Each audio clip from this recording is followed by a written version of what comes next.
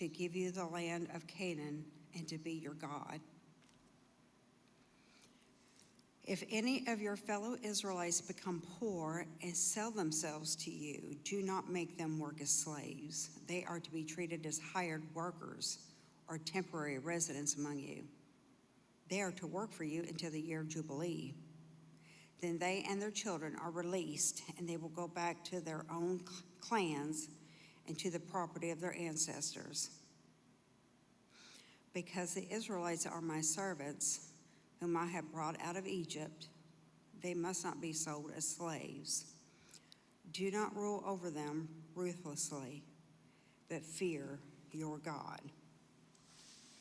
Your male and female slaves are to come from the nations around you. From them you may buy slaves.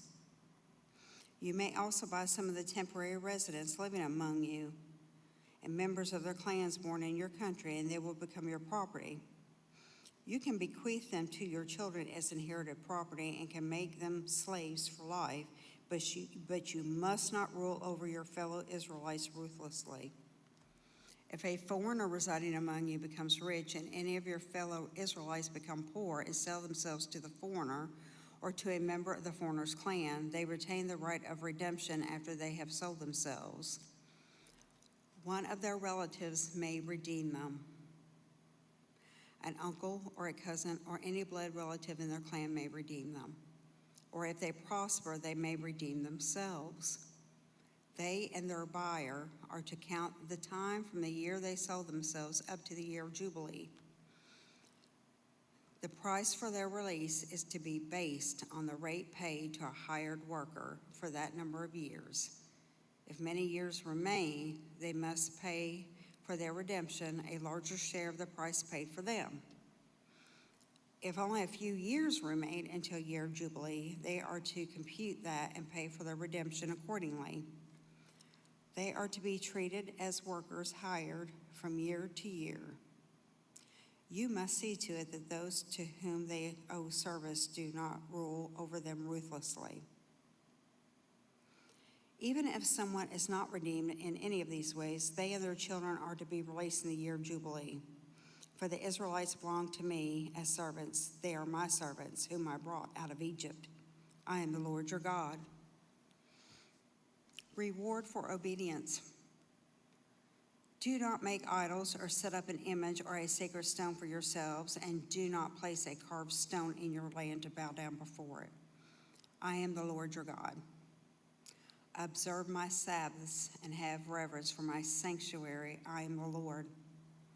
If you follow my decrees and are careful to obey my commands, I will send you rain in its season, and the ground will yield its crops, and the trees their fruit. Your threshing will continue until grape harvest, and the grape harvest will continue until planting, and you will eat all the food you want and live in safety in your land. I will grant you peace in the land, and you will lie down, and no one will make you afraid. I will remove wild beasts from the land, and the sword will not pass through your country. You will pursue your enemies, and they will fall by the sword before you. 5 of you will chase 100, and 100 of you will chase 10,000, and your enemies will fall by the sword before you. I will look on you with favor and make you fruitful and increase your numbers, and I will keep my covenant with you. You will still be eating last year's harvest when you have to move it out to make room for new. And I will put my dwelling place among you, and I will not abhor you. I will walk among you to be your God, and you will be my people.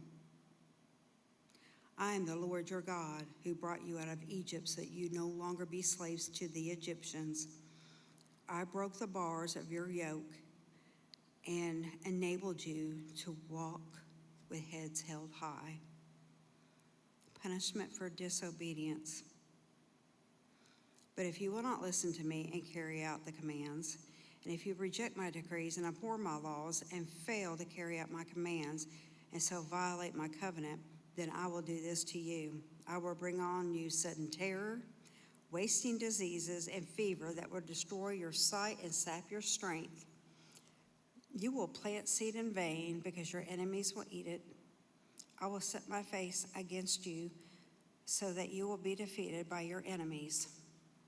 Those who hate you will rule over you, and you will flee even when no one is pursuing you. If after all this you will not listen to me, I will punish you for your sins 7 times over. I will break down your stubborn pride and make the sky above you like iron and the ground beneath you like bronze. Your strength will be spent in vain because your soil will not yield its crops, nor will the trees of your land yield their fruit.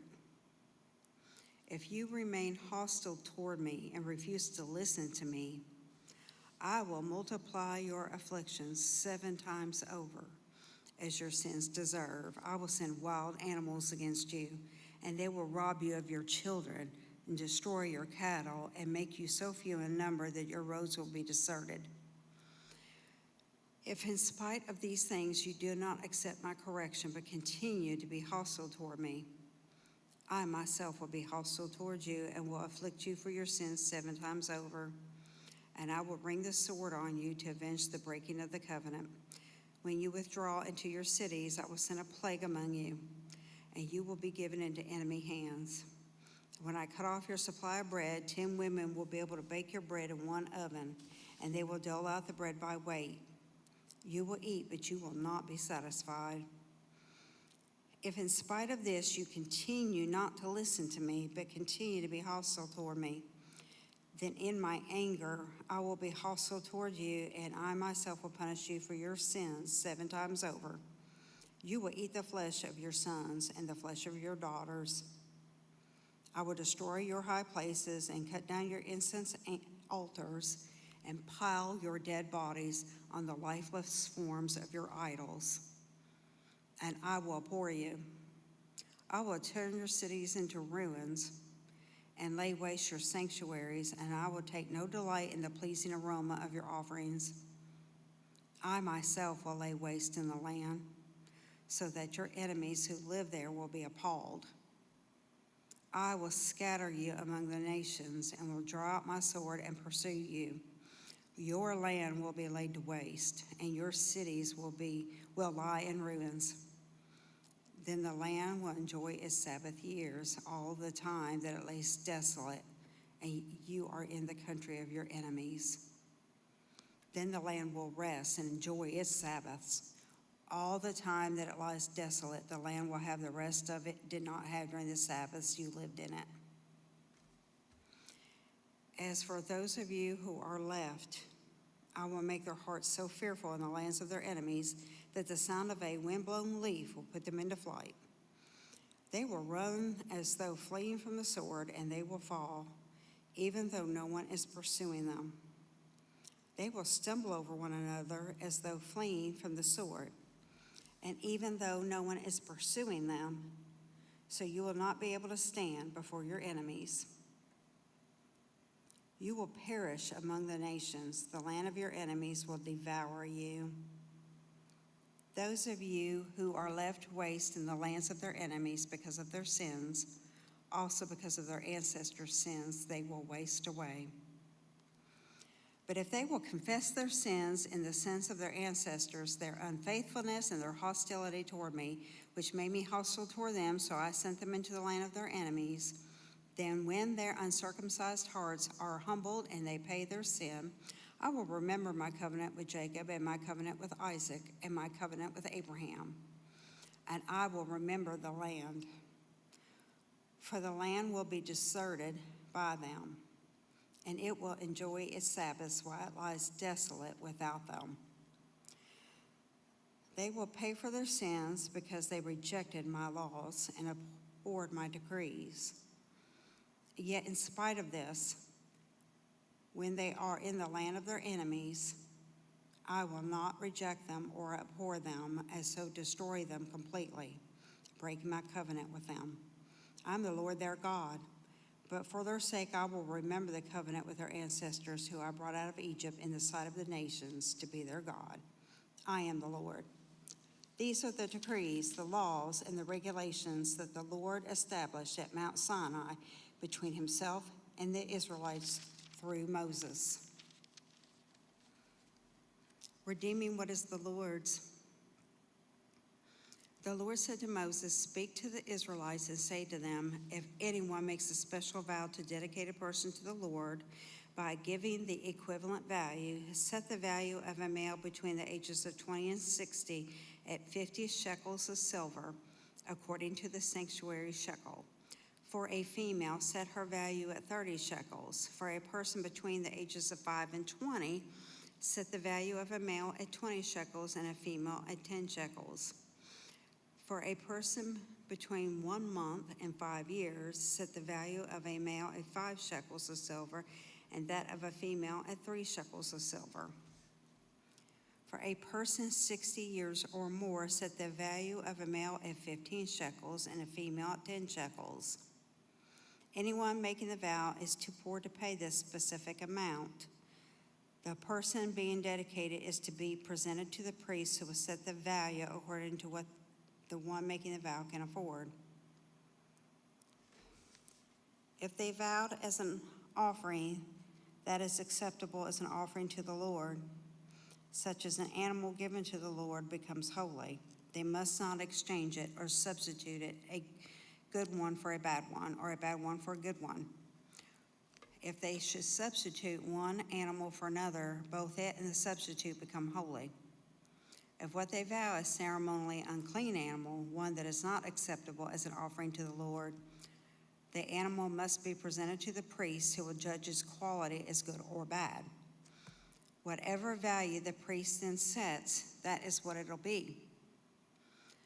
If the owner wishes to redeem the animal, a fifth must be added to its value.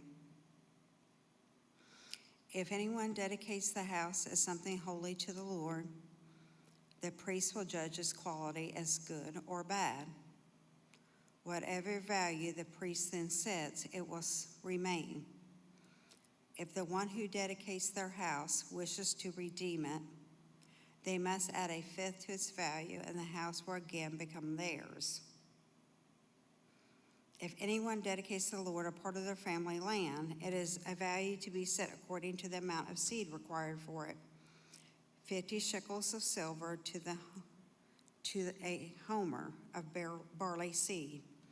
If they dedicate a field during the year of Jubilee, the value that has been set remains. But if they dedicate a field after the Jubilee, the priest will determine the value according to the number of years that remain until the next year of Jubilee, and its set value will be reduced. If one who dedicates the field wishes to redeem it, they must add a fifth of its value, and the field will again become theirs.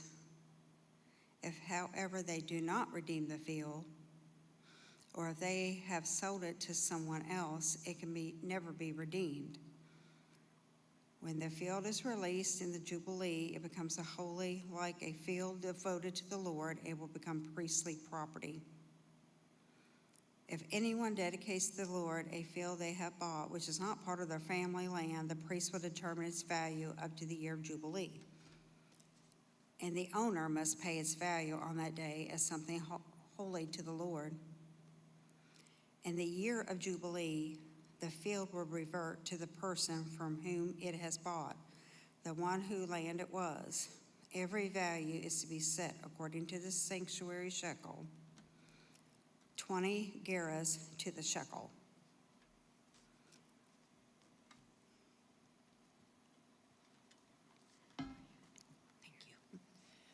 No one, however, may dedicate the firstborn of an animal, since the firstborn already belongs to the Lord. Whether an ox or a sheep, it is the Lord's. If it is one of the unclean animals, it may be brought back at its set value, adding a fifth of the value to it. If it is not redeemed, it is to be sold at its set value. But nothing that a person owns and devotes to the Lord, whether a human being or an animal or family land, may be sold or redeemed. Everything so devoted is most holy to the Lord. No person devoted to destruction may be ransomed. They are to be put to death. A tithe of everything from the land, whether grain from the soil or fruit from the trees, belongs to the Lord. It is holy to the Lord. Whoever would redeem any of their tithe must add a fifth of the value to it. Every tithe of the herd and flock, every 10th animal that passes under the shepherd's rod will be holy to the Lord. No one may pick out the good from the bad or make any substitution.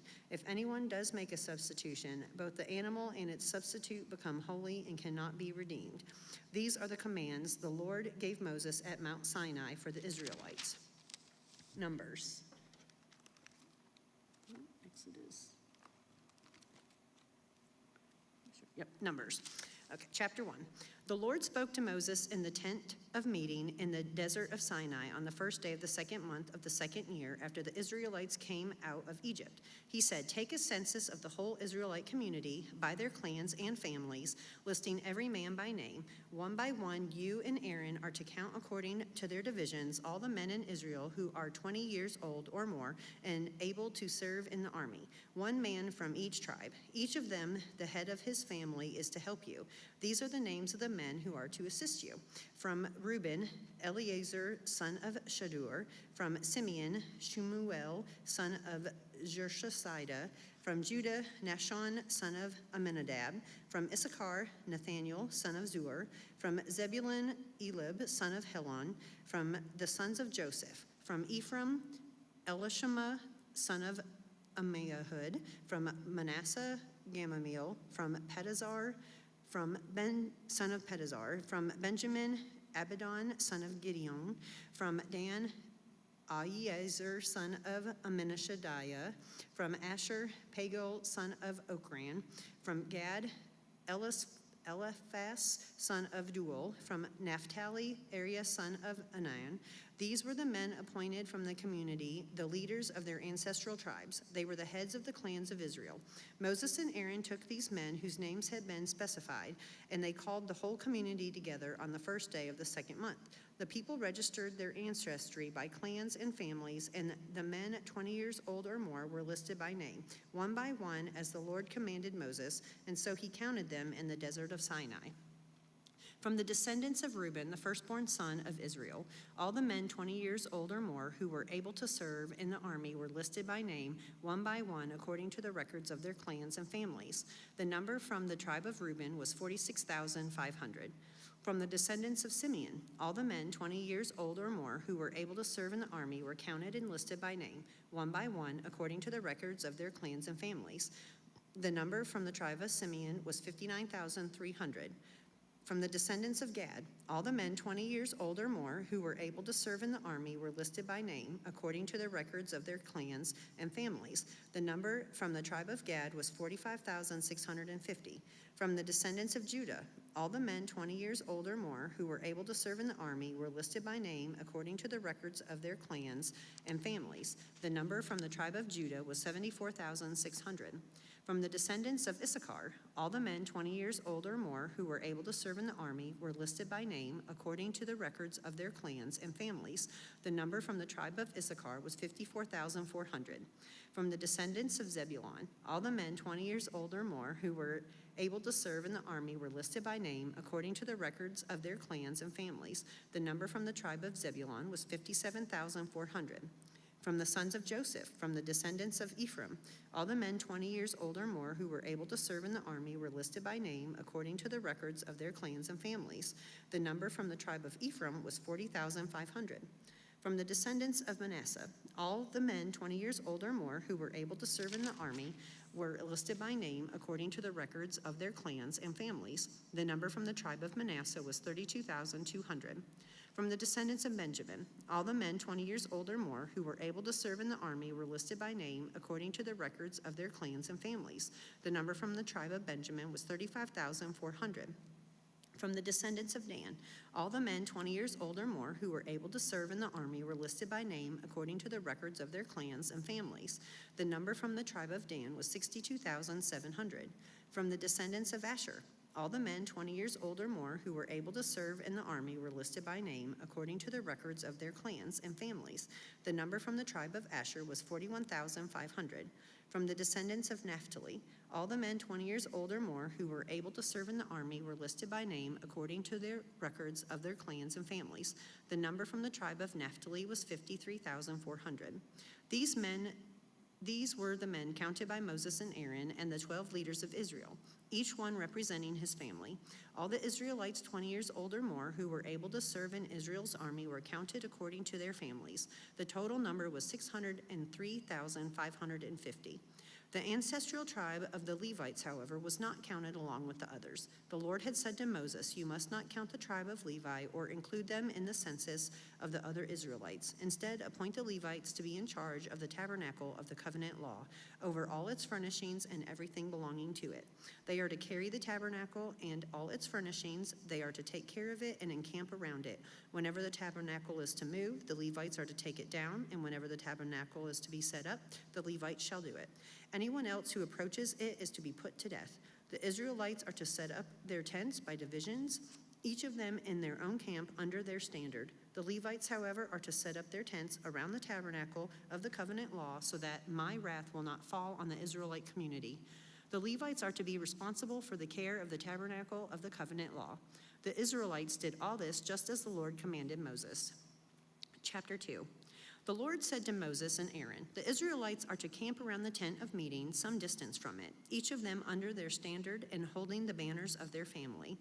On the east toward the sunrise, the divisions of the camp of Judah are to encamp under their standard. The leader of the people of Judah is Nahshon, son of Amminadab. His division numbers 74,600. The tribe of Issachar will camp next to them. The leader of the people of Issachar is Nathaniel, son of Zur. His division numbers 54,400. The tribe of Zebulun will be next. The leader of the people of Zebulun is Eliab, son of Helon. His division numbers 57,400. All the men assigned to the camp of Judah, according to their divisions, number 186,400. They will set out first. On the south will be the divisions of the camp of Reuben, under their standard. The leader of the people of Reuben is Eliezer, son of Shadur. His division numbers 46,500. The tribe of Simeon will camp next to them. The leader of the people of Simeon is Shelumiel, son of Jurishadiah. His division numbers 59,300. The tribe of Gad will be next. The leader of the people of Gad is Elisaph, son of Duel. His division numbers 45,650. All the men assigned to the camp of Reuben, according to their divisions, number 151,450. They will set out second. Then the tent of meeting and the camp of the Levites will set out in the middle of the camps. They will set out in the same order as they encamp, each in their own place under their standard. On the west will be the divisions of the camp of Ephraim under their standard. The leader of the people of Ephraim is Elishama, son of Ammihud. His division numbers 40,500. The tribe of Manasseh will be next to them. The leader of the people of Manasseh is Gamaliel, son of Pedazur. His division numbers 32,200. The tribe of Benjamin will be next. The leader of the people of Benjamin is Abidan, son of Gideon. His division numbers 35,400.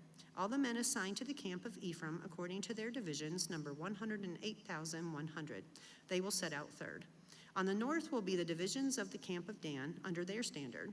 The leader of the people of Dan is Ahiezer, son of Amminashadiah. His division numbers 62,700. The tribe of Asher will camp next to them. The leader of the people of Asher is Pagiel, son of Ochran. His division numbers 41,500. The tribe of Naphtali will be next. The leader of the people of Naphtali is Era, son of Enan. His division numbers 53,400. All the men assigned to the camp of Dan number 157,600. They will set out last under their standards. These are the Israelites counted according to their families. All the men in the camps by their divisions number 603,550. The Levites, however, were not counted along with the other Israelites as the Lord commanded Moses. So the Israelites did everything the Lord commanded Moses. That is the way they encamped under their standards, and that is the way they set out, each of them with their clan and family. Chapter 3. This is the account of the family of Aaron and Moses at the time the Lord spoke to Moses at Mount Sinai.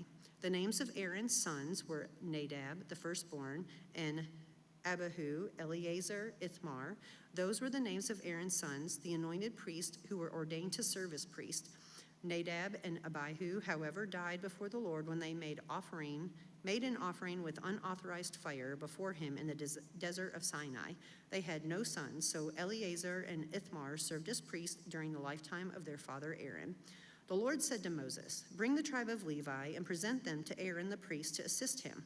They are to perform duties for him and for the whole community at the tent of meeting by doing the work of the tabernacle. They are to take care of all the furnishings of the tent of meeting, fulfilling the obligations of the Israelites by doing the work of the tabernacle.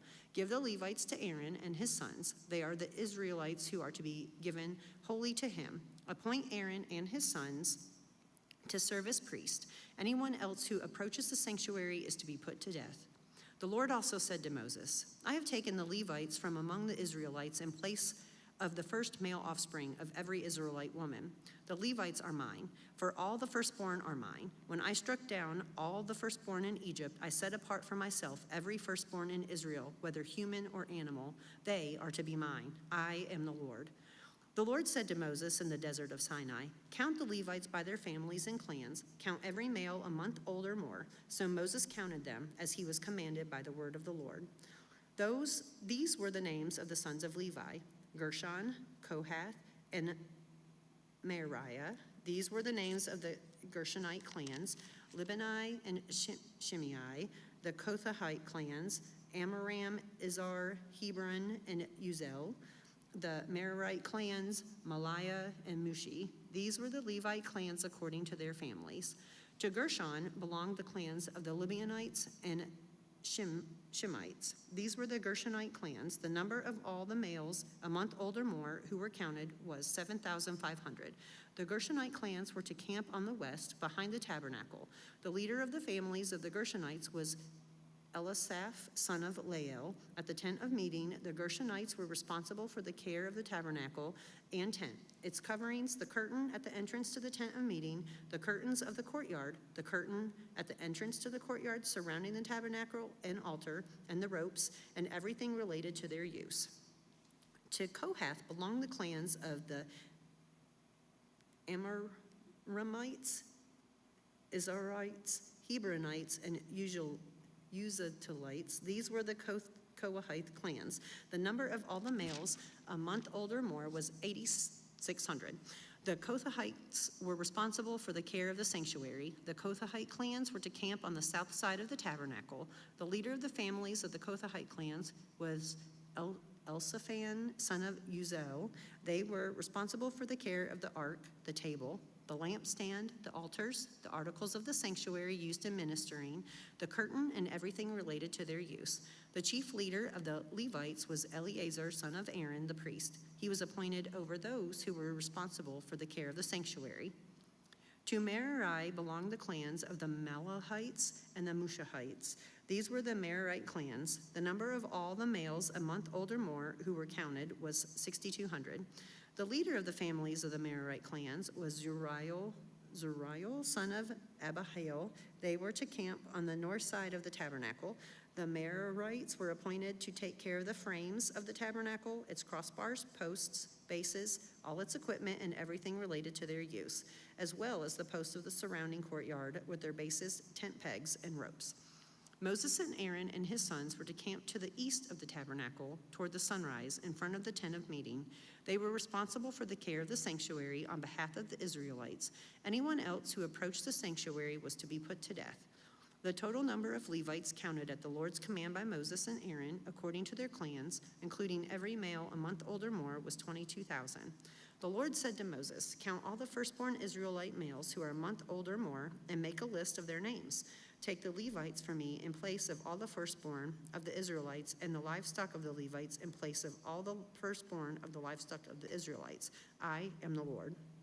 So Moses counted all the firstborn of the Israelites as the Lord commanded him. The total number of firstborn males a month old or more listed by name was 22,273. So the Lord said to Moses, "Take the Levites in place of all the firstborn of Israel and the livestock of the Levites in place of their livestock. The Levites are to be mine. I am the Lord.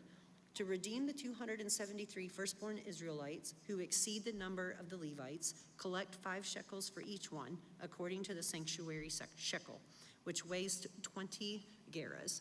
Give the money for the redemption of the additional Israelites to Aaron and his sons. So Moses collected the redemption money from those who exceeded the number redeemed by the Levites. From the firstborn of the Levites, he collected silver weighing 1,365 shekels, according to the sanctuary shekel. Moses gave the redemption money to Aaron and his sons as he was commanded by the word of the Lord. Chapter 4. The Lord said to Moses and Aaron, take a census of the Kohathite branch of the Levites by their clans and families. Count all the men from 30 to 50 years of age who come to serve in the work at the tent of meeting.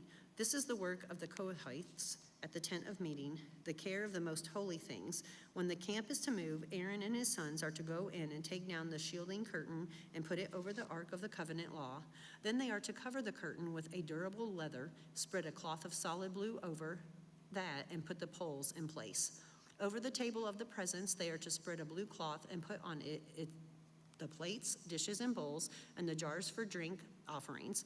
The bread that is continually there is to remain on it. They are to spread a scarlet cloth over them, cover that with durable leather, and put the poles in place. They are to take a blue cloth and cover the lampstand that is for light, together with its lamps, its wick trimmers and trays, and all its jars for the olive oil used to supply it. Then they are to wrap it all and its accessories in a covering of the durable leather and put it on a carrying frame. Over the gold altar, they are to spread a blue cloth and cover that with the durable leather and put the poles in place. They are to take all the articles used for ministering in the sanctuary, wrap them in a blue cloth, cover that with the durable leather, and put them on a carrying frame. They are to remove the ashes from the bronze altar and spread a purple cloth over it. Then they are to place on it all the utensils used for ministering at the altar, including the fire pans, meat forks, shovels, and sprinkling bowls. Over it, they are to spread a covering of the durable leather and put the poles in place. After Aaron and his sons have finished covering the holy furnishings and all the holy articles, and when the camp is ready to move, only then are the Kohathites to come and do the carrying. But they must not touch the holy things, or they will die. The Kohathites are to carry those things that are in the tent of meeting. Eleazar, son of Aaron, the priest, is to have charge of the oil for the light, the fragrant incense, the regular grain offering, and the anointing oil. He's to be in charge of the entire tabernacle and everything in it, including its holy furnishings and articles. The Lord said to Moses and Aaron, see that the Kohathite tribal clans are not destroyed from among the Levites, so that they may live and not die when they come near the most holy things. Do this for them. Aaron and his sons are to go into the sanctuary and assign to each man his work and what he is to carry. But the Kohathites must not go in to look at the holy things, even for a moment, or they will die. The Gershonites. The Lord said to Moses, take a census also of the Gershonites by their families and clans. Count all the men from 30 to 50 years of age who come to serve in the work at the tent of meeting. This is the service of the Gershonite clans, and their carrying and their other work. They are to carry the curtains of the tabernacle, that is, the tent of meeting, its covering and its outer covering of durable leather, the curtains for the entrance to the tent of meeting, the curtains of the courtyard surrounding the tabernacle and altar, the curtain for the entrance to the courtyard, the ropes, and all the equipment used in the service of the tent. The Gershonites are to do all that needs to be done with these things. All their service, whether carrying or doing other work, is to be done under the direction of Aaron and his sons. You shall assign to them as their responsibility all they are to carry. This is the service of the Gershonite clans at the tent of meeting. Their duties are to be under the direction of Ithamar, son of Aaron the priest. The Merarites. Count the Merarites by their clans and families. Count all the men from 30 to 50 years of age who come to serve in the work at the tent of meeting. As part of all their service at the tent, they are to carry the frames of the tabernacle, its crossbars, posts, and bases, as well as the post of the surrounding courtyard with their bases, tent pegs, ropes, all their equipment, and everything related to their use. Assign to each man the specific things he is to carry. This is the service of the Merarite clans as they work at the tent of meeting under the direction of Ithamar, son of Aaron the priest. The numbering of the Levite clans. Moses and Aaron and the leaders of the community counted the Kohathites by their clans and families, all the men from 30 to 50 years of age who came to serve in the work at the tent of meeting. Counted by clans were 2,750. This was the total of all those in the Kohathite clans who served at the tent of meeting. Moses and Aaron counted them according to the Lord's command through Moses. The Gershonites were counted by their clans and families. All the men from 30 to 50 years of age who came to serve in the work at the tent of meeting, counted by their clans and families, were 2,630. This was the total of those in the Gershonite clans who served at the tent of meeting. Moses and Aaron counted them according to the Lord's command.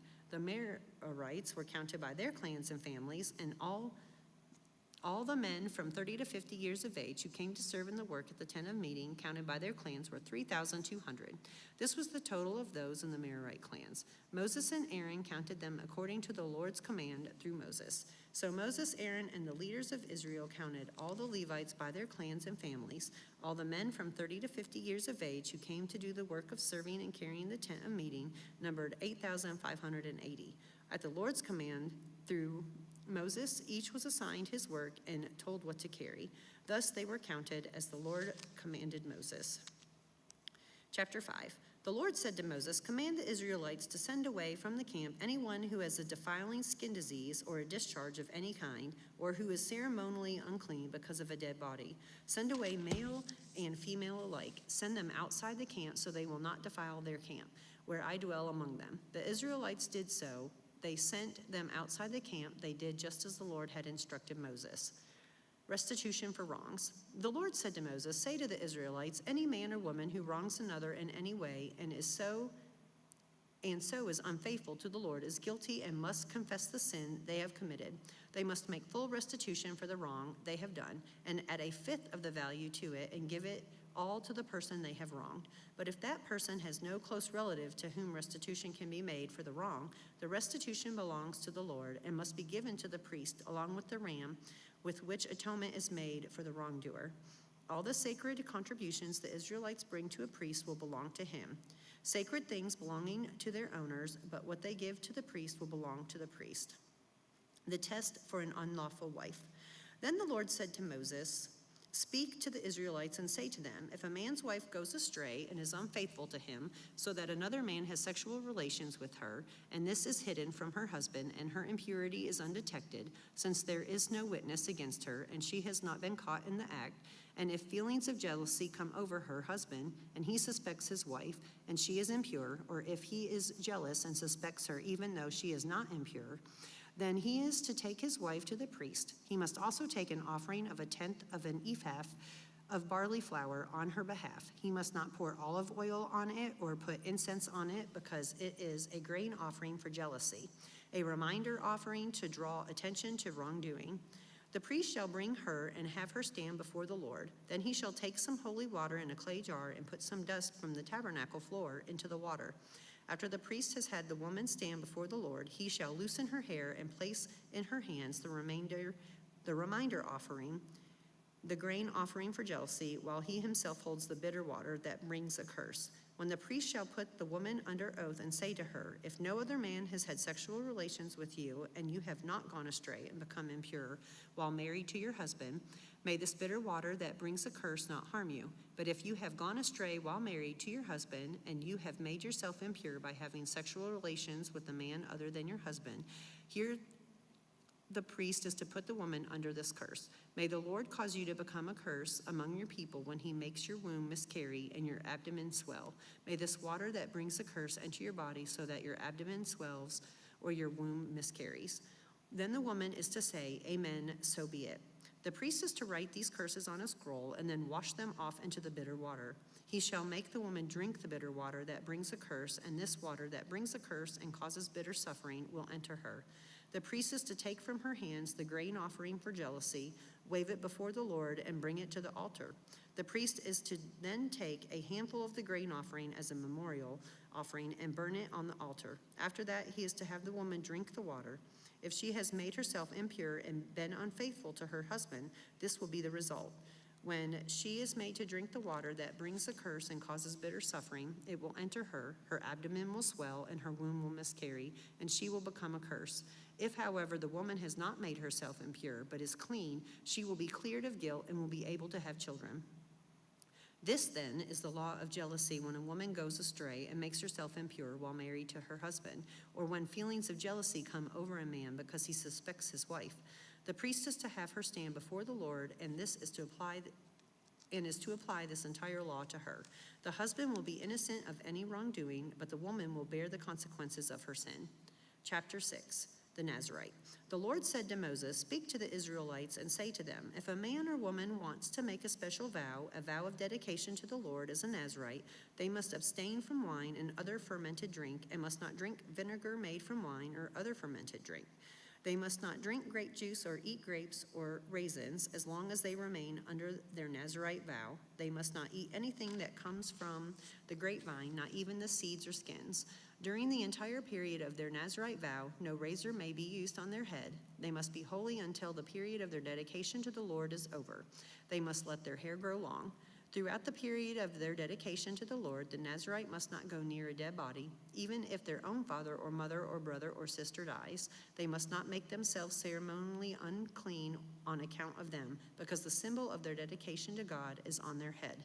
Throughout the period of their dedication, they are consecrated to the Lord.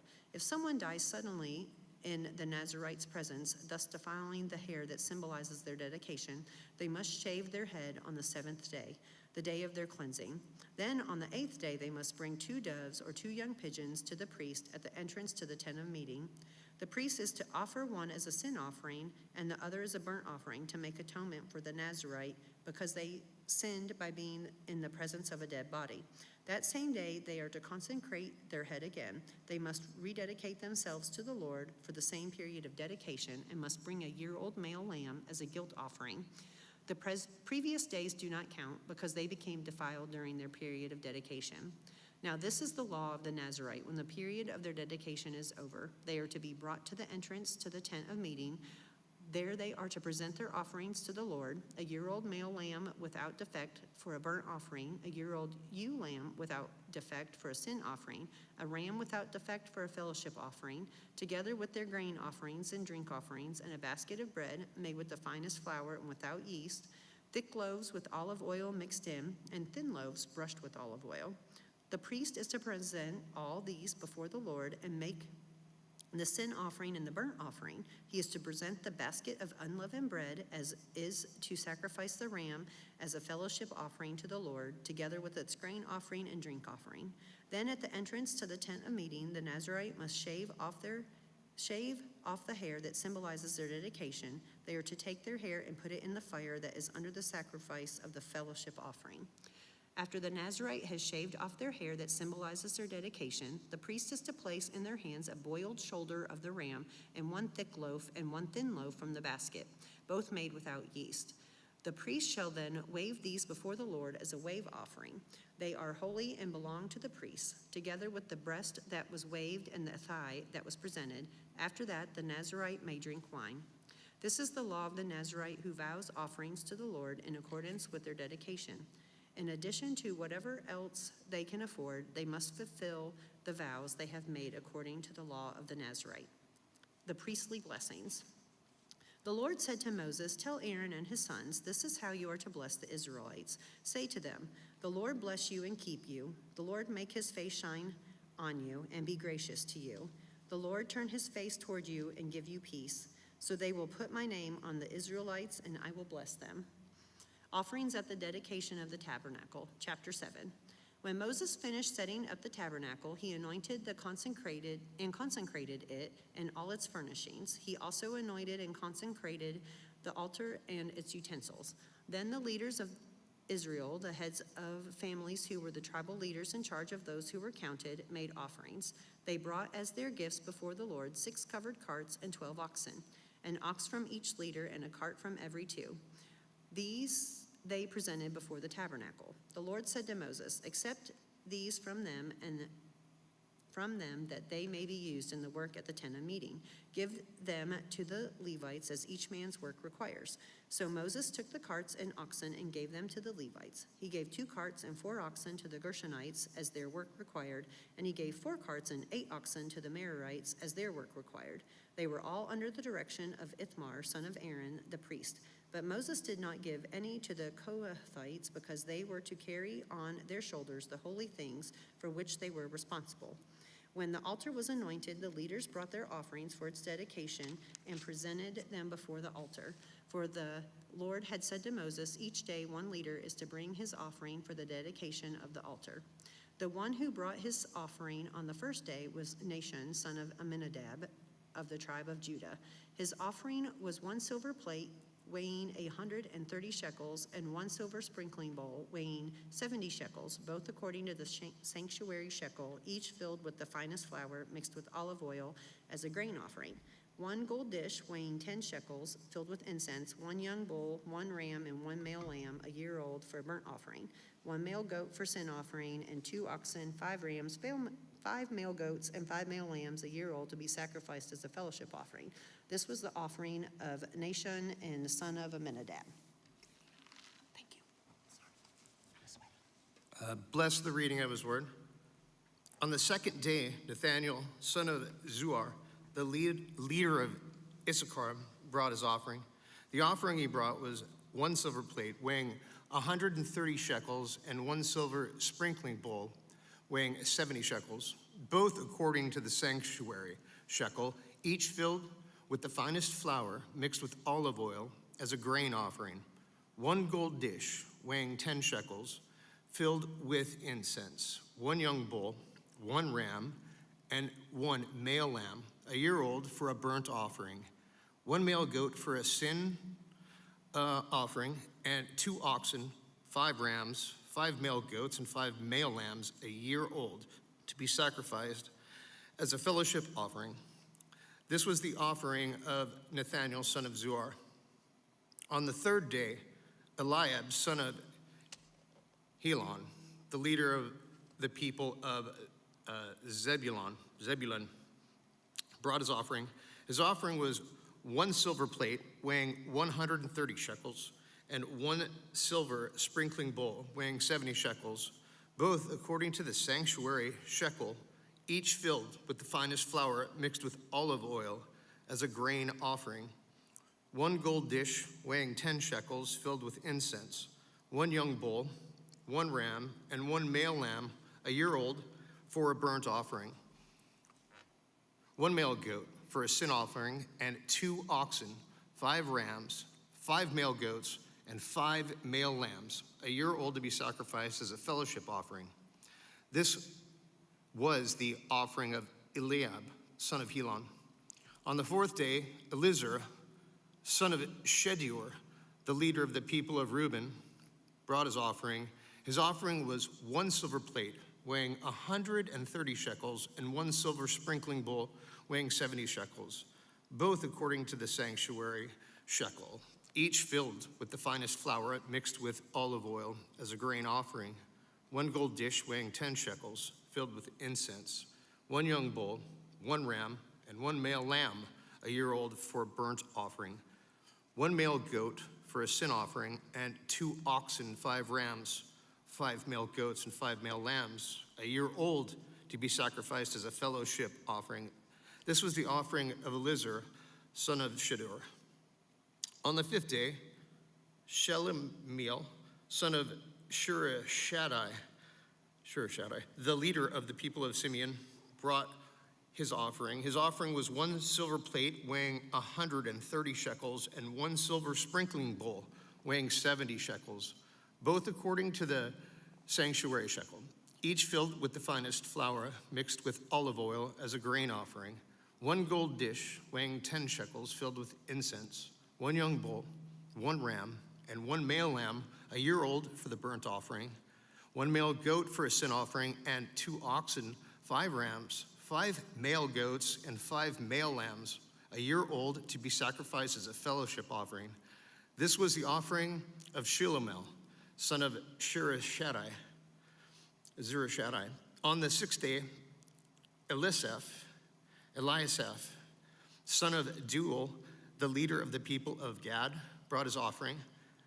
His offering was 1 silver plate weighing 130 shekels, and 1 silver sprinkling bowl weighing 70 shekels, both according to the sanctuary shekel, each filled with the finest flour mixed with olive oil as a grain offering, 1 gold dish weighing 10 shekels, filled with incense, one young bull, 1 ram, and 1 male lamb, a year old, for a burnt offering, 1 male goat for a sin offering, and 2 oxen, 5 rams, 5 male goats, and 5 male lambs a year to be sacrificed as a fellowship offering. This was the offering of Eliasaph, son of Deuel.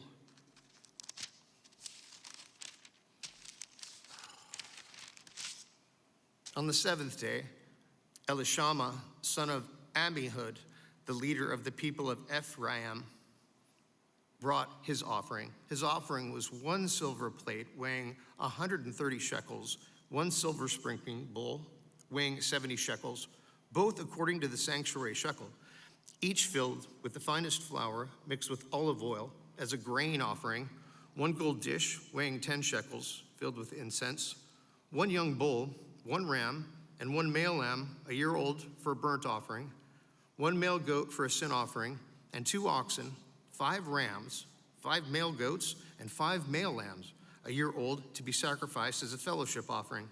This was the offering of Elishama, son of Ammihud. On the 8th day, Gamaliel, son of Pedazur, the leader of the people of Manasseh, brought his offerings.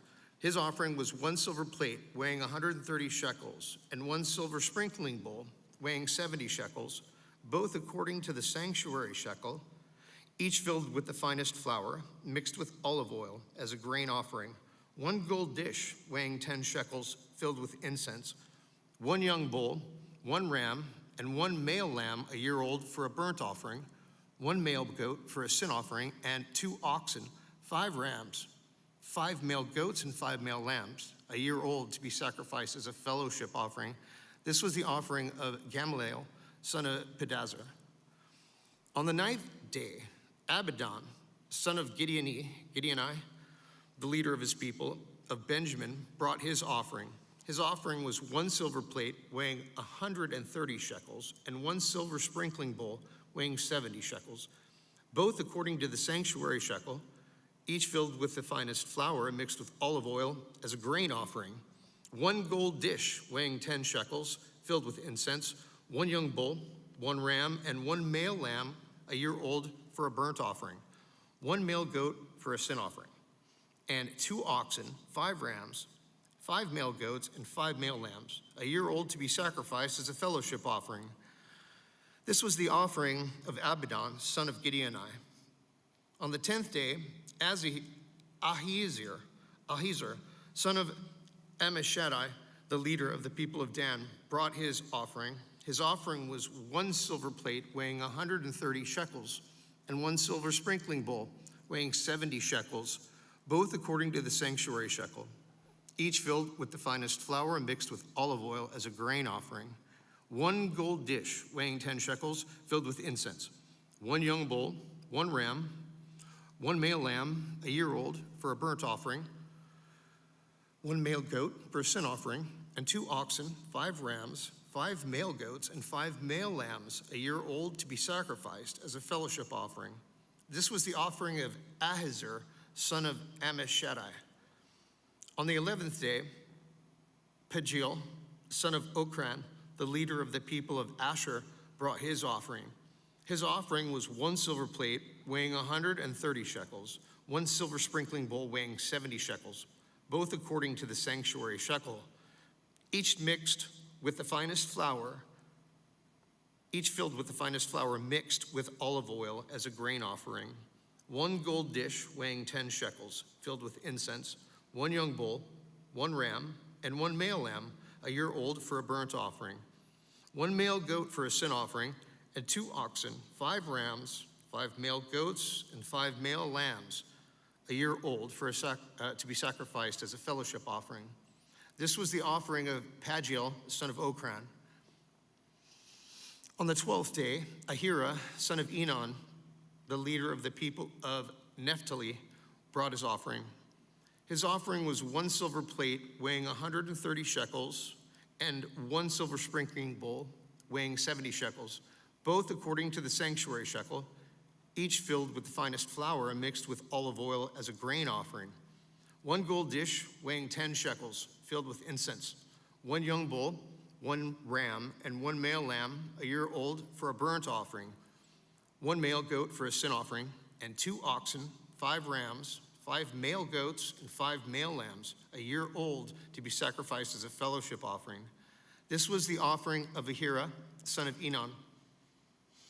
These were the offerings of the Israelite leaders for the dedication of the altar when it was anointed: 12 silver plates, 12 silver sprinkling bowls, and 12 gold dishes. Each silver plate weighed 130 shekels, and each sprinkling bowl 70 shekels. Altogether, the silver dishes weighed 2,400 shekels, according to the sanctuary shekel. The 12 gold dishes filled with incense weighed 10 shekels each, according to the sanctuary shekel. Altogether, the gold dishes weighed 120 shekels. The total number of animals for the burnt offering came to 12 young bulls, 12 rams, and 12 male lambs a year old, together with their grain offering. 12 male goats were used for the sin offering. The total number of animals for the sacrifice of the fellowship offering came to 24 oxen, 60 rams, 60 male goats, and 60 male lambs a year old. These were the offerings for the dedication of the altar after it was anointed. When Moses entered the tent of meeting to speak with the Lord, he heard the voice speaking to him from between the 2 cherubim above the atonement cover on the Ark of the Covenant law. In this way, the Lord spoke to him, setting up the lamps. The Lord said to Moses, "Speak to Aaron and say to him, when you set up the lamps, see that all 7 light up in the area in front of the lampstand." Aaron did so. He set up the lamps so that they faced forward on the lampstand, just as the Lord commanded Moses. This is how the lampstand was made. It was made of hammered gold from its base to its blossoms. The lampstand was made exactly like the pattern the Lord had shown Moses. The setting apart of the Levites. Lord said to Moses, "Take the Levites from among all the Israelites and make them ceremonially clean to purify them. Do this, sprinkle the water of cleansing on them, then have them shave their whole bodies and wash their clothes, and so they will purify themselves. Have them take a young bull with its grain offering of the finest flour mixed with olive oil, and then you are to take a second young bull for a sin offering. Bring the Levites to the front of the tent of meeting and assemble the whole Israelite community. You are to bring the Levites before the Lord, and the Israelites are to lay their hands on them. Aaron is to present the Levites before the Lord as a wave offering from Israelites, so that they may be ready to do the work of the Lord. Then the Levites are to lay their hands on the heads of the bulls, using one for a sin offering to the Lord and the other for a burnt offering, to make atonement for the Levites. Have the Levites stand in front of Aaron and his sons, and then present them as a wave offering to the Lord. In this way, you are to set the Levites apart from the other Israelites, and the Levites will be mine. After you've purified the Levites and presented them as a wave offering, they are to come to do their work at a tent of meeting. They are the Israelites who are to be given wholly to me. I have taken them as to my own place of the firstborn, the first male offering from every Israelite woman. Every firstborn male in Israel, whether human or animal, is mine. When I struck down all the firstborn in Egypt, I set them apart for myself, and I have taken the Levites in place of all the firstborn sons in Israel. From among all the Israelites, I have given the Levites as gifts to Aaron and his sons to do the work of at the tent of meeting on behalf of the Israelites and to make atonement for them, so that no plague will strike the Israelites when they go near the sanctuary. Moses, Aaron, and the whole Israelite community did what the Levites, just as the Lord commanded Moses. The Levites purified themselves and washed their clothes. Then Aaron presented them as a wave offering before the Lord and made atonement for them to purify them. After that, the Levites came to do their work at the tent of meeting under the supervision of Aaron and his sons. They did with the Levites just as the Lord commanded Moses. The Lord said to Moses, this applies to the Levites, men 25 years old or more shall come to take part in the work at the tent of meeting. But at the age of 50, they must retire from their regular service and work no longer. They may assist their brothers in performing their duties at the tent of meeting, but they themselves must not do the work. This then is how you are to assign the responsibilities of the Levites. 9, the Passover. The Lord spoke to Moses in the desert of Sinai in the first month of the second year after they came out of Egypt. He said, have the Israelites celebrate the Passover at the appointed time. Celebrate it at the appointed time at twilight on the 14th day of this month in accordance with all of its rules and regulations. So Moses told the Israelites to celebrate the Passover, and they did so in the desert of Sinai at the twilight on the 14th day, the first month. The Israelites did everything just as the Lord commanded Moses, but some of them could not celebrate the Passover on that day because they were ceremonially unclean on account of a dead body. So they came to Moses and Aaron that same day and said to Moses, we have become unclean because of a dead body, but why should we be kept from presenting the Lord's offering with the other Israelites at the appointed time? Moses answered them, wait until I find out what the Lord commands concerning you. Then the Lord said to Moses, tell the Israelites, when any of you or your descendants are unclean because of a dead body or are away on a journey, they are all still to celebrate the Lord's Passover. But they are to do it on the 14th day of the second month at twilight. They are to eat the lamb together with unleavened bread and bitter herbs. They must not leave any of it until morning or break any of its bones. When they celebrate the Passover, they must follow all the regulations. But if anyone who is ceremonially clean and not on a journey fails to celebrate the Passover, they must be cut off from their people for not presenting the Lord's offering at the appointed time. They will bear the consequences of their sin. A foreigner residing among you is also to celebrate the Lord's Passover in accordance with its rules and regulations. You must have the same regulations for both the foreigner and the native born. The cloud above the tabernacle. On the day the tabernacle, the tent of the covenant law, was set up, the cloud covered it. From evening until morning, the cloud above the tabernacle looked like fire. This is how it continued to be. The cloud covered it, and at night it looked like fire. Whenever the cloud lifted from above the tent, the Israelites set out. Wherever the cloud settled, the Israelites encamped. At the Lord's command, the Israelites set out, and at his command, they encamped. As long as the cloud stayed over the tabernacle, they remained in camp. When the cloud remained over the tabernacle a long time, the Israelites obeyed the Lord's order and did not set out. Sometimes the cloud was over the tabernacle only a few days. At the Lord's command, they would encamp, and then at his command, they would set out.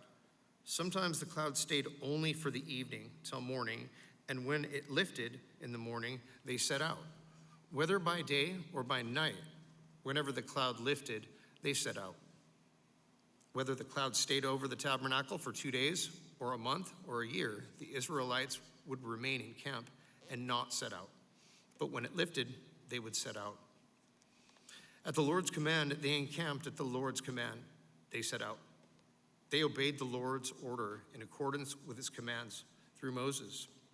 10, the silver trumpets. The Lord said to Moses, "Make 2 trumpets of hammered silver and use them for calling the community together and for having the camps set out. When both are sounded, the whole community is to assemble before you at the entrance to the tent of the meeting. If only one is sounded, the leaders, the heads of the clans of Israel, are to assemble before you. When a trumpet blast is sounded, the tribes camping on the east are to set out. At the sounding of the second blast, the camps on the south are to set out. The blast will be a signal for setting out. To gather the assembly, blow the trumpets, but not with the signal for setting out. The sons of Aaron, the priests, are to blow the trumpets. This is to be a lasting ordinance for you and the generations to come. When you go to battle in your own land against an enemy who is oppressing you, sound a blast on the trumpets. Then you will be remembered by the Lord your God and rescued from your enemies. Also, at the times of rejoicing, your appointed festivals and new moon feasts, you are to sound the trumpets over your burnt offerings and fellowship offerings, and they will be a memorial for you before God. I am the Lord your God." The Israelites leave Sinai. On the 12th day of the second month of the second year, the cloud lifted from above the tabernacle of the covenant law. Then the Israelites set out from the desert of Sinai and traveled from place to place until the cloud came to rest in the desert Paran. They set out this first time at the Lord's command through Moses. The division of the camp of Judah went first under the standard.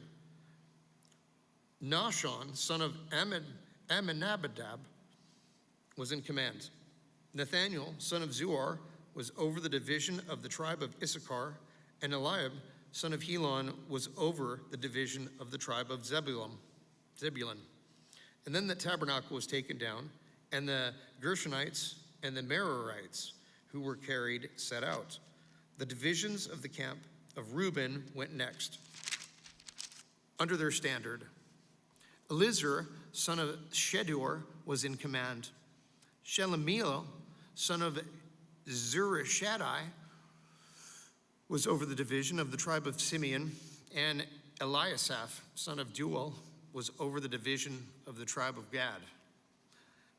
Then the Kohathites set out, carrying the holy things. The tabernacle was to be set up before they arrived. The division of the camp of Ephraim went next under their standard. Elishama, son of Amminahud, was in command. Gamaliel, son of Pedazur, was over the division of the tribe of Manasseh. And Abidan, son of Gideoni, was over the division of the tribe of Benjamin. Finally, as the rear guard for all units, the divisions of the camp of Dan set out underneath their standard. Ahiezer, son of Ammishaddai, was in command. Pagiel, son of Okran, was over the division of the tribe of Asher, and Ahira, son of Enon, was over the division of the tribe of Naphtali. This was the order of march for the Israelite divisions as they set out. Now Moses said to Hobab, son of Reuel, and the Midianite, Moses' father-in-law, "We are setting out for the place about which the Lord said, 'I will give it to you. Come with us, and we will treat you well, for the Lord has promised good things to Israel.' He answered, 'No, I will not go. I'm going back to my own land and my own people.' But Moses said, 'Please do not leave us. You know where we should camp in the wilderness, and you could be our eyes. If you come with us, we will share with you whatever good things the Lord gives us.' So they set out from the mountain of the Lord and traveled for 3 days. The ark of the covenant of the Lord went before them during those 3 days to find them a place to rest.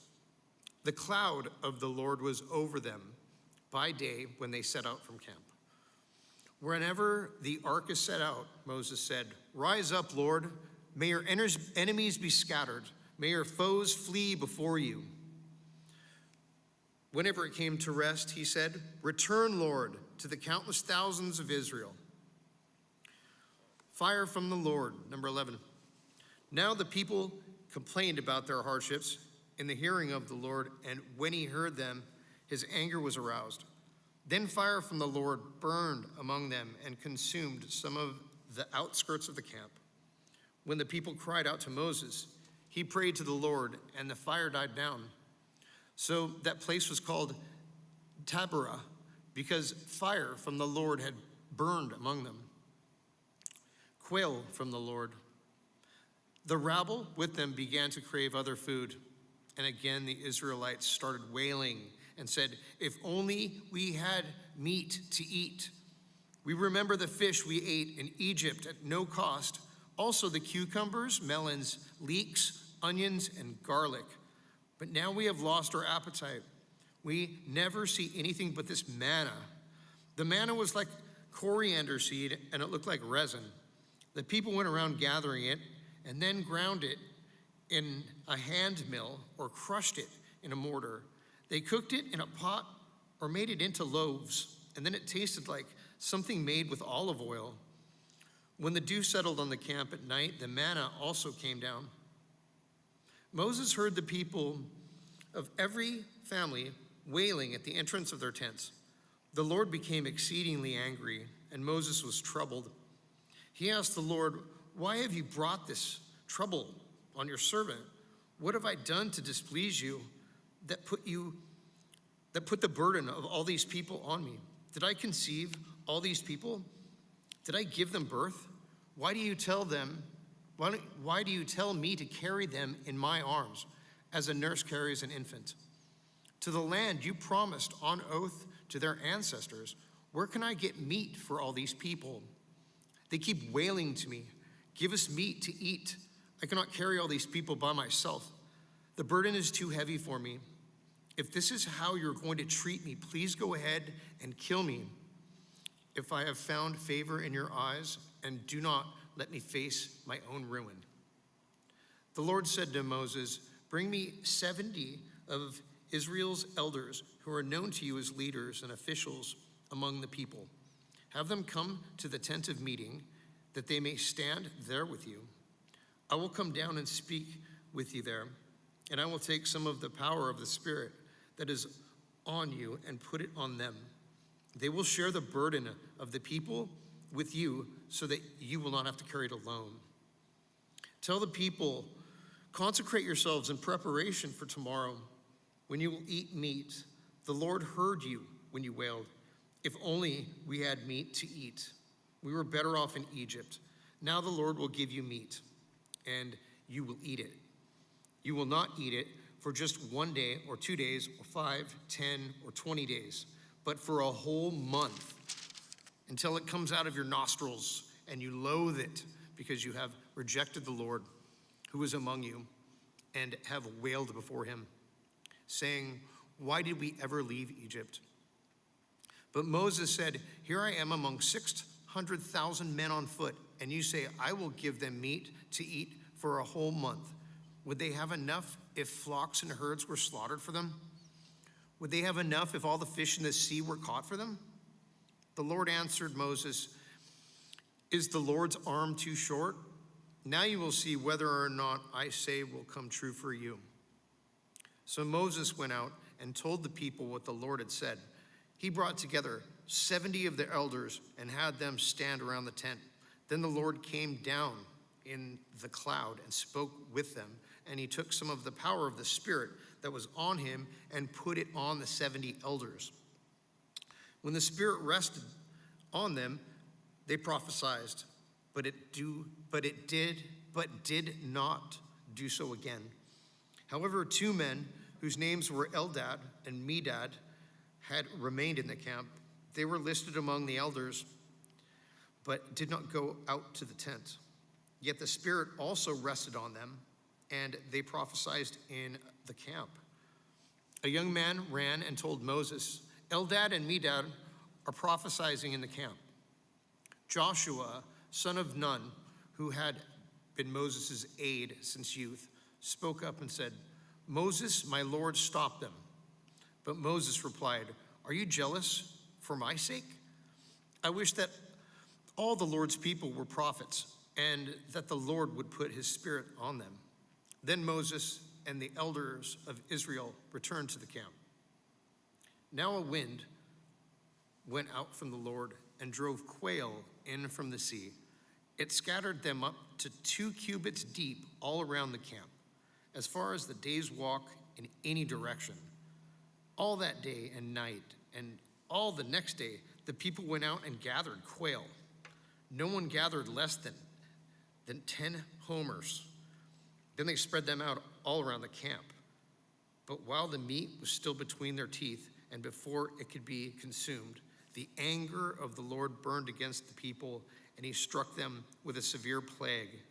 Therefore, the place was named Kibroth Hattaavah, because there they buried the people who had craved other food. From Kibroth Hattaavah, the people traveled to Hazeroth and stayed there. Miriam and Aaron opposed Moses. Miriam and Aaron, want to go? Here. It's a tongue twister. Miriam and Aaron began to talk against Moses because of his Cushite wife, for he had married a Cushite. Has the Lord spoken to only through Moses? They asked. Hasn't he also spoken through us? And the Lord heard this. Now Moses was very humble man, more humble than anyone else on the face of the earth. At once the Lord had Moses, Aaron, and Miriam come out to the tent of meeting, all 3 of you. So the 3 of them went out. Then the Lord came down to the pillar of cloud. He stood in the entrance of the tent and summoned Aaron and Miriam. When the 2 of them stepped forward, he said, "Listen to my words. When there is a prophet among you, I, the Lord, reveal myself to them in visions. I speak to them in my dreams. But this is not true of my servant Moses. He is faithful in all my house. With him I speak face to face, clearly and not in riddles. He sees the form of the Lord. Why then were you not afraid to speak against my servant Moses?" The anger of the Lord burned against them, and he left them. When the cloud lifted from above the tent, Miriam's skin was leprous. It became white as snow. Aaron turned toward her and saw that she had a defiling skin disease. And he said, "Moses, please, my Lord, I ask you not to hold against us the sin we have so foolishly committed. Do not let her be like the stillborn infant coming from its mother's womb, with its flesh half eaten away."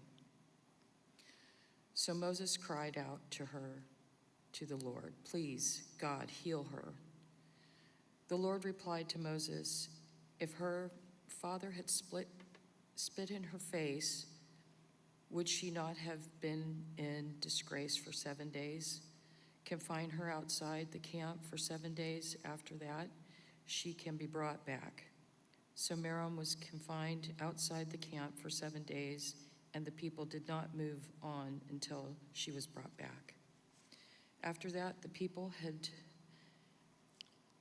left Hazeroth and encampment in the desert of Paran.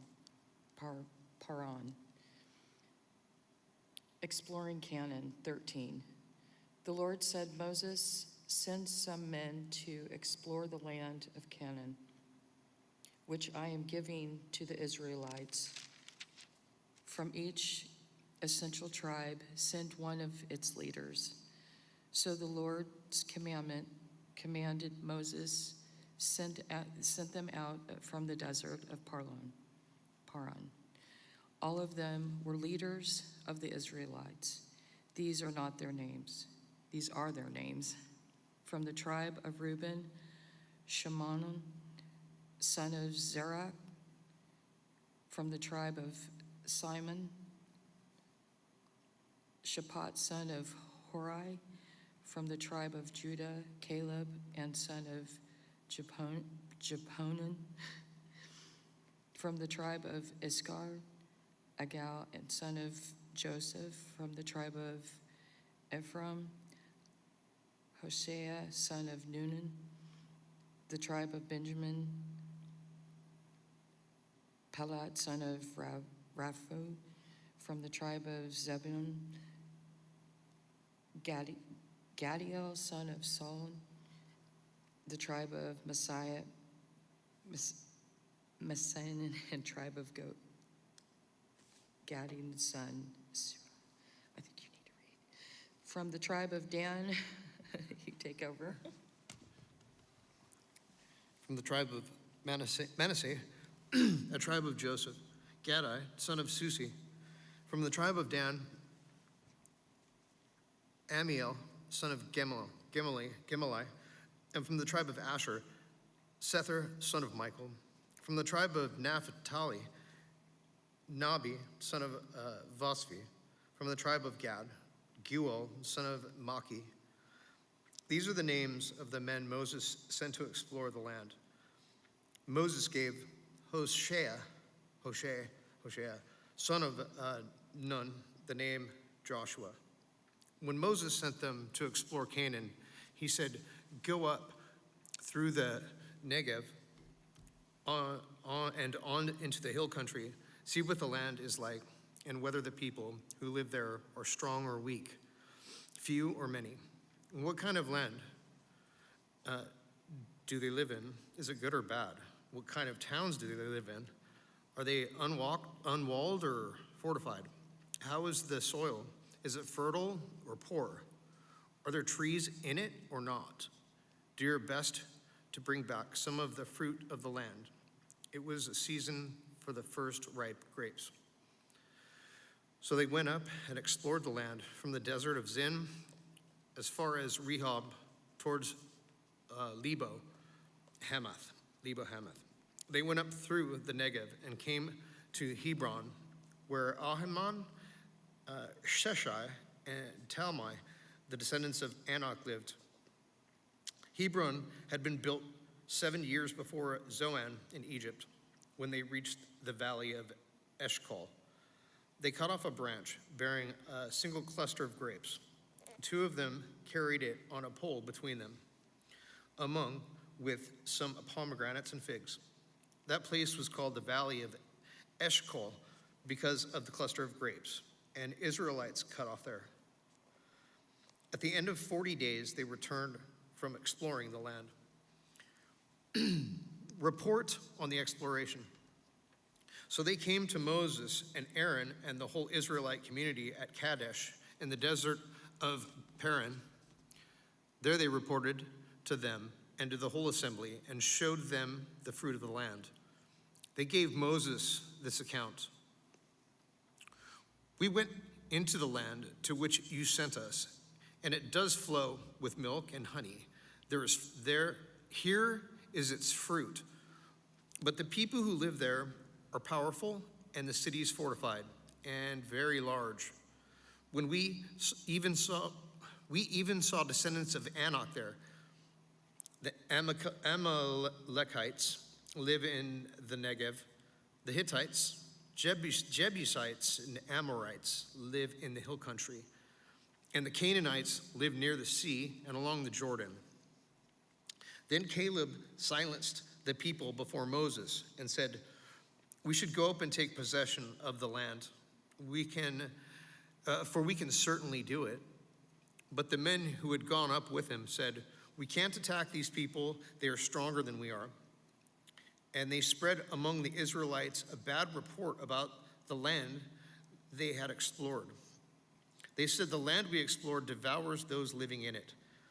All the people we saw, there are of great size. We saw the Nephilim there, the descendants of Anak, to come from the Nephilim. We seemed like grasshoppers in our own eyes, and we looked the same to them." The people rebel, 14. That night, all the members of the community raised their voices and wept aloud. All the Israelites grumbled against Moses and Aaron, and the whole assembly said to them, "If only we had died in Egypt or in this wilderness.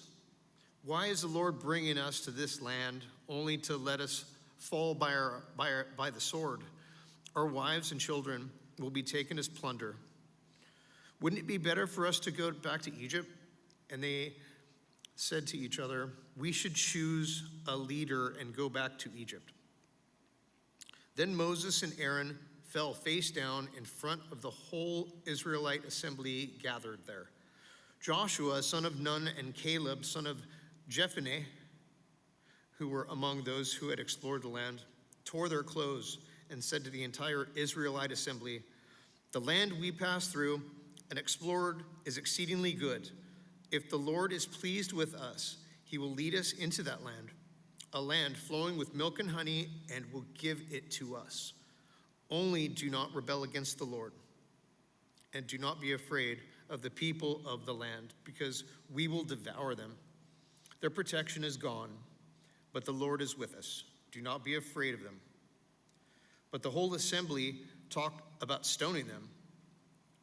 Then the glory of the Lord appeared at the tent of meeting to all the Israelites. The Lord said to Moses, "How long will these people treat me with contempt? How long will they refuse to believe in me, in spite of all the signs I have performed among them? I will strike them down with a plague and destroy them, but I will make you into a nation greater and stronger than they." Moses said to the Lord, "Then the Egyptians will hear about it. By your power, you brought these people up from among them, and they will tell the inhabitants of this land about it.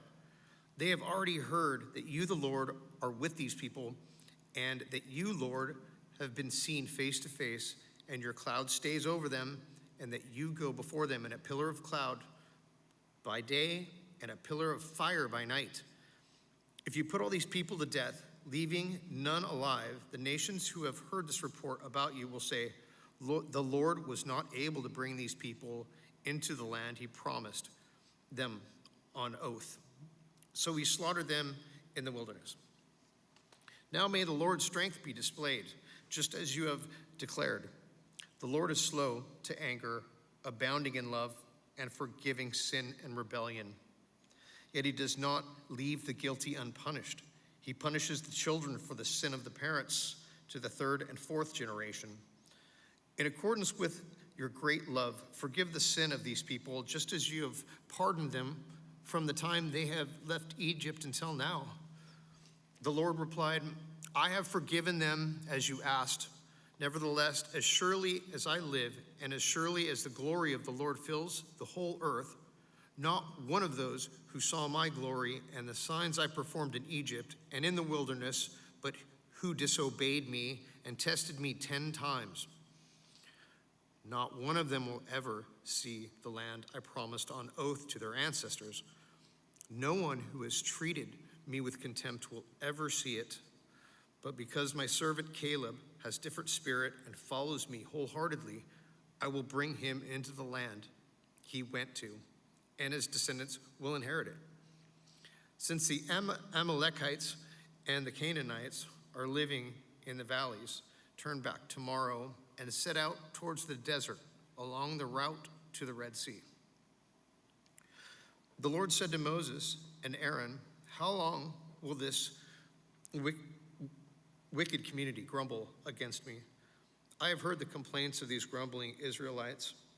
So tell them, as surely as I live, declares the Lord, I will do to you the very thing I heard you say. In this wilderness your bodies will fall, every one of you 20 years old or more, who was counted in the census and who has not grumbled against me. Not one of you will enter the land I swore with uplifted hand to make your home, except Caleb, son of Jephunneh, and Joshua, son of Nun.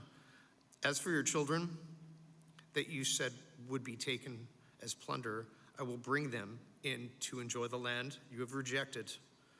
But as for you, your bodies will fall in this wilderness, Your children will be shepherds here for 40 years, suffering for your unfaithfulness until the last of your bodies lies in the wilderness. 40 years, 1 year for each of the 40 days you explored the land. You will suffer for your sins and know what it is like to have me against you. I, the Lord, have spoken, and I will surely do these things to this whole wicked community which is banded together against me. They will meet their end in the wilderness here, and they will die. So the men Moses had sent to explore the land, who returned and made the whole community grumble against him by spreading a bad report about it. These men were responsible for spreading the bad report about the land, were struck down and died of a plague before the Lord. Of the men who went to explore the land, only Joshua, son of Nun, and Caleb, son of Jephunneh, survived. When Moses reported this to all of the Israelites, they mourned bitterly. Early the next morning, they set up for the highest point in the hill country, saying, "Now we are ready to go up to the land the Lord promised. Surely we have sinned." But Moses said, "Why are you disobeying the Lord's command? This will not succeed. Do not go up, because the Lord is not with you. You will be defeated by your enemies. For the Amalekites and the Canaanites will face you there. Because you have turned away from the Lord, he will not be with you, and you will fall by the sword." Nevertheless, in their presumption, they went up towards the highest point in the hill country. Though neither Moses nor the ark of the Lord's covenant moved from the camp, then the Amalekites and the Canaanites who lived in the hill country came down and attacked them and beat them down all the way to the Hormah. Supplementary offerings, 15. The Lord said to Moses, "Speak to the Israelites and say to them, after you enter the land I'm giving you as a home, and you present to the Lord food offerings from the herd or the flock, as an aroma pleasing to the Lord, whether burnt offerings or sacrifices for special vows or free will offerings or festival offerings, then the person who brings an offering shall present to the Lord a grain offering of a tenth of an ephah of the finest flour, mixed with a quarter of a hin of olive oil with each lamb for the burnt offering or the sacrifice. Prepare a quarter of a hin of wine as a drink offering. With a ram, prepare a grain offering of 2/10 of an ephah of the finest flour, mixed with a third of a hin of olive oil and a third of a hin of wine as a drink offering. Offer it as an aroma pleasing to the Lord. When you prepare a young bull as a burnt offering or sacrifice for a special vow or a fellowship offering to the Lord, bring with the bull a grain offering of 3/10 of an ephah to the finest flour, mixed with a half of a hin of olive oil, and also bring half a hin of wine as a drink offering. This will be a food offering, an aroma pleasing to the Lord. Each bull or ram, each lamb or young goat is to be prepared in this manner. Do this for each one, for as many as you prepare. Everyone who is native born must do these things in this way when they present a food offering as an aroma pleasing to the Lord. For the generations to come, whenever a foreigner or anyone else living among you is present, when anyone else living among you presents a food offering as an aroma pleasing to the Lord, they must do exactly as you do. The community is to have the same rules for you and for the foreigners residing among you. This is a lasting ordinance for the generations to come. You and the foreigner shall be the same before the Lord. The same laws and regulations will apply both to you and to the foreigner residing among you. The Lord said to Moses, "Speak to the Israelites and say to them, when you enter the land to which I am taking you, and you eat the food of the land, present a portion as an offering to the Lord. Present a loaf from the first of your ground meal and presenting it as an offering from the threshing floor. Throughout the generations to come, you are to give this offering to the Lord from the first of your ground meal. Offerings for unintentional sins. Now, if you as a community unintentionally fail to keep any of these commands the Lord gave Moses, any of the Lord's commands to you through him from the day the Lord gave them and continuing through the generations to come, and if this is done unintentionally without the community being aware of it, then the whole community is to offer a young bull for a burnt offering as an aroma pleasing to the Lord, along with its prescribed grain offering and drink offering and male goat for a sin offering. The priest is to make atonement for the whole Israelite community, and they will be forgiven. For it was not intentional, and they have presented it to the Lord for their wrong food offering and a sin offering. The whole Israelite community and the foreigners residing among them will be forgiven because all of the people were involved in the unintentional wrong. But if just one person sins unintentionally, that person must bring a year-old female goat for a sin offering. The priest is to make atonement before the Lord for the one who erred by sinning unintentionally, and when atonement has been made, that person will be forgiven. One and the same law applies to everyone who sins unintentionally, whether a native-born Israelite or a foreigner residing among you. But anyone who sins defiantly, whether native-born or foreigner, blasphemes the Lord and must be cut off from the people of Israel, because they have despised the Lord's word and broken his commands. They must surely be cut off. Their guilt remains on them. The Sabbath breaker put to death. While the Israelites were in the wilderness, a man was found gathering wood on the Sabbath day. Those who found him gathering wood brought him to Moses and Aaron and the whole assembly, and they kept him in custody because it was not clear what should be done to him. Then the Lord said to Moses, "The man must die. The whole assembly must stone him outside the camp." So the assembly took him outside the camp and stoned him to death, as the Lord commanded Moses. Tassels on garments. The Lord said to Moses, "Speak to the Israelites and say to them, throughout the generations to come, you are to make tassels on the corners of your garments, with a blue cord on each tassel. You will have these tassels to look at, and so you will remember all the commands of the Lord, that you may obey them and not prostitute yourselves by chasing after the lusts of your own hearts and eyes. Then you'll remember to obey all of my commands and will be considered to your God. I am the Lord, your God, who brought you out of Egypt to be your God. I'm the Lord, your God."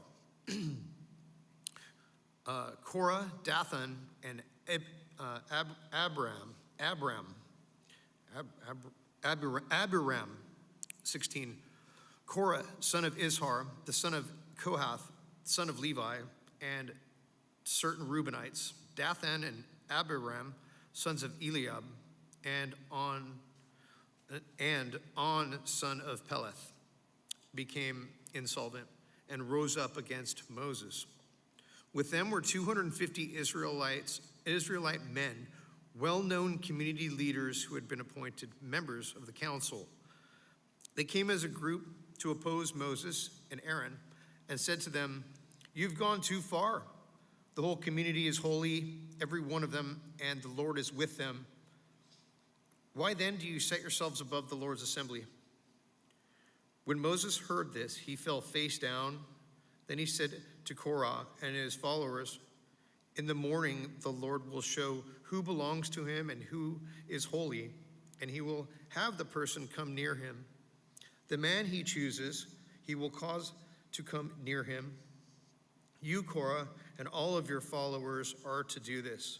Take censers and tomorrow put burning coals and incense in them before the Lord. The man the Lord chooses will be the one who is holy. You Levites have gone too far. Moses also said to Korah, now listen, you Levites, isn't it enough for you that the God of Israel has separated you from the rest of the Israelite community and brought you near himself to do the work at the Lord's tabernacle and to stand before the community and minister to them? He has brought you and all of your fellow Levites near himself, and now you are trying to get the priesthood too. It is against the Lord that you and all your followers have banded together. Who is Aaron that you should grumble against him? Then Moses summoned Dathan and Abiram, the sons of Eliab. But they said, we will not come. Isn't it enough that you have brought us up out of the land of flowing milk and honey to kill us in this wilderness? And now you also want to lord it over us. Moreover, you haven't brought us into the land flowing with milk and honey, or given us an inheritance of fields and vineyards. Do you want to treat these men like slaves? No, we will not come. Then Moses became very angry and said to the Lord, do not accept their offering. I have not taken so much as a donkey from them, nor have I wronged any of them. Moses said to Korah, you and all of your followers are to appear before the Lord tomorrow, you and they and Aaron. Each man is to take his censer and put incense in it, 250 censers in all, and present it before the Lord. You and Aaron are to present your censers also. So each of them took his censer, put burning coals and incense in it, and stood with Moses and Aaron at the entrance to the tent of meeting. When Korah had gathered all of his followers in opposition to them at the entrance to the tent of meeting, the glory of the Lord appeared to the entire assembly. The Lord said to Moses and Aaron, separate yourselves from this assembly so I can put an end to them at once. But Moses and Aaron fell face down and cried out, O God, the God who gives breath to all living things, you will be angry with the entire assembly when only one man sins? Will you be angry with the entire assembly when only one man sins? Then the Lord said to Moses, say to the assembly, move away from the tents of Korah, Dathan, and Abiram.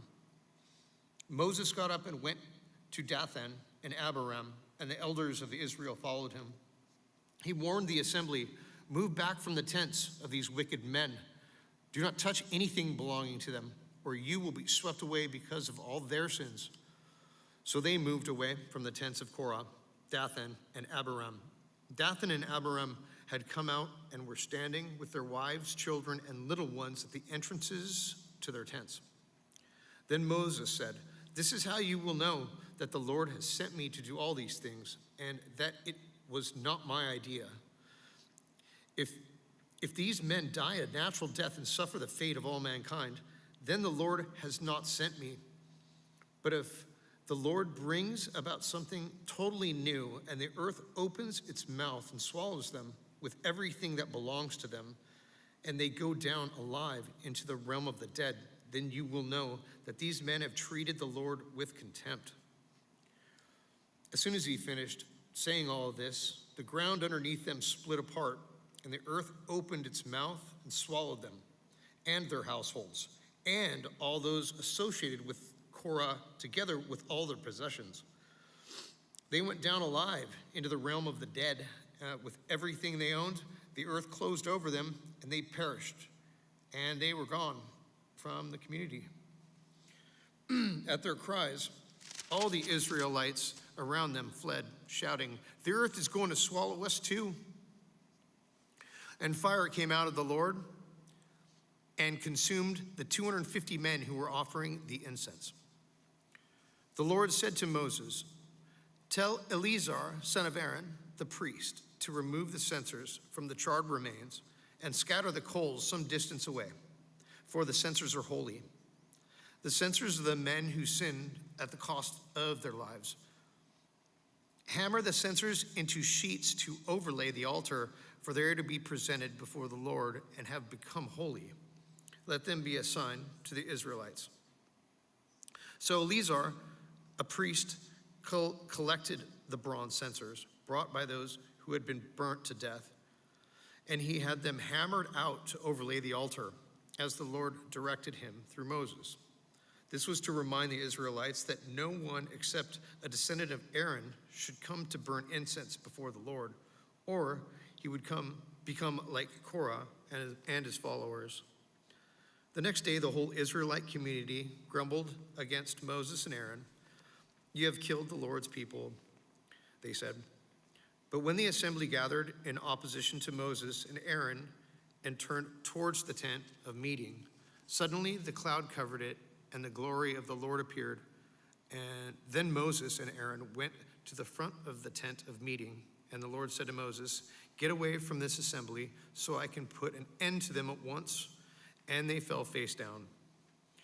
Then Moses said to Aaron, "Take your censer and put incense in it, along with burning coals from the altar, and hurry to the assembly to make atonement for them. Wrath has come out from the Lord, the plague has started." So Aaron did as Moses said and ran into the midst of the assembly. The plague had already started among the people, but Aaron offered the incense and made atonement for them. He stood between the living and the dead, and the plague stopped. But 14,700 people died from the plague, in addition to those who had died because of Korah. Then Aaron returned to Moses at the entrance of the tent of meeting, for the plague had stopped. There you go. The budding of Aaron's staff, chapter 17. The Lord said to Moses, "Speak to the Israelites and get 12 staffs from them, one from the leader of each of their ancestral tribes. Write the name of each man on his staff, and the staff of Levi wrote Aaron's name, for there must be one staff for the head of each ancestral tribe. Place them in the tent of meeting in front of the ark of the covenant law, where I meet with you. The staff belonging to the man I chose will sprout, and I will rid myself of this constant grumbling against you by the Israelites." So Moses spoke to the Israelites, and their leaders gave him 12 staffs, one for the leader of each of the ancestral tribes, and Aaron's staff was among them. Moses placed the staffs before the Lord in the tent of covenant law. The next day Moses entered the tent and saw that Aaron's staff was represented. The tribe of Levi had not only sprouted, but had budded, blossomed, and produced almonds. Then Moses brought out all the staffs from the Lord's presence and all the Israelites. They looked at him, and each of the leaders took his own staff. The Lord said to Moses, "Put back Aaron's staff in front of the ark of the covenant law, to be kept as a sign to the rebellious. This will put an end to their grumbling against me, so they will not die." Moses did just as the Lord commanded. The Israelites said to Moses, "We will die. We are lost. We are all lost. Anyone who even comes near the tabernacle of the Lord will die. Are we all going to die?" Chapter 18. The Lord said to Aaron, "You, your sons, and your family are to bear the responsibility for offenses connected with the sanctuary, and you, your sons alone, are to bear the responsibility for offenses connected with the priesthood. Bring your fellow Levites from your ancestral tribe to join them and assist you when you and your sons minister before the tent of the covenant law. They will be responsible to you and are to perform all the duties of the tent, but they must not go near the furnishings of the sanctuary or the altar. Otherwise, both they and you will die. They are to join you and be responsible for the care of the tent of the meeting and all the work of the tent, so no one else may come near where you are. You are to be responsible for the care of the sanctuary and the altar, so that my wrath will not fall on the Israelites again. I myself have selected you, fellow Levites, from among the Israelites as a gift to you, dedicated to the Lord to do the work of the tent of meeting. But only you and your sons may serve as priests in connection with everything in the altar and inside the curtain. I am giving you the service of the priesthood as a gift. Anyone else who comes near the sanctuary is to be put to death." Then the Lord said to Aaron, "I myself have put you in charge of the offerings presented to me. All the holy offerings the Israelites give to me, I give to you and your sons as your portion, your perpetual share. You are to have the part of the most holy offerings that is kept from the fire. From all the gifts they bring me as the most holy offerings, whether grain or sin or guilt offerings, that part belongs to you and your sons. Eat as it something most holy. Every male shall eat it. You must regard it as holy. This also is yours. Whatever is set aside from the gifts of all the wave offerings of the Israelites, I give this to you and your sons and daughters' perpetual share. Everyone in your household who is ceremonially clean may eat it. I give you all the finest olive oil and the finest new wine and the grain to give to the Lord as the first fruits of the harvest. All the land's first fruits that they bring to the Lord will be yours. Everyone in your household who is ceremonially clean may eat it. Everything in Israel that is devoted to the Lord is yours. The first offspring of every womb, both human and animal, that is offered to the Lord is yours. But you must redeem every firstborn son and every firstborn male of unclean animals. When they are a month old, you must redeem the redemption price at 5 shekels of silver, according to the sanctuary shekel, which weighs 20 gerahs. But you must not redeem the firstborn of a cow, a sheep, or a goat. They are holy. Splash their blood against the altar and burn their fat as a food offering, aroma pleasing to the Lord. Their meat is to be yours, just as the breast of a wave, the right thigh are yours. Whatever is set aside from the holy offerings the Israelites present to the Lord, I give to you and your sons and daughters as your perpetual share. It is an everlasting covenant of salt before the Lord for both you and your offspring. The Lord said to Aaron, you will have no inheritance in their land, nor will you have any share among them. I am your share, and your inheritance must among the Israelites. I give the Levites all the tithes in Israel and inheritance in return for the work they do while serving the tent of meeting. From now on, the Israelites must not go near the tent of meeting, or they will bear the consequences of their sin and will die. It is the Levites who are to do the work at the tent of meeting and bear the responsibility for any offenses they commit against it. This is a lasting ordinance for the generations to come. They will receive no inheritance among the Israelites. Instead, I give to the Levites as their inheritance the tithes and the Israelites' presents as an offering to the Lord. That is why I say concerning them, they will have no inheritance among the Israelites. The Lord said to Moses, speak to the Levites and say to them, when you receive from the Israelites the tithe I give you as your inheritance, you must present a tenth of that tithe as the Lord's offering. Your offering will be reckoned to you as a grain from the threshing or juice from the winepress. In this way, you also will present an offering to the Lord from all the tithes you receive from the Israelites. From these tithes, you must give the Lord's portion to Aaron the priest. You must present as the Lord's portion the best and holiest part of everything given to you. Say to the Levites, when you present the best part, it will be reckoned to you as a product of the threshing floor or the winepress. You and your households may eat the rest of it anywhere, for it's your wages for your work at the tent of meeting. By presenting the best part of it, you will not be guilty of this matter. Then you will not defile the holy offerings of Israelites, and you will not die. Chapter 19. The Lord said to Moses and Aaron, this is the requirement of the law that the Lord has commanded. Tell the Israelites to bring you red heifer without defect or blemish that has never been under a yoke. Give it to Eleazar the priest, and it will be taken outside the camp and slaughtered in his presence. Then Eleazar the priest is to take some of its blood on his finger and sprinkle 7 times toward the front of the tent of meeting. While he watches the heifer to be burned, its hide, flesh, blood, and intestines. The priest is to take some cedar wood, hyssop, and scarlet wood and throw it onto the burnt heifer. After that, the priest must wash his clothes and bathe himself with water. He may then come into the camp, but he will be ceremonially unclean till evening. The man who burns it must also wash his clothes and bathe with water, and he too will be unclean till evening. A man who is clean shall gather up the ashes of the heifer and put them in ceremonial clean place outside the camp. They are to be kept by the Israelite community for the use of the water of cleansing, for it is purification from sin. The man who gathers up the ashes from the heifer must also wash his clothes, and he too will be unclean till evening. This will be the last ordinance of both the Israelites and the foreigners residing among them. Whoever touches human corpse will be unclean for 7 days. They must purify themselves with water on the 3rd day, and on the 7th day, then they will be clean. But if they do not purify themselves on the 3rd and 7th day, they will not be clean. If they fail to purify themselves after touching human corpse, they defile the Lord's tabernacle. They must be cut off from Israel. Because the water of the cleansing has not been sprinkled on them, they are unclean. Their uncleanness remains on them. This is a law that applies when a person dies in a tent. Anyone who enters the tent, anyone who is in it, will be unclean for 7 days, and every open container without a lid fastened on it will be unclean. Anyone out in the open who touches someone who has been killed with a sword, or someone who has died a natural death, or anyone who touches human bone or a grave will be unclean for 7 days. For the unclean person, put some ashes on the burnt purification offering into a jar and pour fresh water over them. Then a man who is ceremoniously clean is to take some hyssop, dip it in the water, and sprinkle the tent and all furnishings to the people that were there. He must also sprinkle anyone who has touched a human bone on a grave, or anyone who has been killed, or anyone who has died a natural death. The man who is clean is to sprinkle those who are unclean on the 3rd and 7th days, and on the 7th day he should purify them. Those who are being cleansed must wash their clothes and bathe with water, and that evening will be clean. But if those who are unclean do not purify themselves, they must be cut off from the community because they have defiled the sanctuary of the Lord. The water of cleansing has not been sprinkled on them, and they are unclean. This is a lasting ordinance for them.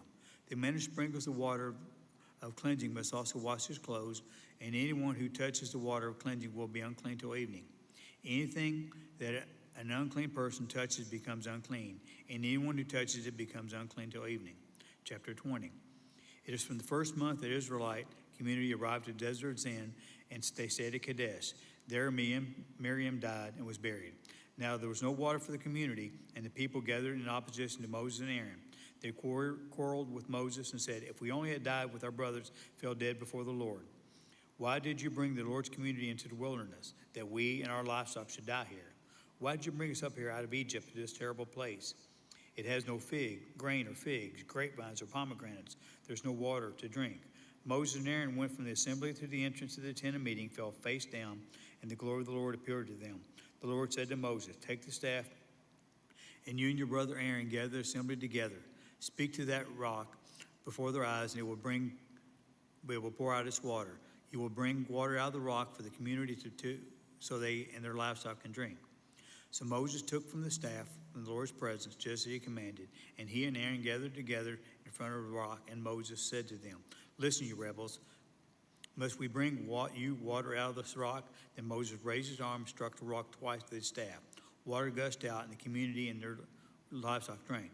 But the Lord said to Moses and Aaron, "Because you did not trust me enough to honor me as the holy sight of the Israelites, you will not bring this community into the land I give them." These were the waters of Meribah, where the Israelites quarreled with the Lord, and where he was proved holy among them. Moses sent messengers from Kadesh to the king of Edom, saying, "This is what your brother Israel says. You know about all the hardships that have come on us. Our ancestors went down to Egypt, and we lived there for many years. Egypt mistreated us and our ancestors, but we cried out to the Lord. He heard our cry and sent an angel and brought us out of Egypt. Now we're here at Kadesh, a town on the edge of territory. Please let us pass through your country. We will not go through any field or vineyard or drink water from any well. We will travel along King's Highway and not turn to the right or the left until we have passed through your territory." But Edom answered, "You may not pass through here. If you try, we will march out and attack you with the sword." The Israelites replied, "We will go along the main road. If we or our livestock drink any of your water, we will pay for it. We only want to pass through your land on foot, nothing else." They answered again, "You may not pass through." Then Edom came out against them with a large and powerful army. Since Edom refused to let them through their territory, Israel turned away from them. The whole Israelite community set out from Kadesh and came to the Mount Or. At the Mount Or, near the border of Edom, the Lord said to Moses and Aaron, "Aaron will be gathered to his people. He will not enter the land I give to the Israelites, because both of you rebelled against my command on the waters of Meribah. Get Aaron and his son Eleazar and take them up to Mount Hor. Remove Aaron's garments, put them on his son Eleazar, for Aaron will be gathered to his people. He will die there." Moses did as the Lord commanded and went up to Mount Or in the sight of the whole community. Moses removed Aaron's garments, put them on his son Eleazar, and Aaron died there on top of the mountain. Then Moses and Eleazar came down from the mountain. And when the whole community learned that Aaron had died, the Israelites mourned him for 30 days. Chapter 21. When the Canaanite king of Arad, who lived in the Negev, heard that Israel was coming along to Aratham, he attacked the Israelites and captured some of them. Then Israel made this vow to the Lord: if you will deliver these people into our hands, we will totally destroy their cities. The Lord listened to Israel's pleas and gave the Canaanites over to them. They completely destroyed them and their towns, so the place is called Hormah. They traveled from Mount Or along the Red Sea to go around Edom. But the people were impatient on the ways. They spoke against God, against Moses, and said, "Why have you brought us out of Egypt to die in the wilderness? There's no bread, there's no water, and we are to test this miserable food." Then the Lord sent venomous snakes among them. They bit, and the people, many Israelites, died. The people came to Moses and said, "We have sinned when we spoke against the Lord and against you. Pray that the Lord will take the snakes away from us." So Moses prayed for the people. The Lord said to Moses, "Make a snake and put it up on a pole. Anyone who is bitten can look at it and live." So Moses made a bronze snake and put it up on a pole. Then when anyone was bitten by a snake and looked at the bronze snake, they lived. The Israelites moved on and camped at Oboth. Then they set out from Oboth and camped in Abarim in the wilderness that faces Moab through the sunrise. From there they moved on to Zered Valley. They set out from there and camped along Arnon, which is near wilderness and Skinner Amorite territory. The Arnon is the border of Moab between Moab and Amorites. That is why the book of the wars of the Lord says, Zahab and Suphah and the ravines, the Arnon and the slope of the ravines that led to the settlement of Ar and lie in the border of Moab. From there they continue on Beer, the well where the Lord said to Moses, "Gather the people, and I will give them water." Then Israel sang the song, "Spring up, O well, sing about it, and the well that the princes dug, that the nobles of the people sank, and the nobles with scepters and staffs. They went from the wilderness to Mattanah, from Mattanah and Hathael, from Hathael to Bamoth, from Bamoth in the valley of Moab to the top of Pisgah, overlooked the wasteland. Israel sent messengers to say to Sihon, their king of Amorites, "Let us pass through your country. We will not turn aside from any field or vineyard or drink any water from any well. We will travel along King's Highway until we have passed through your territory." But Sihon would not listen. Israel would not let Israel pass through his territory. He mustered his entire army and marched into the wilderness against Israel. When he reached Jahaz, he fought with Israel. Israel, however, put him to the sword and took over his land from Arnon to the Jabbok, but only as far as the Ammonites, because their border was fortified. Israel captured all the cities of the Amorites and occupied them, including Heshbon and all the surrounding settlements. Heshbon was the city of Sihon, the king of Amorites, who fought against the former king of Moab and take them from his land as far as Arnon. This is what the poet says: "Come to Heshbon and let it be rebuilt. Let Sihon's city be restored. Fire went out from Heshbon, a blaze from the city of Sihon. It consumed Ar of Moab, the citizens of Arnon's heights. Woe to you, Moab! You are destroyed, people of Shamash. He has given up his sons as fugitives, his daughters as captives, to Sihon, king of Amorites. But we have overthrown them. Heshbon's dominion has destroyed all the way to Dibon. We have demolished him as far as Nopah, which extends to Medidia." So Israel settled in the land of Amorites. After Moses sent spies to Jazer, the Israelites captured its surrounding settlements and drove out the Amorites who were there. Then they turned and went up a long road to Bashan, and Og, king of Bashan, went out, and his whole army marched out to meet the battle of Edrei. The Lord said to Moses, "Do not be afraid of him, for I delivered him to your hands, along with his whole army and his land. Do to him what you did to Sihon, the king of the Amorites, who reigned in Heshbon." So they struck him down together with his sons and his whole army, leaving no survivors in possession of his land. Chapter 22. Then the Israelites traveled into the plains of Moab and camped along the Jordan from Jericho. Now Balak, son of Zippor, saw that Israel had done to the Amorites, and Moab was terrified because there were so many people. Indeed, Moab was filled with dread because of the Israelites. The Moab said to the elders of Midian, "This horde is going to lick up everything around us as an ox licks up the grass of the field."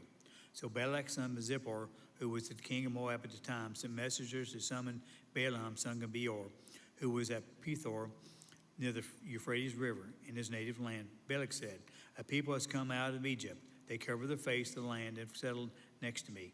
Now come and put a curse on these people because they are too powerful for me. Perhaps then I will be able to defeat them and drive them out of the land. For I know whoever you bless is blessed, and whoever you curse is cursed." The elders of Moab and Midian left, taking with them the fee for divination. Then when they came back to Balaam, they told him what Balak had said. Spend the night here, Balaam said to them, and I will report back to you what the answer the Lord gives me. So the Moabite officials stayed with him.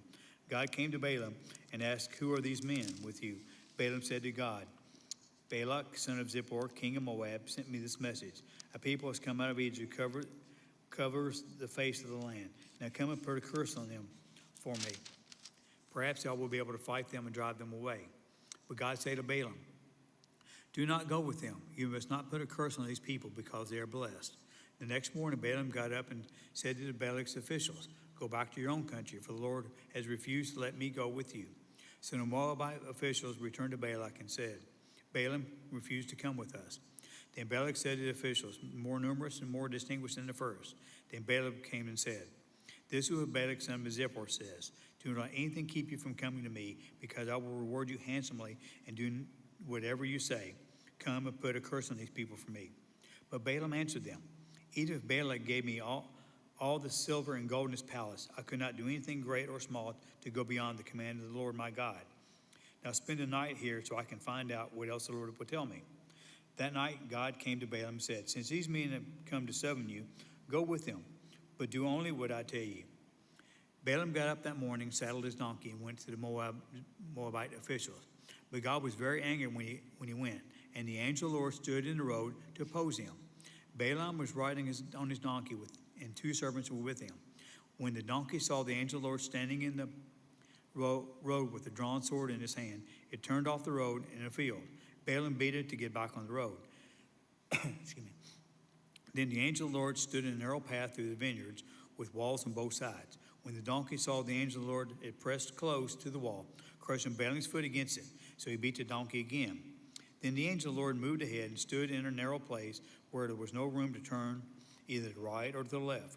When the donkey saw the angel of the Lord, it lay down under Balaam, and he was angry and beat it with his staff. Then the Lord opened the donkey's mouth and it said to Balaam, what have I done to you to make me beat me these 3 times? Balaam answered the donkey, you have made a fool of me. If only I had a sword in my hand, I would kill you right now. The donkey said to Balaam, am I not your own donkey, which you have always ridden to this day? Have I been in the habit of doing this to you? No, he said. Then the Lord opened Balaam's eyes, and he saw the angel of the Lord standing in the road with his sword drawn, so he bowed low and fell face down. The angel of the Lord asked him, why have you beaten your donkey these 3 times? I've come here to oppose you because your path is a reckless one before me. The donkey saw me and turned away from me these 3 times. If I had not turned away, I would certainly have killed you by now, but I would have spared it. Balaam said to the angel of the Lord, I have sinned. I did not realize you were standing in the road to oppose me. Now, if you are displeased, I will go back. The angel of the Lord said to Balaam, go with these men, but speak only what I tell you. So Balaam went to Balak's officials. When Balak heard that Balaam was coming, he went out to meet him at the Moabite town of Arnon border at the edge of the territory. Balak said to Balaam, did I not send you in urgent summons? Why didn't you come to me? Am I really not able to reward you? Well, I have come to you now, Balaam said, but I can't say whatever I please. I must speak only what God puts in my mouth. Then Balaam went with Balak to Kiriath-Huzoth. Balak sacrificed cattle and sheep and gave some to Balaam and the officials who were there. The next morning, Balak took Balaam up to Bamoth Baal, and from there he could see the outskirts of the Israelite camp. Chapter 23. Balaam said, build me 7 altars here, prepare 7 bulls and 7 rams for me. Balak did as Balaam said, and 2 of them offered a bull and a ram on each altar. Then Balaam said to Balak, stay here beside your offering where I go aside. Perhaps the Lord will come to meet with me. Whatever he reveals to me, I will tell you. Then went off to a barren height. God met with him, and Balaam said, I prepared 7 altars. On each altar I've offered a bull and a ram. The Lord put a word in Balak's mouth, and I said, go back to Balak and give him this word. So we went back to him and found him standing beside his offering with all the Moabite officials. Then Balaam spoke this message. Balak brought me from Aram, the king of Moab, from the eastern mountains. Come, he said, curse Jacob for me. Come, denounce Israel. How can I curse them whom God has not cursed? How can I denounce those whom the Lord has not denounced? From the rocky peaks I see them, from the heights I view them. I said, people who live apart and do not consider themselves one of the nations. Who can count the dust of Jacob, or number even the fourth of Israel? Let me die the death of the righteous, and may my final end be like theirs. Balak said to Balaam, what have you done to me? I brought you to curse my enemies, but you have done nothing but bless them. He answered, must I not speak what the Lord puts in my mouth? Then Balak said to him, come with me to another place where you can see them. You will not see them all, but only the outskirts of the camp. And from there curse them for me. So he took him up to the top of Zoan, on the top of Pisgah, where he built 7 altars and offered a bull and a ram for each altar. Balaam said to Balak, stay here beside me, beside your offering, while I meet with him over there. The Lord met with Balaam and put a word in his mouth and said, go back to Balak and give him this word. So he went back and found him standing beside his offering with the Moabite officials. Balak asked, what did the Lord say? And he spoke this message. Arise, Balak, and listen. Hear me, son of Zippor. God is not human that he should lie, not a human being that he should change his mind. Does he speak and did not act? Does he promise and not fulfill? I have received a command to bless, he has blessed, and I cannot change it. No misfortune is seen in Jacob, no misery observed in Israel. The Lord their God is with them. The shout of their kings is among them. God brought them out of Egypt. They have their strength of a not wild ox. There's no divination against Jacob, no evil omens against Israel. I will now be said of Jacob and of Israel, see what God has done. The people rise like a lioness and rouse themselves like a lion. They do not rest till it devours his prey and drinks his blood of his victims. Then Balak said to Balaam, neither curse them at all,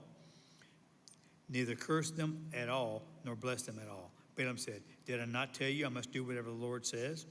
Then Balak said to Balaam, come, let me take you another place. Perhaps it will please God to let you curse them from there. And Balak took Balaam to the top of Peor to overlook wasteland. Balaam said, build me 7 altars here and prepare 7 bulls and 7 rams for me. Balak did as Balaam had said and offered a bull and a ram on each altar. Chapter 24.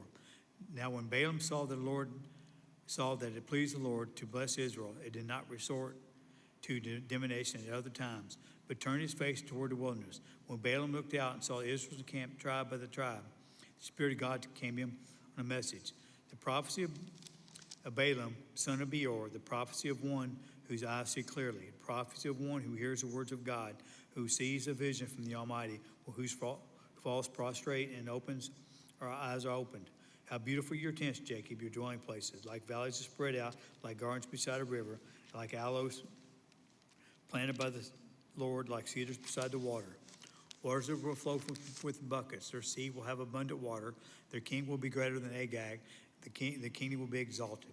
God brought them out of Egypt. They have a strength of a wild ox. They devour hostile nations to break their bones in pieces.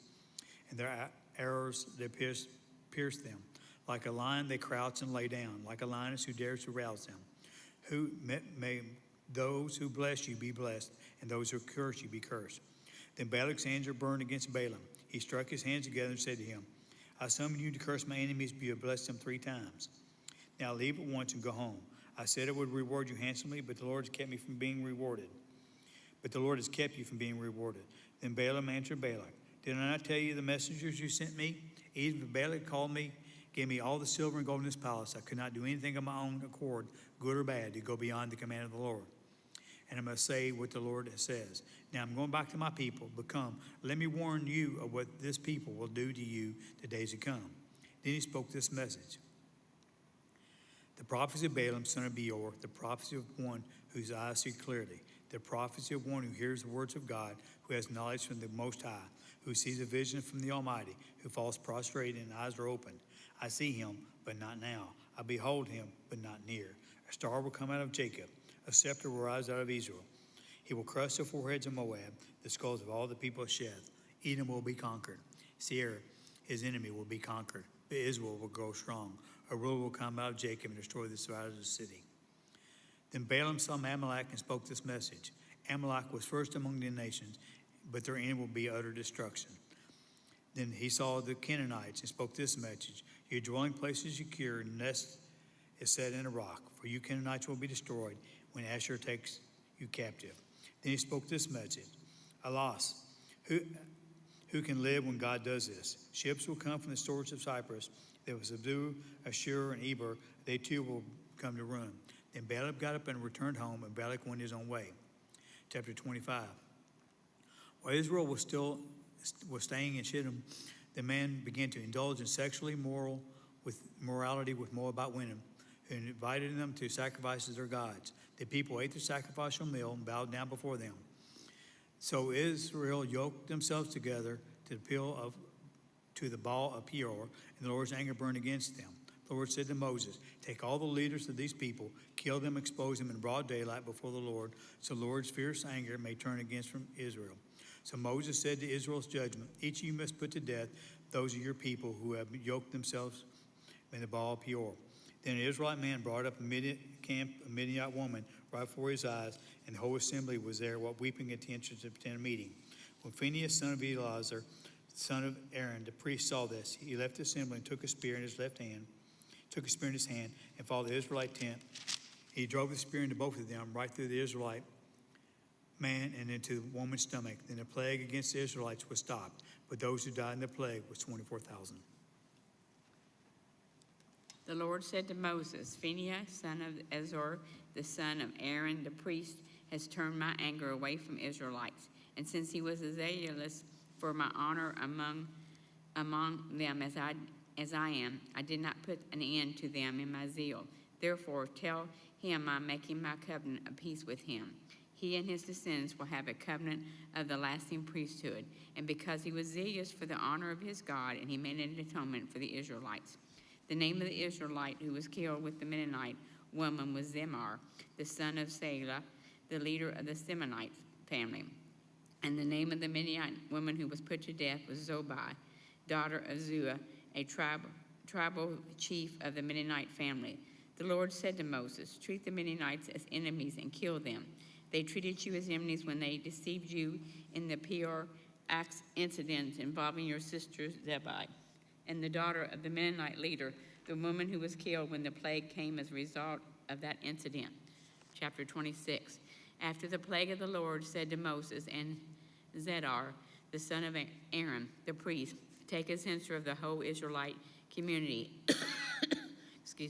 by those 20-year-old or more who are able to serve in the army of Israel.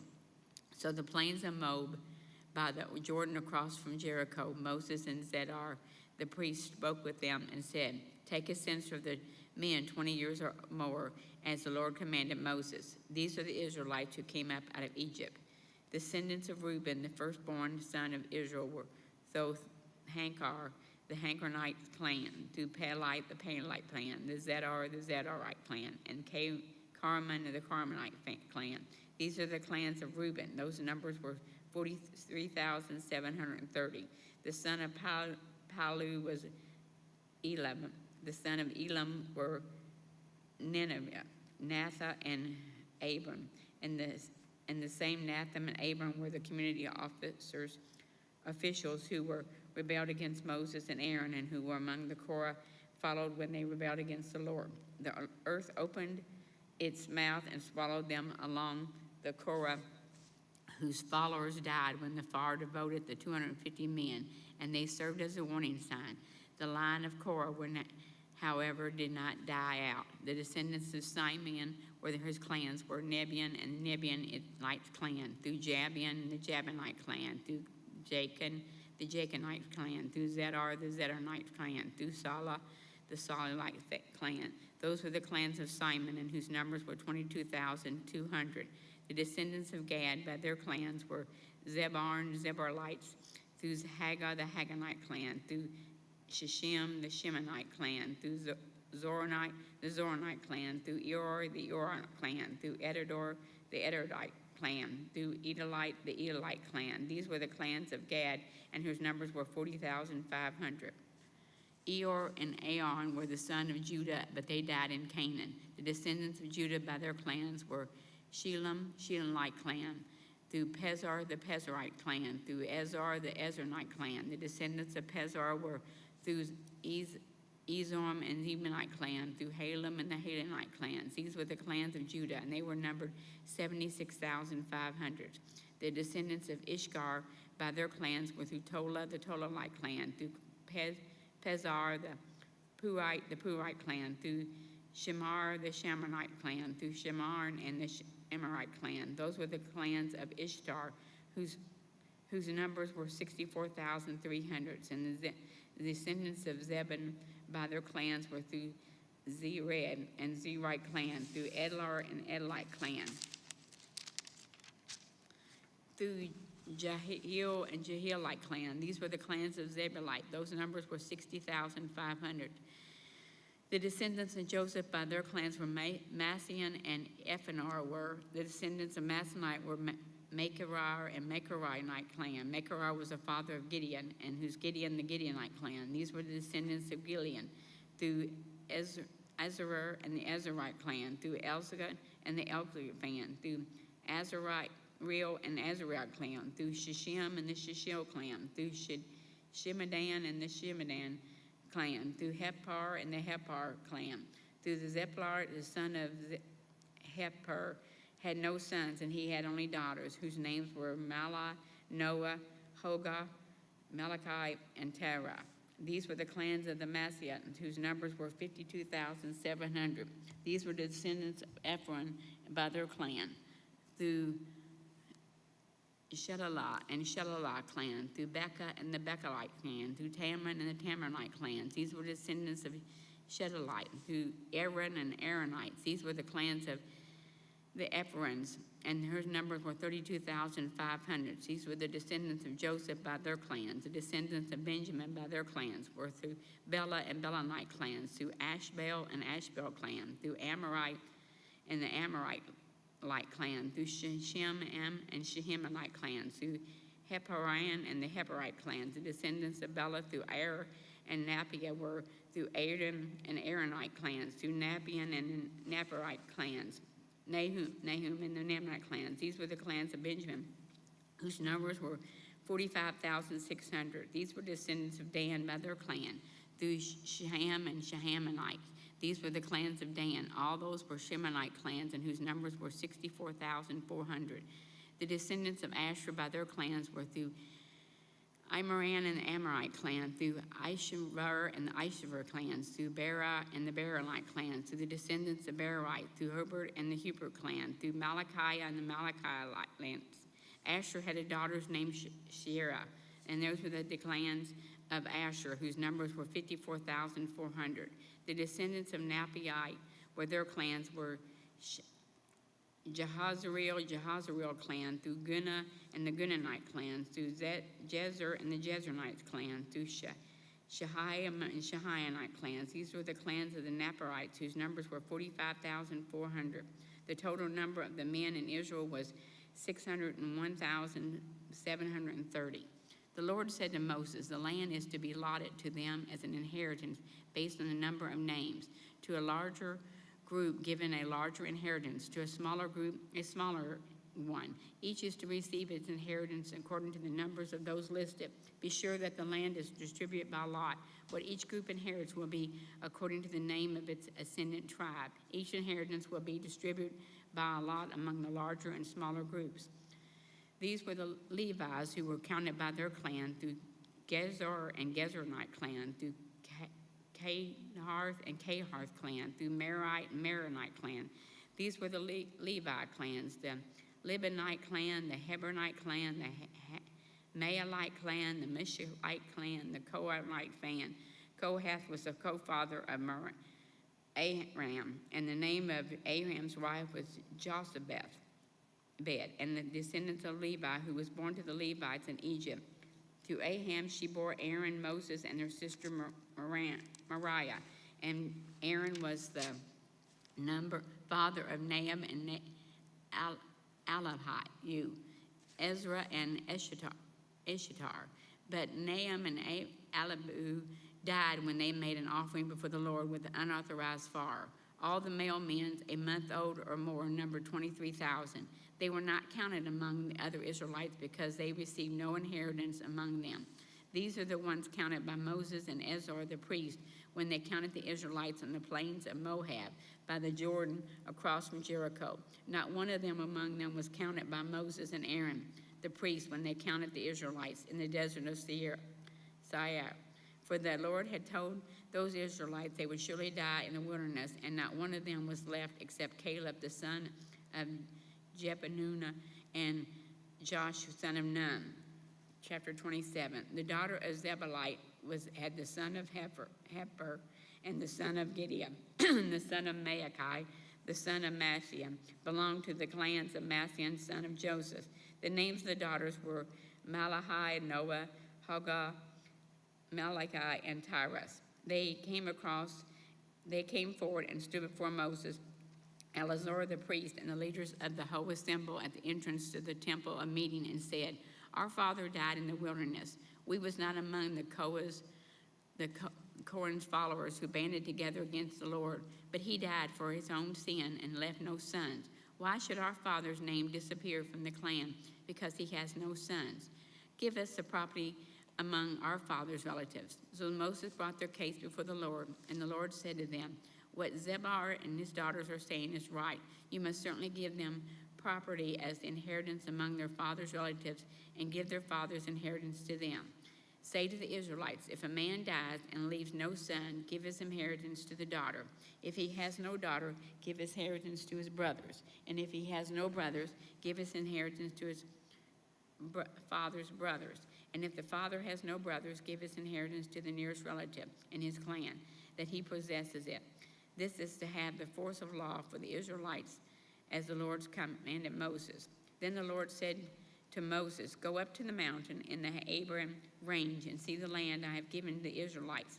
After you have seen it, you will be gathered to your people as your brother Aaron was. And when the community rebelled at the waters in the desert of Zin, both of you disobeyed my command to honor me as holy before their eyes. And these were the waters of Merahite Kisha in the desert of Zin. And Moses said to the Lord, May the Lord, the God who gives breath to all living things, appoint someone over this community to go out and come in before no one, to go out and come in before them, and no one will lead, and one who will lead them out and bring them in. So the Lord's people will not be like sheep without a shepherd. So the Lord said to Moses, Take Joshua the son of Nun, a man in whom the spirit of the leadership, and lay your hands on him, and have him stand beside Zezar, the priest, and the entire assembly, and commission him in their presence. Give him some of your authority, so the whole Israelite community will obey him. And he is to stand before Eleazar, the priest, and who obtain a decision for him by a crying of Urim before the Lord. At this command, he and the entire community of the Israelites will go out, and at this command they will come in. Moses did as the Lord commanded him, and he took Joshua and had him stand before Eleazar the priest and the whole assembly. And then he laid his hands on him and commissioned him as the Lord instructed him through Moses. Chapter 28. The Lord said to Moses, Give this command to the Israelites and say to them, Make sure that your presence to me at the appointed time for my food offering as aroma pleasing to me. Then say to them, This is the food offering that you are to present to the Lord. 2 lambs a year old without defect, and a regular burnt offering each year. Offer 1 lamb in the morning and the other in at twilight, together with the grain offering of 1/10 of ephah in the finest flour mixture with a quart of hin of oil from the pressed olives. This is the regular burnt offering instituted in the Mount Sinai as a pleasing aroma, a food offering present to the Lord. The accompanying drink offering is to be a quarter of hin in ferment drink of each lamb. Pour out the drink offering to the Lord as a sacrifice. Offer the second lamb at twilight, along with the same kind of grain offering and drink offering that you offer in the morning. And this is the food offering, an aroma pleasing to the Lord. On the Sabbath day, make an offering of 2 lambs a year old without defect, together with its drink offering and a grain offering of the 2/10 of an ephah in the finest flour mixed with olive oil. This is the burnt offering for every Sabbath, in addition to the regular burnt offering and its drinking offering. On the first of each month, present it to the Lord a burnt offering of 2 young bulls, 1 ram, and 7 male lambs a year old, without any defect. With each bull, there is a grain offering of 3/10 of an ephah of the finest flour mixed with oil. With the ram, a grain offering of 2/10 of an ephah in the finest flour mixed with oil. And with each lamb, a grain offering of 1/10 of an ephah of the finest flour mixed with oil. This is the burnt offering, a pleasing aroma, a food offering presented to the Lord. With each bull, there is to be a drink offering of 1/2 of a hin of wine, with a ram and 1/3 of a hin, and each lamb and 1/4 of a hin. This is the monthly burnt offering to be made each new moon during the year. And besides the regular burnt offering with a drink offering, 1 male goat is to be presented to the Lord as a sin offering. On the 14th day of the first month, the Lord's Passover will be held. And on the 15th day of this month, there will be a festival. For 7 days, eat bread made without yeast. And on the first day, hold a sacred assembly and do no regular work. Present to the Lord a food offering consisting of burnt offering of 2 young bulls, 1 ram, and 7 male lambs, a year old, without defect. And with 1 bull, offer a grain offering of 3/10 of an ephah in the finest flour mixed with oil, with rams, 2/10, and with each 7th lamb, 1/10. Include 1 male goat as a sin offering to make atonement for you. Offer these in addition to the regular morning burnt offering, and in this way present the food offering each day for 7 days, an aroma pleasing to the Lord. It is to be offered in addition to a regular burnt offering and its drink offering. On the 7th day, hold a sacred assembly and do no regular work. On the day of the first fruits, when the presence of the Lord, and offering of new grain during the festival week, hold a sacred assembly and do no regular work. Present a burnt offering of 2 young bulls, 1 ram, and 7 male lambs, a year old, as an aroma pleasing to the Lord. With each bull, it is to be a grain offering of 3/10 of an ephah and the finest flour mixed with oil, with a ram, 2/10, and each of these lambs 1/10. Include 1 male goat to make an atonement for you, and offer these together with a drink of offering. In addition to the regular burnt offering and its grain offering, be sure the animals are without defect. Chapter 29. On the first day of the 7th month, hold a sacred assembly and do no regular work. It is a day for you to sound the trumpets. It is an aroma pleasing to the Lord. Offer a burnt offering of 1 young bull, 1 ram, 7 male lambs, and a year old, all without defect. With the bull of offering a grain offering of 3/10 of an ephah to the finest flour mixed with olive oil, and with the ram 2/10, and with each of the 7 lambs 1/10. Include 1 male goat as a sin offering to make atonement for you. These are in addition to the monthly and daily burnt offerings with their grain offerings and drink offerings as specified. And they are the food offering presented to the Lord as a pleasing aroma. On the 10th day of this 7th month, hold a sacred assembly. You must deny yourself and do no work. Present as an aroma pleasing to the Lord, a burnt offering of 1 young bull, 1 ram, 7 male lambs, and a year old without defect. And with the bull offering, a grain offering, and 3/10 of an ephah of a finest flour mixed with oil, with the ram of 2/10, and with each of the 7 lambs 1/10. Include 1 male goat as a sin offering. In addition to the sin offering for the atonement and the regular burnt offering, it is a grain offering and their drink of offerings. And on the 15th day of the 7th month, hold a sacred assembly and do no work. Celebrate the festival to the Lord for the 7 days, presented as aroma pleasing to the Lord. A food offering consists of burnt offering of 13 young bulls, 2 rams, and 14 male lambs a year old, all without defect. With each of the 13 bulls, offer a grain offering of 3/10 of an ephah of the finest flour mixed with oil, and each of the 2 lambs 2/10, and each of the 14 lambs 1/10. Include 1 male goat as a sin offering, addition to the regular burnt offering with its grain offering and drink offering. On the 2nd day, offer 12 young bulls, 2 rams, and 14 male lambs a year old, all without defect. With the bull, rams, and the lambs, offer the grain offering and drink offering according to the numbers specified. Include 1 male goat as a sin offering in addition to the regular burnt offerings with a grain offering and their drink offerings. On the third day, offer 11 bulls, 2 rams, and 14 male goats a year old, all without defect. With the bull, the rams, and the lambs, offer the grain offerings and drink offerings according to the number specified. Include 1 male goat as a sin offering in addition to the regular burnt offering with a grain offering and drink offering. On the 14th day, offer 10 bulls, 2 rams, and 14 male lambs a year old without defect. With the bulls, the rams, and the lambs, offer their grain offerings and drink offerings according to the number specified. Include 1 male goat as a sin offering in addition to the regular burnt offering with its grain offering and drink offering.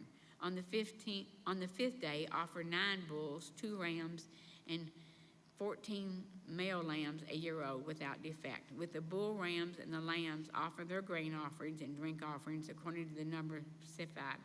Include 1 male goat as a sin offering in addition to the regular burnt offering with its grain offering and drink offering. On the 6th day, offer 8 bulls, 2 rams, 14 male lambs a year old without all defect. And the bull, the rams, and the lamb offer their grain offering and drink offering according to the number specified. Include 1 male goat as a sin offering in addition to the regular burnt offering of its grain offering and drink offering. On the 7th day, praise the Lord, we don't have to do this. On the 7th day, offer 7 bulls, 2 rams, and 14 male lambs a year old, all without defect. With the bull, the rams, the lambs offering their grain offerings and drink offerings according to the number specified. Include 1 male goat as a sin offering in addition to the regular burnt offering and its grain offering and drink offering. On the 8th day, hold a closing special assembly and do no regular work. Present an aroma pleasing to the Lord, a food offering consisting of a burnt offering of 1 bull, 1 ram, and 7 male lambs, and a year old, all without defect. With the bull and the ram and the lambs, offer their grain offering and drink offering according to the number specified, including 1 male goat as a sin offering in addition to the regular burnt offering and its grain offering and drink offering. In addition to do what you vowed and your free will offering, offer these to the Lord as your appointed festivals, your burnt offering, your grain offerings, your drink offerings, and your fellowship offering. And Moses told the Israelites all that the Lord commanded him. Chapter 30. And the Lord Moses said to the heads of the tribes of Israel, excuse me, this is what the Lord commanded. When a man makes a vow to the Lord, take an oath to obligate himself by a pledge. He must not break his word, but he must keep everything he said. When a young woman still living in her father's house makes a vow to the Lord or obligates herself by a pledge, and her father hears about her vow or pledge but says nothing to her, then all her vows and every pledge by which she obligated herself will stand. But if her father forbids her when he hears about it, none of her vows or pledges of which she obligated herself will stand. The Lord will release her because the father has forbidden her. If she marries after she makes a vow or after her lips utter a rash promise by which she obligates herself, and her husband hears about it but says nothing to her, her vows or her pledge by which she obligated herself will stand. But if her husband forbids her when he hears about it, he nullifies the vows that obligated her and or the rash promise by which she obligated herself, and the Lord will release her. Any vow or obligation taken by a widow or a divorced woman will be binding on her. If a woman living with her husband makes a vow or obligates herself by a pledge under oath, and her husband hears about it but says nothing to her and does not forbid her, then all of her vows or the pledges by which she obligated herself will stand. But if her husband nulls them when he hears about them, then none of the vows or pledge came from her lips will stand. Her husband will nullify them, and the Lord will release her. Her husband may confirm or nullify any vow she makes or any sworn pledge to deny herself. But her husband says nothing to her about the day-to-day, then he confirms all of her vows by the pledges binding on her, and he confirms them by saying nothing to her. He hears about them. However, he nullifies them sometime after he hears about them, he must bear the consequences of her wrongdoing. These are the regulations the Lord gave Moses concerning the regulations between a man and his wife and between a father and his young daughter still living in his home. Chapter 31. The Lord said to Moses, take vengeance on the Midianites for the Israelites. After that you will gather to your people For Moses said to the people, arm some of your men to go out into war against the Midianites, so they may carry out the Lord's vengeance on them. Send them to battle 1,000 men from each of the tribes of Israel. So 12,000 men armed for battle, 1,000 for each tribe, were supplied from the clans of Israel. Moses sent them into battle, 1,000 from each tribe, along with Phinehas, son of Zedar, the priest, who took him with articles from the sanctuary and the trumpet for signaling. They fought against Midian as the Lord commanded Moses, and killed every man. Among the victims were Evi, Rezram, Zur, Hur, and Becca. And the 5 kings of Midianites were killed with Balaam, the son of Beor, and the sword. And the Israelites captured the Midianites' women and the children, and took all the Midianite herds, flocks, and goods as plunder. They burned all the towns where the Midianites had settled, as well as all their camps. They took all the plunder and spoils, including the people and animals, and brought the captive spoils and plunders to Moses and Ezra the priest. And the Israelites assembled at the camp on the plains of Moab by the Jordan across from Jericho. Moses and Ezra the priest and all the leaders of the community went to meet them outside the camp. Moses was angry with the officers of the army, the commanders of the thousands and commanders of hundreds who returned from the battle. Have you allowed all the women to live, he asked them. They were the ones who followed Balaam's advice and enticed the Israelites to be unfaithful to the Lord in the Peor incident, so that a plague struck the Lord's people. Now kill all the boys and kill every woman who slept with a man, but save for yourself every girl who's never slept with a man. For anyone who has killed someone or touched someone who has killed must stay outside the camp 7 days. And on the 3rd and 7th day you must purify yourselves and your captives. Purify every garment as well as everything made of leather, coat, goat hair, or wood.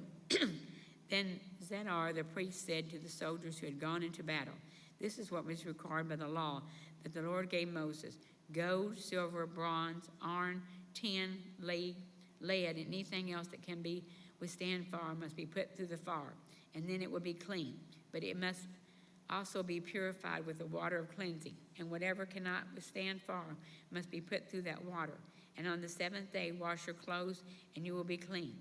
Then you may come into the camp.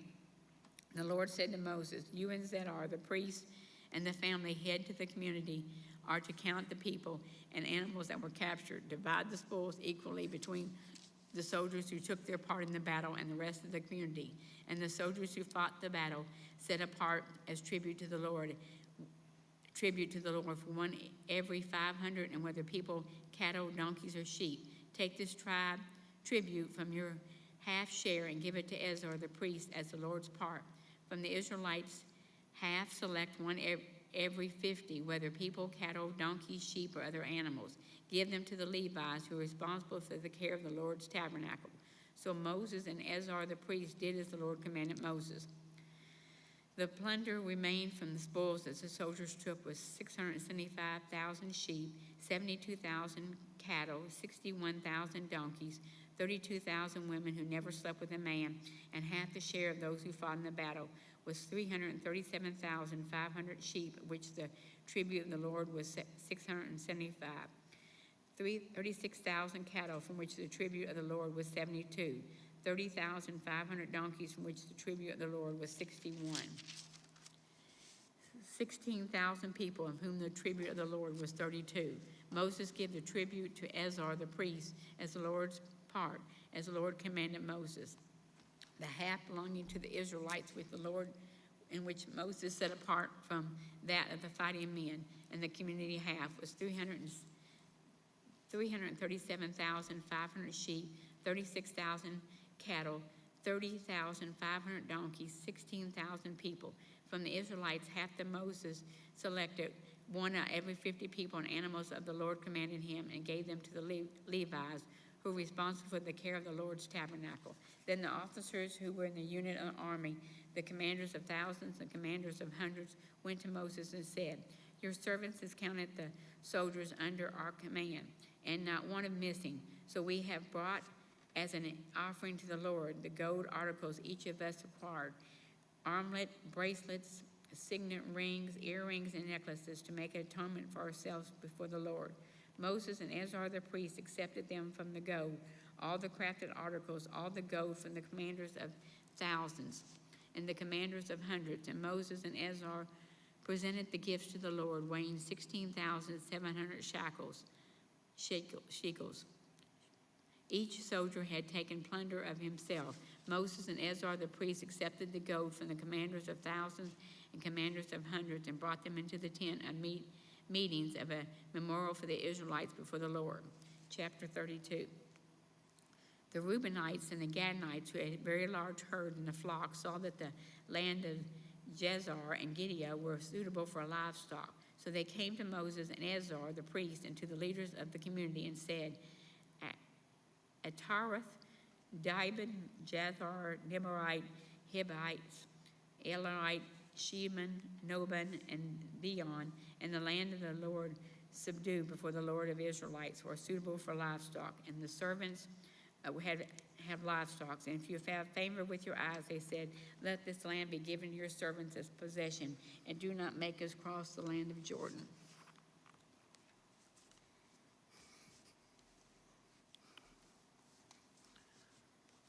Moses said to the Gadites and Reubenites, should your fellow Israelites go to war while you sit here? Why do you discourage the Israelites from crossing over into the land the Lord has given them? This is what your fathers did when I sent them from Kadesh Barnea to look over the land. After they went up to the valley of Eshcol and viewed the land, they discouraged the Israelites from entering the land the Lord had given them. The Lord's anger was aroused that day, and he swore this oath, because they have not followed me wholeheartedly, not one of these who were 20 years old or more when they came up out of Egypt will see the land I promised, the oath to Abraham, Isaac, and Jacob. Not one except Caleb, son of Jephunneh, and Kenizzite, and Joshua, son of Nun, for they followed the Lord wholeheartedly. The Lord's anger burned against Israel, and he made them wander in the wilderness 40 years, until the whole generation of those who had done evil in his sight were gone. And here you are, a brood of sinners, standing in the place of your fathers, and making the Lord even more angry with Israel. If you turn away from following him, he will again leave all this people in the wilderness, and you will be the cause of their destruction. Then they came up to him and said, we would like to build pens here for our livestock and cities for our women and children. But we will arm ourselves for battle and go ahead of the Israelites until we have brought them to their place. Meanwhile, our women and children will live in fortified cities for protection from the inhabitants of the land. We will not return to our homes until each of the Israelites have received their inheritance. We will not receive any inheritance with them on the other side of the Jordan, because our inheritance has come to us east side of the Jordan. Then Moses said to them, if you will do this, if you will arm yourselves before the Lord for battle, and if all of you who are armed cross over the Jordan before the Lord until he has driven his enemies out before him, then when the Lord has subdued before the Lord, you may return and be free from your obligation to the Lord and to Israel. And this land will be your possession before the Lord. But if you fail to do this, you will be sinning against the Lord, and you may be sure that your sin will find you out. Build cities for your women and children, and pens for your flocks, but do what you have promised. The Gadites, Reubenites, and said to Moses, we, your servants, will do as our Lord commands. Our children and wives, our flocks and herds will remain here in the cities of Gilead. But your servants, every man who is armed for battle, will cross over to fight before the Lord, just as our Lord says. Then Moses gave orders about them to Eleazar, the priest, and Joshua, son of Nun, and to the family heads of the Israelite tribes.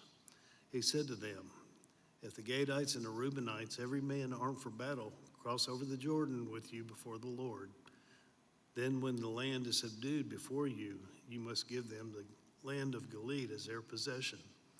But if they do not cross over with you armed, they must accept their possession with you in Canaan. The Gadites and Reubenites answered, Your servants will do what the Lord has said. We will cross over before the Lord to Canaan armed, but the property we inherit will be on the side of the Jordan." Then Moses gave to the Gadites, the Reubenites, and the half-tribe of Manasseh, son of Joseph, the kingdom of Sihon, king of the Amorites, and the king of Og, king of Bashan, the whole land with its cities and the territory around them. The Gadites built up Dibon, Atareth, Aroer, Atroth, Shopin, Jazer, Jogbehah, Beth Nimrah, and Beth Haran as fortified cities and built pens for their flocks. And the Reubenites rebuilt Heshbon, Elilah, and Kerethim, as well as Nebo and Baal Meon. Those names were changed. And Sibmah. They gave names to the cities they rebuilt. The descendants of Machir, son of Manasseh, went to Gilead, captured it, and drove out the Amorites who were there. So Moses gave Gilead to the Machirites, the descendants of Manasseh, and settled there. Har, a descendant of Manasseh, captured their settlements and called them Havoth Har. And Noba captured Kenath and its surrounding settlements and called it Noba after himself. Stages in Israel journey, chapter 33. Here are the stages in the journey of the Israelites when they came out of Egypt, by divisions under the leadership of Moses and Aaron. At the Lord's command, Moses recorded the stages in their journey. This is their journey by stages. The Israelites set out from Ramesses on the 15th day of the first month, the day after the Passover. They marched out defiantly in full view of all the Egyptians who were burying all their firstborn, whom the Lord had struck down among them, for the Lord had brought judgment on their gods. The Israelites left Ramesses and came to Succoth. They left Succoth and camped at Etham on the edge of the desert. They left Etham, turned back to Pi-Hahiroth to the east of Baal-Zephon, and camped near Migdol. They left Pi-Hahiroth and passed through the sea into the desert, and when they had traveled for 3 days in the desert of Etham, they camped at Marah. They left Marah and went to Elim, where there were 12 springs and 70 palm trees, and they camped there. They left Elim and camped by the Red Sea. They left the Red Sea and camped in the desert of Sin. They left the desert of Sin and camped at Dopka. They left Dopka and camped at Alush. They left Alush and camped at Rephidim, where there was no water for the people to drink. They left Rephidim and camped in the desert of Sinai. They left the desert of Sinai and camped at Kibroth Hattaavah. They left Kibroth Hattaavah and camped at Hazeroth. They left Hazeroth and camped at Rithmah. They left Rithmah and camped at Rimmon Perez. They left Rimmon Perez and camped at Libnah. They left Libnah and camped at Rissah. They left Rissah and camped at Kehelathah. They left Kehelathah and camped at Mount Shepher. They left Mount Shepher and camped at Haradah. They left Haradah and camped at Makaloth. They left Makaloth and camped at Tahath. They left Tahath and camped at Terah. They left Terah and camped at Mithkah. They left Mithkah and camped at Hashmanah. They left Hashmanah and camped at Mazeroth. They left Mazeroth and camped at Beni Jacan. They left Beni Jacan and camped at Or-Hagadad. They left Or-Hagadad and camped at Jabbatha. They left Jabbatha and camped at Abernah. They left Abernah and camped at Ezion-Geber. They left Ezion-Geber and camped at Kadesh in the desert of Zin. They left Kadesh and camped at Mount Hor on the border of Edom. All the Lord's command, Aaron the priest went up Mount Hor, where he died on the first day of the 5th month of the 40th year after the Israelites came out of Egypt. Aaron was 123 years old when he died at Mount Hor. The Canaanite king of Arad, who lived in Negev of Canaan, heard that the Israelites were coming. They left Mount Hor and camped at Zalmanah. They left Zalmanah and camped at Panan, they left Panan and camped at Oboth. They left Oboth and camped at Abiram on the border of Moab. They left Arabim and camped at Dibon Gad. They left Dibon Gad and camped at Almon Diblathaim. They left Almon Diblathaim and camped in the mountains of Abiram near Nebo. They left the mountains of Abiram and camped on the plains of Moab by the Jordan across from Jericho. There on the plains of Moab, they camped along the Jordan from Beth Jeshimoth to Abel Shittim. On the plains of Moab by the Jordan across from Jericho, the Lord said to Moses, "Speak to the Israelites, you say to them, when you cross the Jordan into Canaan, drive out all the inhabitants of the land before you.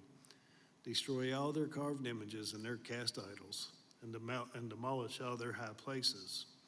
Take possession of the land and settle in it, for I have given you the land to possess. Distribute the land by lot according to your clans. To a larger group, give a larger inheritance, and to a smaller group, a smaller one. Whatever falls to them by lot will be theirs. Distribute it according to your ancestral tribes. But if you do not drive the inhabitants out of the land, those you allow to remain will become barbs in your eyes and thorns in your sides. They will give you trouble in the land where you will live, and then I will do to you what I plan to do to them." Boundaries of Canaan, chapter 34. The Lord said to Moses, "Command the Israelites and say to them, when you enter Canaan, the land that will be allotted to you as an inheritance is to have these boundaries. Your southern side will include some of the desert of Zin along the border of Edom.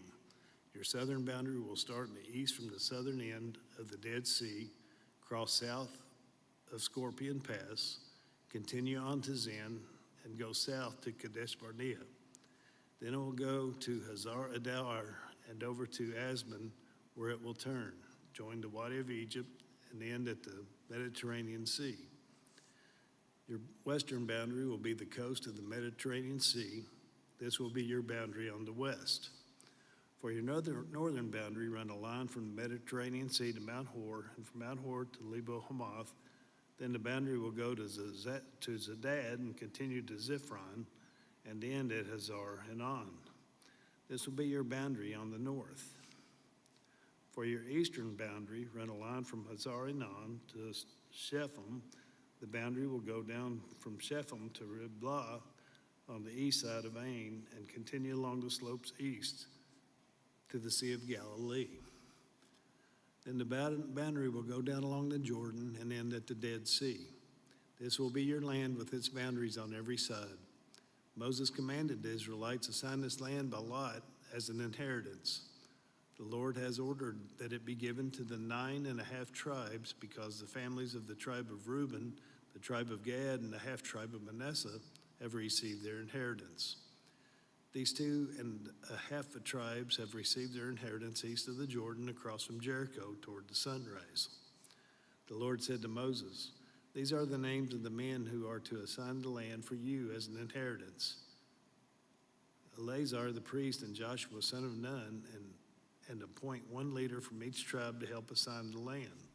These are their names: Caleb, son of Jephunneh, from the tribe of Judah; Shemuel, son of Ammihud, from the tribe of Simeon; Eladad, son of Kishon, from the tribe of Benjamin; Bukki, son of Jogli, the leader from the tribe of Dan."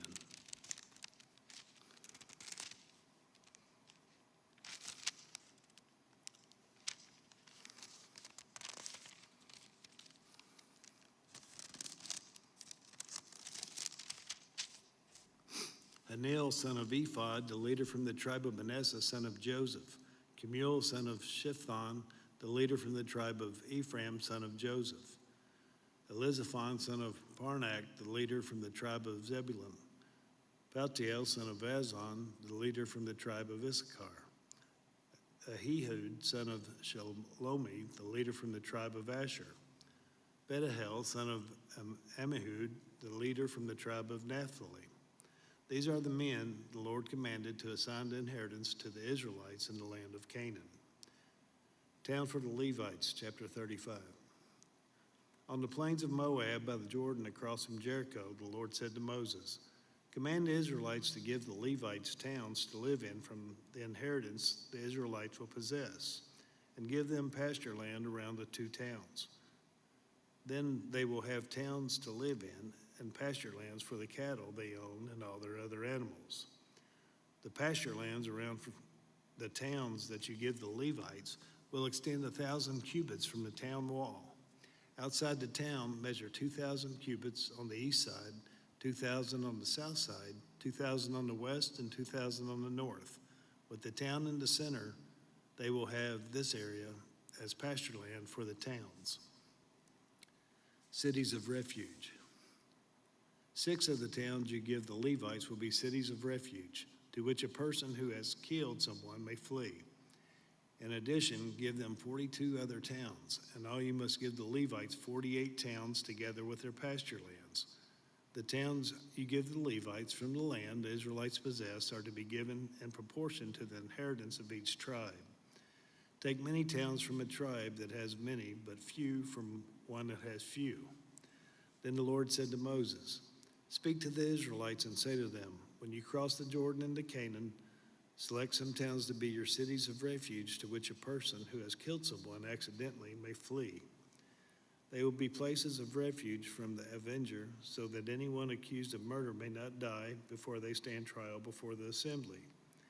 These 6 towns you give will be your cities of refuge. Give 3 on the side of the Jordan and 3 in Canaan as cities of refuge. These 6 towns will be a place of refuge for Israelites and for foreigners residing among them, so that anyone who has killed another accidentally can flee there. If anyone strikes someone a fatal blow with an iron object, that person is a murderer. The murderer is to be put to death.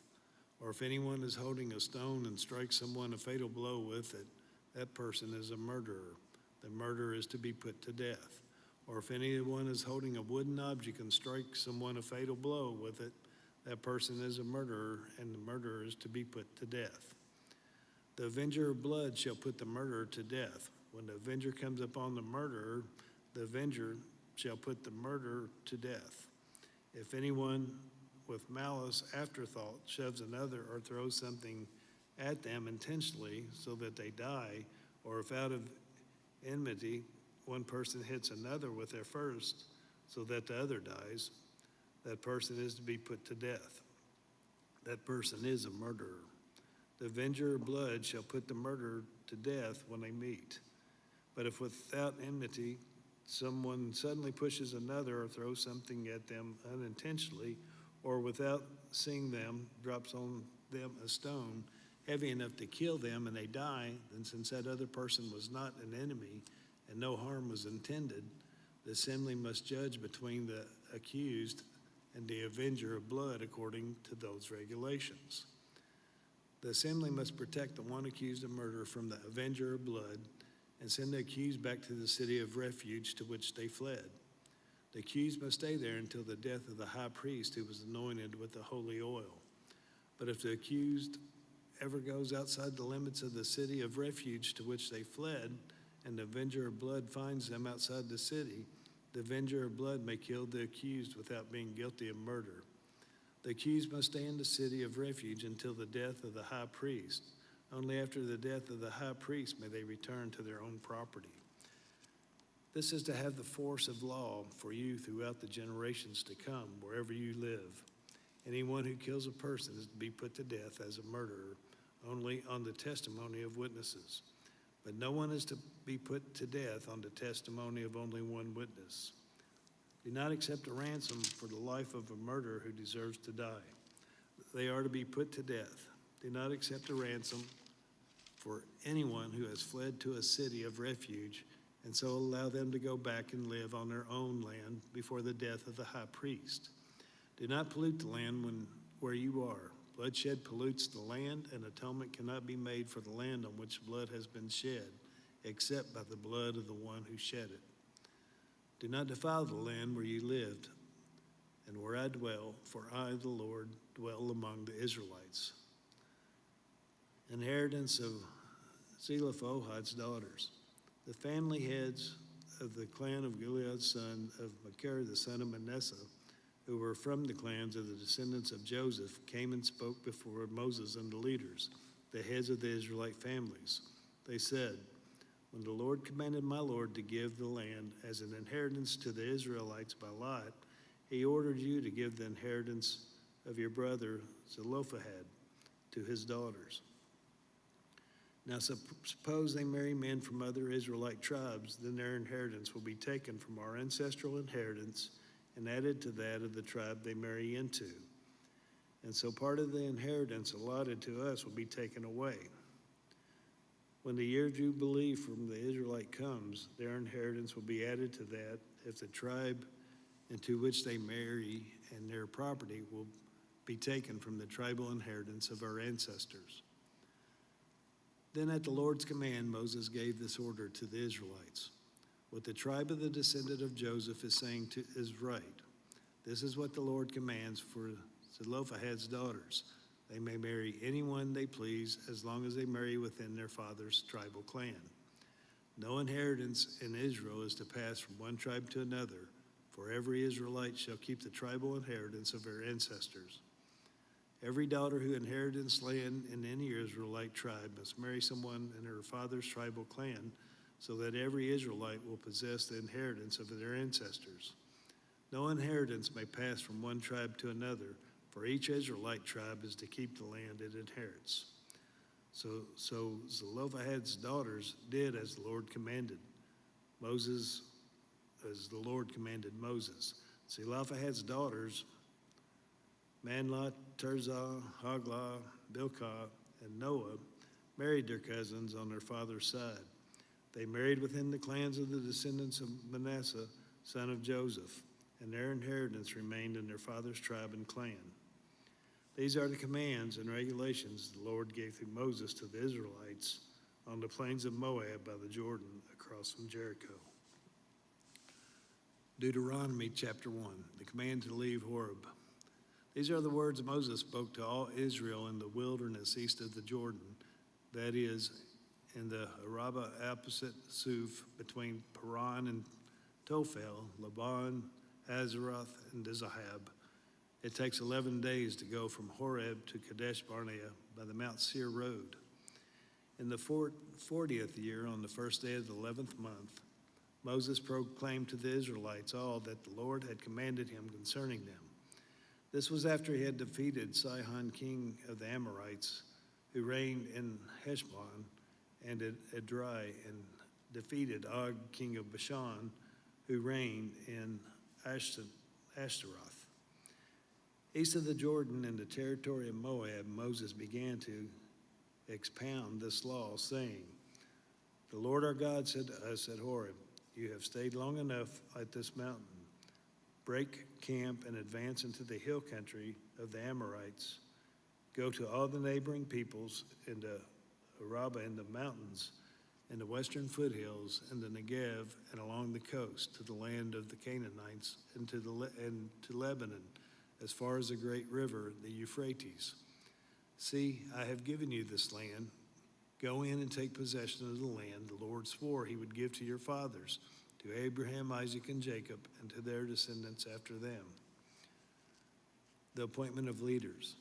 "At that time I said to you, 'You are too heavy a burden for me to carry alone.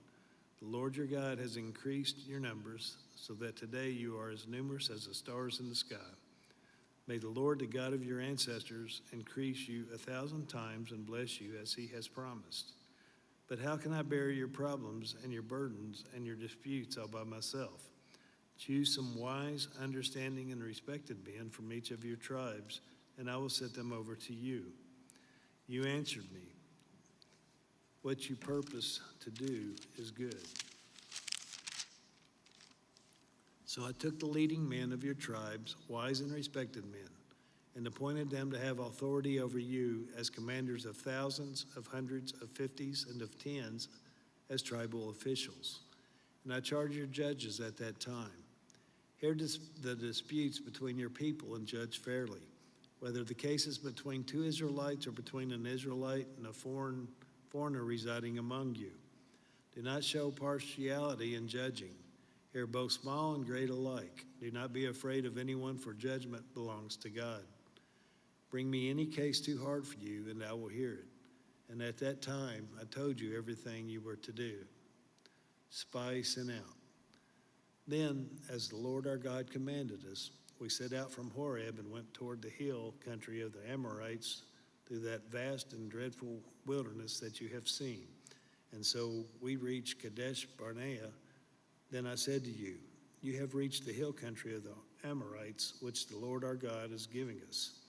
See, the Lord your God has given you the land. Go up and take possession of it, as the Lord, the God of our ancestors, told you. Do not be afraid, do not be discouraged. Then all of you came to me and said, let us send men ahead to spy out the land for us and bring back a report about the route we are to take and the towns we will come to. The idea seemed good to me, so I selected 12 of you, one man from each tribe. They left and went up into the hill country and came to the valley of Eshcol and explored it. Taking with them some of the fruit of the land, they brought it down to us and reported, it is a good land that the Lord our God is giving us. Rebellion against the Lord. But you were unwilling to go up. You rebelled against the command of the Lord your God. You grumbled in your tents and said, the Lord hates us, so he brought us out of Egypt to deliver us into the hands of the Amorites to destroy us. Where can we go? Our brothers have made our hearts melt in fear, they say. The people are stronger and taller than we are. The cities are large with walls up to the sky. We even saw the Anakites there. Then I said to you, do not be terrified, do not be afraid of them. The Lord your God, who is going before you, will fight for you, as he did for you in Egypt before your very eyes, and in the wilderness.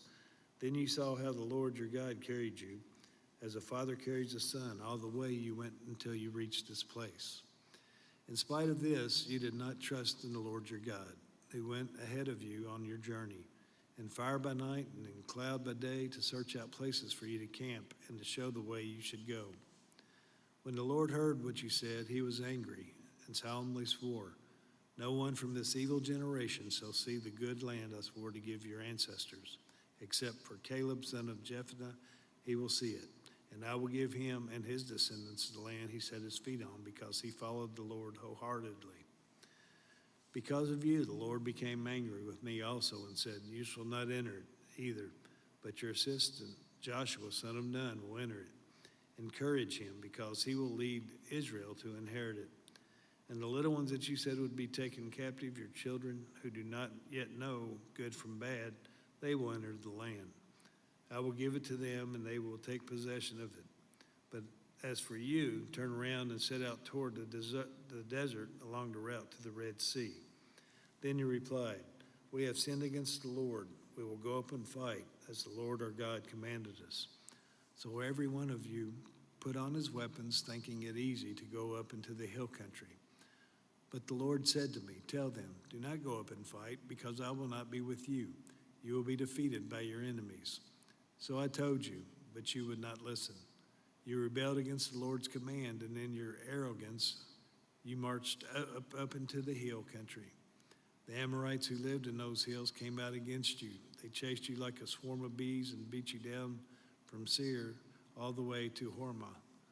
You came back and wept before the Lord, but he paid no attention to your weeping and turned a deaf ear to you. And so you stayed in Kadesh many days, all the time you spent there. Wanderings in the wilderness, chapter 2. Then we turned back and set out towards the wilderness along the route to the Red Sea, as the Lord had directed me. For a long time we made our way around the hill country of Seir.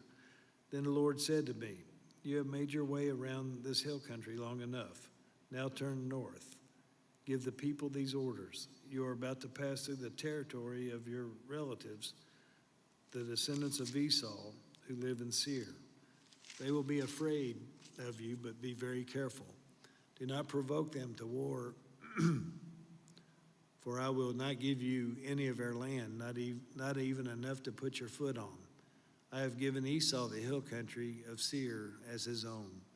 You are to pay them in silver for the food you eat and the water you drink. The Lord your God has blessed you in all the works of your hands. He has watched over your journey through this vast wilderness.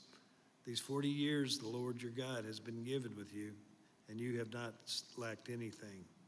So we went on past our relatives, the descendants of Esau, who live in Seir. We turned from the Arabah road, which comes up from Elath and Ezion-Geber, and traveled along the desert road of Moab. Then the Lord said to me, do not harass the Moabites or provoke them to war, for I will not give you any part of their land. I have given Ar to the descendants of Lot as a possession.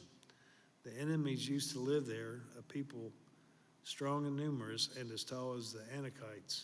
Like the Anakites, they too were considered Rephites, but the Moabites called them Emites. Horites used to live in Seir, but the descendants of Esau drove them out. They destroyed the Horites from before them and settled in their place, just as Israel did in the land of the Lord gave them as their possession. And the Lord said, now get up and cross the Zered Valley. So we crossed the valley. 38 years passed from the time we left Kadesh Barnea until we crossed the Zered Valley. By then, that entire generation of fighting men had perished from the camp, as the Lord had sworn to them. The Lord's hand was against them until he had completely eliminated them from the camp. Now, when the last of these fighting men among the people had died, the Lord said to me, today you are to pass by the region of Moab at Ar. When you come to the Ammonites, do not harass them or provoke them to war, for I will not give you a possession of any land belonging to the Ammonites. I have given it as a possession to the descendants of Lot. That too was considered a land of the Rephites who used to live there, but the Ammonites called them Zamzummites. They were a people strong and numerous and as tall as the Anakites. The Lord destroyed them from the Ammonites, then drove them out and settled in their place. The Lord had done the same for the descendants of Esau who lived in Seir when he destroyed the Horites from before them. They drove them out and have lived in their place to this day. And as for the Avites, they lived in villages as far as Gaza. The Kapharites coming out from Kaphtor destroyed them and settled in their place. Right there, yeah, my leg's asleep.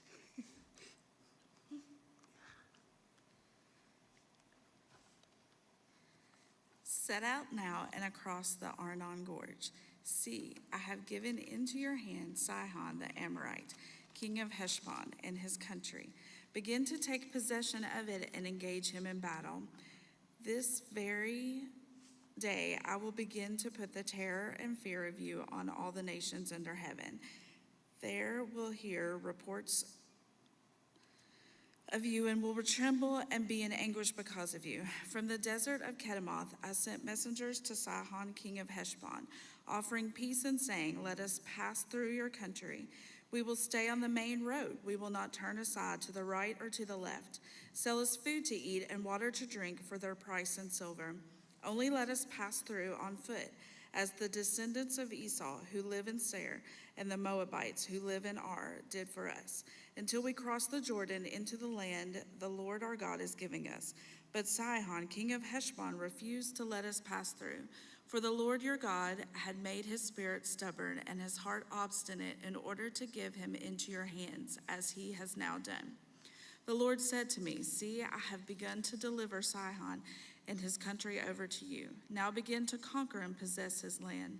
When Sihon and all his army came out to meet us in battle at Jahaz, the Lord our God delivered him over to us, and we struck him down, together with his sons and his whole army. At that time we took all his towns and completely destroyed them, men, women, and children. We left no survivors. But the livestock and the plunder from the towns we had captured we carried off for ourselves. From Aroer to the rim of the Arnon Gorge, and from the town in the gorge even as far as Gilead, not one town was too strong for us. The Lord our God gave us all of them, but in accordance with the command of the Lord our God, you did not encroach on any of the land of the Ammonites, neither the land along the course of the Jabbok, nor that around the towns and the hills. Next we turned and went up along the road toward Bashan, and Og, king of Bashan, with the whole army marched out to meet us in battle at Edrei.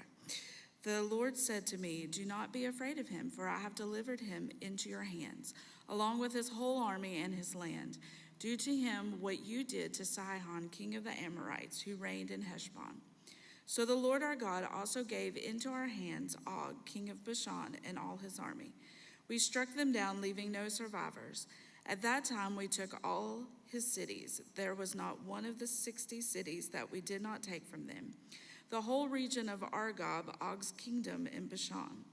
All these cities were fortified with high walls and with gates and bars, and there were also a great many unwalled villages. We completely destroyed them, as we had done with Sihon, king of Heshbon, destroying every city, men, women, and children. But all the livestock and the plunder from their cities we carried off for ourselves. So at that time we took from these two kings of the Amorites the territory east of the Jordan, from the Arnon Gorge as far as Mount Hermon. Hermon is called Sirion by the Sidonians. The Amorites call it Senir. We took all the towns on the plateau, and all Gilead, and all Bashan, and as far as Seleka and Edrei, towns of Og's kingdom in Bashan. Og, king of Bashan, was the last of the Rephaites. His bed was decorated with iron and was more than 9 cubits long and 4 cubits wide. It is still in Rabbah of the Ammonites.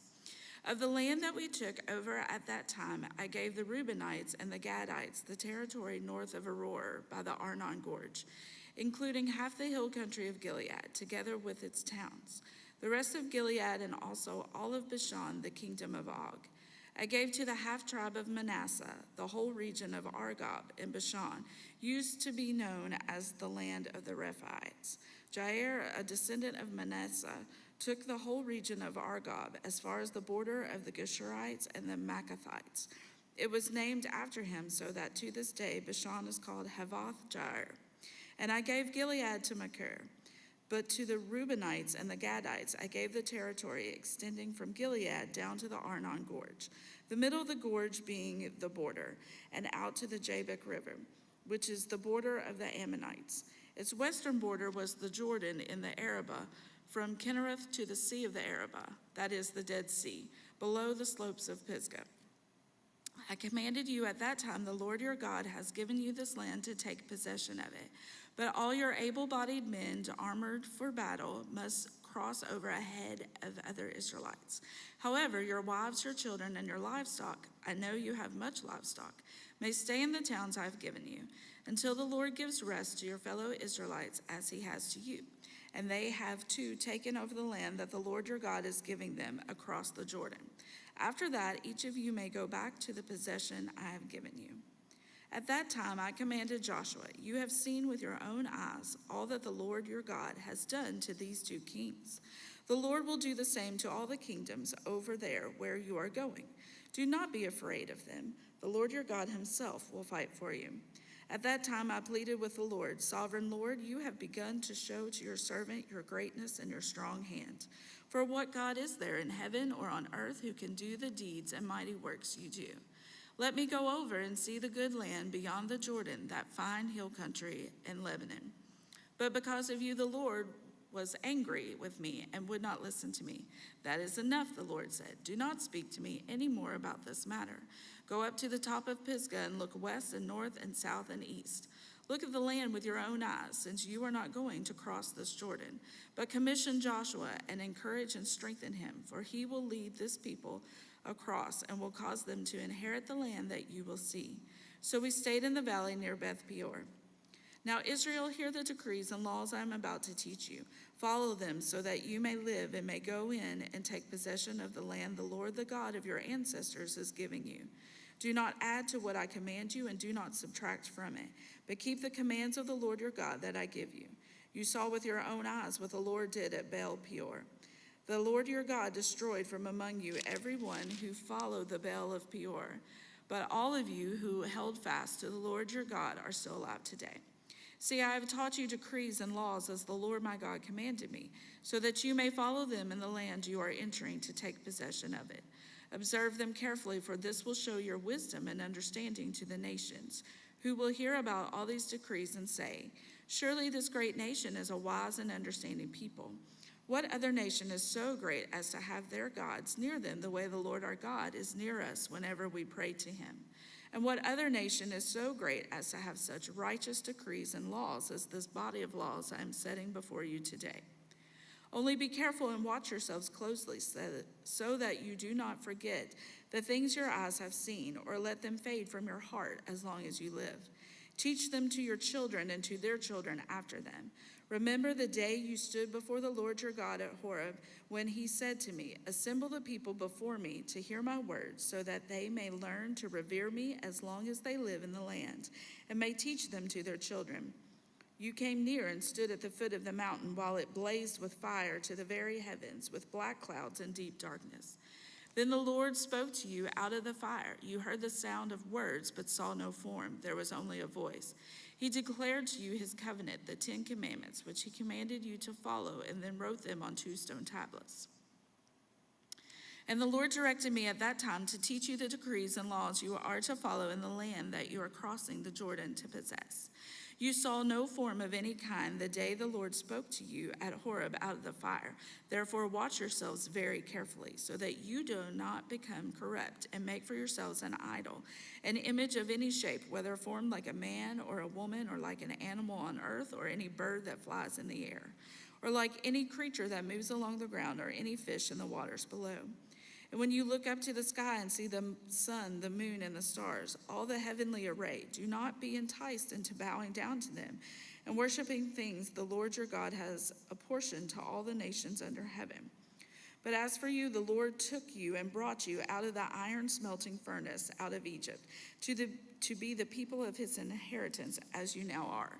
The Lord was angry with me because of you, and he solemnly swore that I would not cross the Jordan and enter the good land the Lord your God is giving you as your inheritance.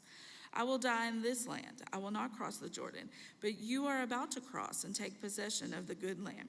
Be careful not to forget the covenant of the Lord your God that he made with you. Do not make for yourselves an idol in the form of anything the Lord your God has forbidden.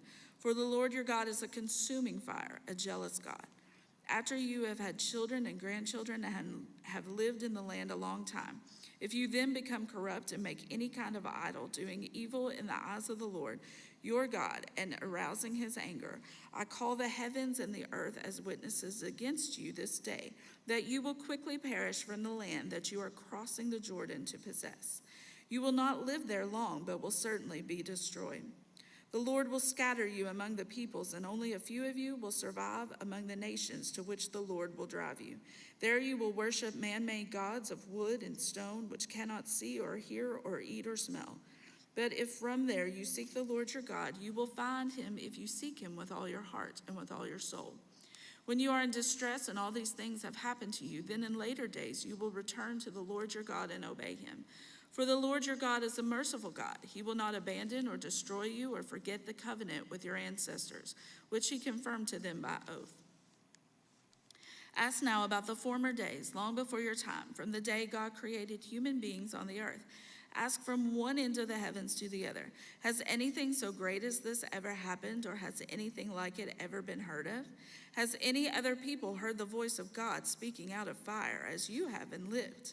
Has any God ever tried to take for himself one nation out of another nation by testings, by signs and wonders, by war, by a mighty hand and an outstretched arm, or by great and awesome deeds, like all the things the Lord your God did for you in Egypt before your very eyes?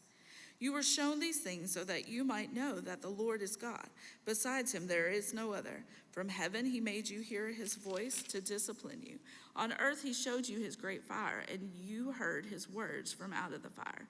Because he loved your ancestors and chose their descendants after them, he brought you out of Egypt by his presence and his great strength, to drive out before you nations greater and stronger than you, and to bring you into their land to give it to you for your inheritance, as it is today. Acknowledge and take to heart this day that the Lord is God in heaven above and on the earth below. There is no other.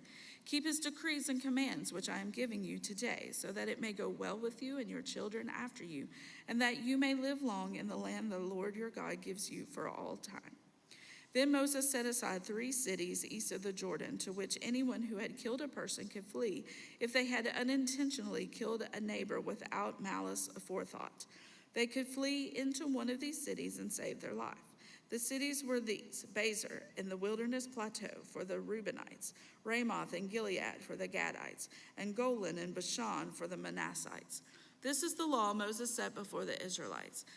There are the stipulations, decrees, and laws Moses gave them when they came out of Egypt and were in the valley near Beth Peor, east of the Jordan, in the land of Sihon, king of the Amorites, who reigned in Heshbon and was defeated by Moses and the Israelites as they came out of Egypt. They took possession of his land in the land of Og, king of Bashan, the 2 Amorite kings east of the Jordan. This land extended from Aroer on the rim of the Arnon Gorge to Mount Sirion, that is Hermon, and included all the Arabah east of the Jordan as far as the Dead Sea, below the slopes of Pisgah. Moses summoned all Israel and said, "Hear, Israel, the decrees and laws I declare in your hearing today. Learn them and be sure to follow them. The Lord our God made a covenant with us at Horeb. It was not with our ancestors that the Lord made this covenant, but with us, with all of us who are alive here today. The Lord spoke to you face to face out of the fire on the mountain. At that time I stood between the Lord and you to declare to you the word of the Lord, because you were afraid of the fire and did not go up the mountain." And he said, "I am the Lord your God, who brought you out of Egypt, out of the land of slavery. You shall have no other gods before me. You shall not make for yourself an idol in the form of anything in heaven above, or on the earth beneath, or in the waters below. You shall not bow down to them or worship them, for I, the Lord your God, am a jealous God, punishing the children for the sin of the parents to the 3rd and 4th generation of those who hate me, but showing love to 1,000 generations of those who love me and keep my commandments. You shall not misuse the name of the Lord your God, for the Lord will not hold any guiltless who misuses his name. Observe the Sabbath day by keeping it holy, as the Lord your God has commanded you. 6 days you shall labor and do all your work, but the 7th day is a Sabbath to the Lord your God. On it you shall not do any work, neither you, nor your son or daughter, nor your male servant or female servant, nor your ox, your donkey, or any other animals, nor any foreigner residing in your town, so that you, male and female servants, may rest as you do. Remember that you were slaves in Egypt, and that the Lord your God brought you out of here with a mighty hand and an outstretched arm. Therefore the Lord your God has commanded you to observe the Sabbath day. Honor your father and your mother, as the Lord your God has commanded you, so that you may live long and that it may go well with you in the land the Lord your God is giving you. You shall not murder, you shall not commit adultery, you shall not steal, you shall not give false testimony against your neighbor. You shall not covet your neighbor's wife. You shall not set your desire on your neighbor's house or land, his male or female servant, his ox or donkey, or anything that belongs to your neighbor.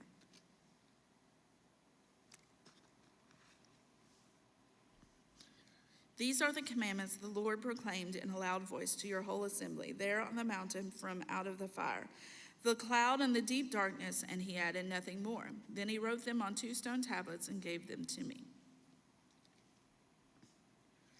When you heard the voice out of the darkness, when the mountain was ablaze with fire, all the leaders of your tribes and your elders came to me. And you said, "The Lord our God has shown us his glory and his majesty. We have heard his voice from the fire. Today we have seen that a person can live even if God speaks with them. But now, why should we die? This great fire will consume us, and we will die if we hear the voice of the Lord our God any longer. For what mortal has ever heard the voice of the living God speaking out of fire, as we have and survived? Go near and listen to all that the Lord our God says. Then tell us whatever the Lord our God tells you. We will listen and obey. The Lord heard you when you spoke to me, and the Lord said to me, I have heard what this people said to you. Everything they said was good. Oh, that their hearts would be inclined to fear me and keep all my commands always, so that it might go well with them and their children forever. Go tell them to return to their tents, but you stay here with me, so that I may give you all the commands, decrees, and laws you are to teach them to follow in the land I am giving them to possess." So be careful to do what the Lord your God has commanded you. Do not turn aside to the right or to the left. Walk in obedience to all that the Lord your God has commanded you, so that you may live and prosper and prolong your days in the land that you will possess. These are the commands, decrees, and laws the Lord your God directed me to teach you to observe in the land that you are crossing the Jordan to possess, so that you, your children, and their children after them may fear the Lord your God, as long as you live by keeping all his decrees and commands that I give you, and so that you may enjoy long life. Hear, Israel, and be careful to obey, so that it may go well with you, and that you may increase greatly in the land, flowing with milk and honey, just as the Lord, the God of your ancestors, promised you. Hear, O Israel, the Lord our God, the Lord is one. Love the Lord your God with all your heart, and with all your soul, and with all your strength. These commandments that I give you today are to be on your hearts. Impress them on your children. Talk about them when you sit at home and when you walk along the road, when you lie down and when you get up. Tie them as symbols on your hands and bind them on your foreheads. Write them on the doorframes of your houses and on your gates. When the Lord your God brings you into the land he swore to your fathers, to Abraham, Isaac, and Jacob, to give you a land with large, flourishing cities you did not build, houses filled with all kinds of good things you did not provide, wells you did not dig, and vineyards and olive groves you did not plant, Then when you eat and are satisfied, be careful that you do not forget the Lord who brought you out of Egypt and out of the land of slavery. Fear the Lord your God, serve him only, and take your oaths in his name. Do not follow other gods, the gods of the peoples around you. For the Lord your God who is among you is a jealous God, and his anger will burn against you, and he will destroy you from the face of the land. Do not put the Lord your God to the test as you did at Massah. Be sure to keep the commands of the Lord your God and the stipulations and decrees he has given you. Do what is right and good in the Lord's sight, so that it may go well with you, and you may go in and take over the good land the Lord promised on oath to your ancestors, thrusting out all your enemies before you, as the Lord said. In the future, when your son asks you, what is the meaning of the stipulations, decrees, and laws the Lord our God has commanded you, tell him, we were slaves of Pharaoh in Egypt, but the Lord brought us out of Egypt with a mighty hand. Before our eyes, the Lord sent signs and wonders, great and terrible, on Egypt and Pharaoh and his whole household. But he brought us out from there to bring us in and give us the land he promised on oath to our ancestors. The Lord commanded us to obey all these decrees and to fear the Lord our God, so that we might always prosper and be kept alive, as is the case today. And if we are careful to obey all this law before the Lord our God, as he has commanded us, that will be our righteousness.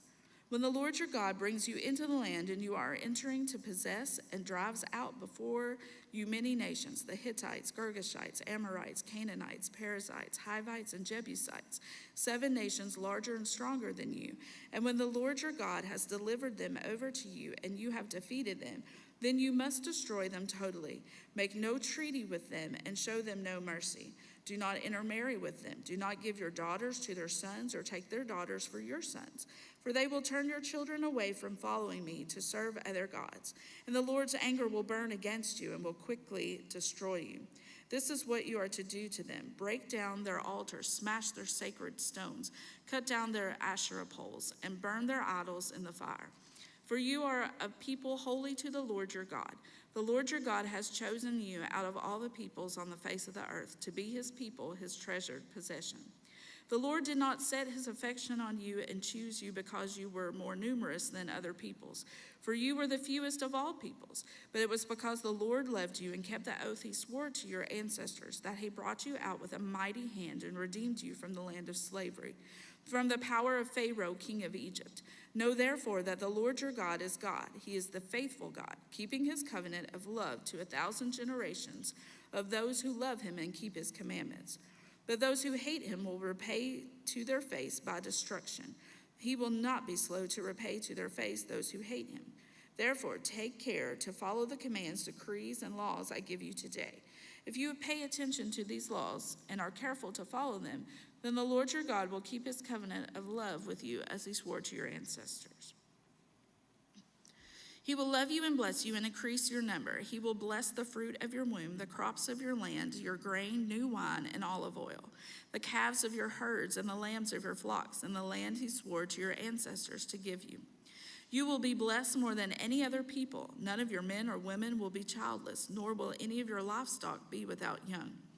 The Lord will keep you free from every disease. He will not inflict on you the horrible diseases you knew in Egypt, but he will inflict them on all who hate you. You must destroy all the peoples the Lord your God gives over to you. Do not look on them with pity and do not serve their gods, for that will be a snare to you. You may say to yourselves, these nations are stronger than we are. How can we drive them out? But do not be afraid of them. Remember well that the Lord your God did to Pharaoh and to all Egypt. You saw with your own eyes the great trials, the signs and wonders, the mighty hand and outstretched arm with which the Lord your God brought you out. The Lord your God will do the same to all the peoples you now fear. Moreover, the Lord your God will send the hornet among them until even the survivors who hide from you have perished. Do not be terrified by them, for the Lord your God who is among you is a great and awesome God. The Lord your God will drive out those nations before you little by little. You will not be allowed to eliminate them all at once, or the wild animals will multiply around you. But the Lord your God will deliver them over to you, throwing them into great confusion until they are destroyed.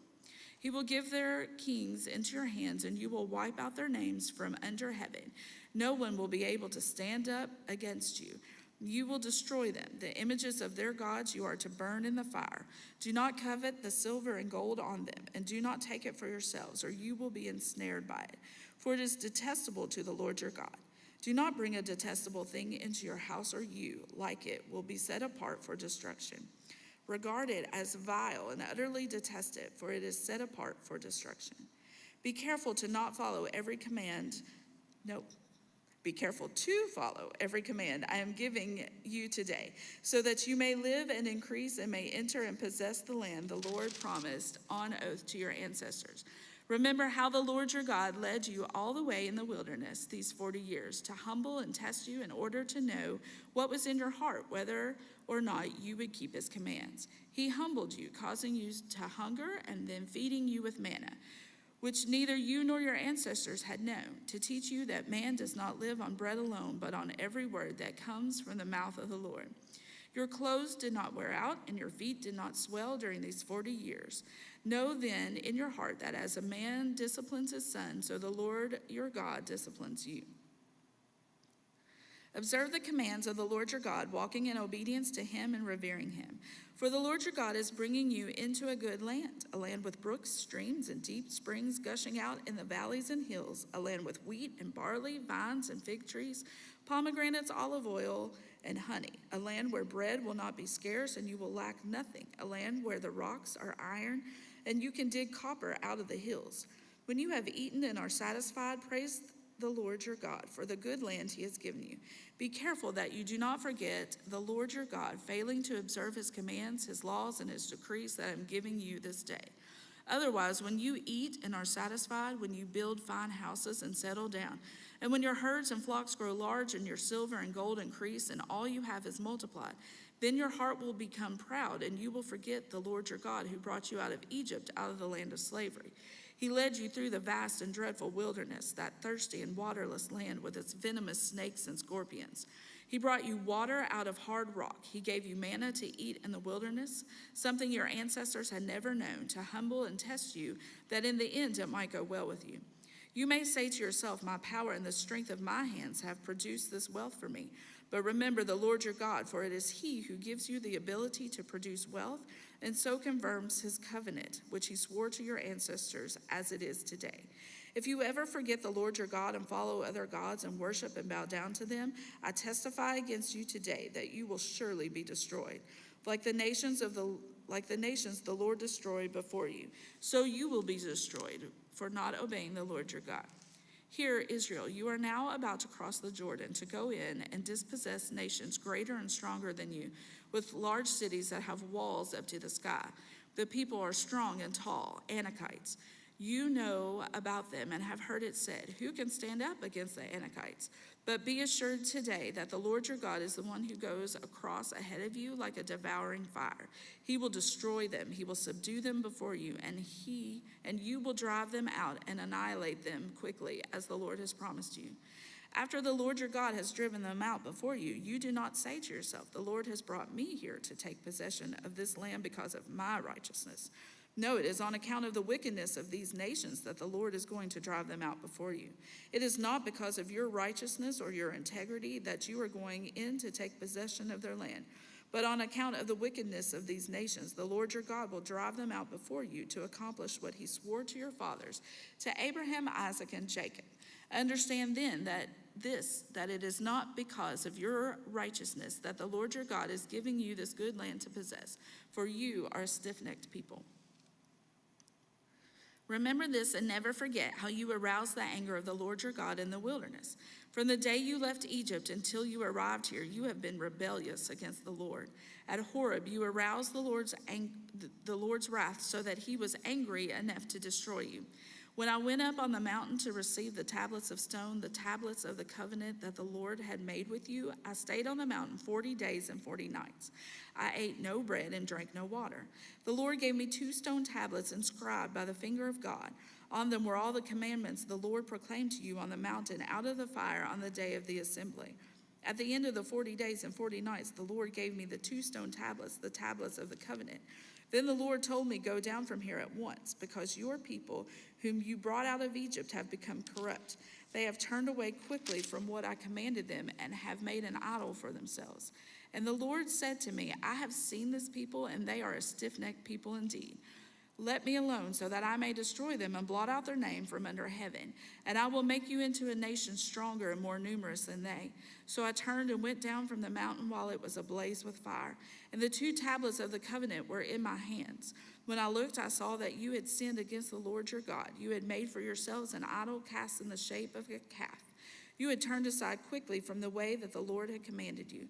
So I took 2 tablets and threw them out of my hands, breaking them to pieces before your eyes. Then once again I fell prostrate before the Lord for 40 days and 40 nights. I ate no bread and drank no water because of all the sin you had committed, doing what was evil in the Lord's sight and so arousing his anger. I feared the anger and the wrath of the Lord, for he was angry enough with you to destroy you. But again, the Lord listened to me, and the Lord was angry enough with Aaron to destroy him. But at that time I prayed for Aaron too. Also, I took that sinful thing of yours, the calf you had made, and burned it in the fire. Then I crushed it and ground it to powder, as fine as dust, and threw the dust into a stream that flowed down the mountain. You also made the Lord angry at Taberah, at Massah, and Kibroth Hattaavah.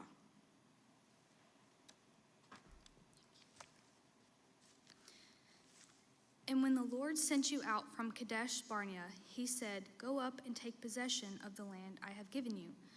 But you rebelled against the command of the Lord your God.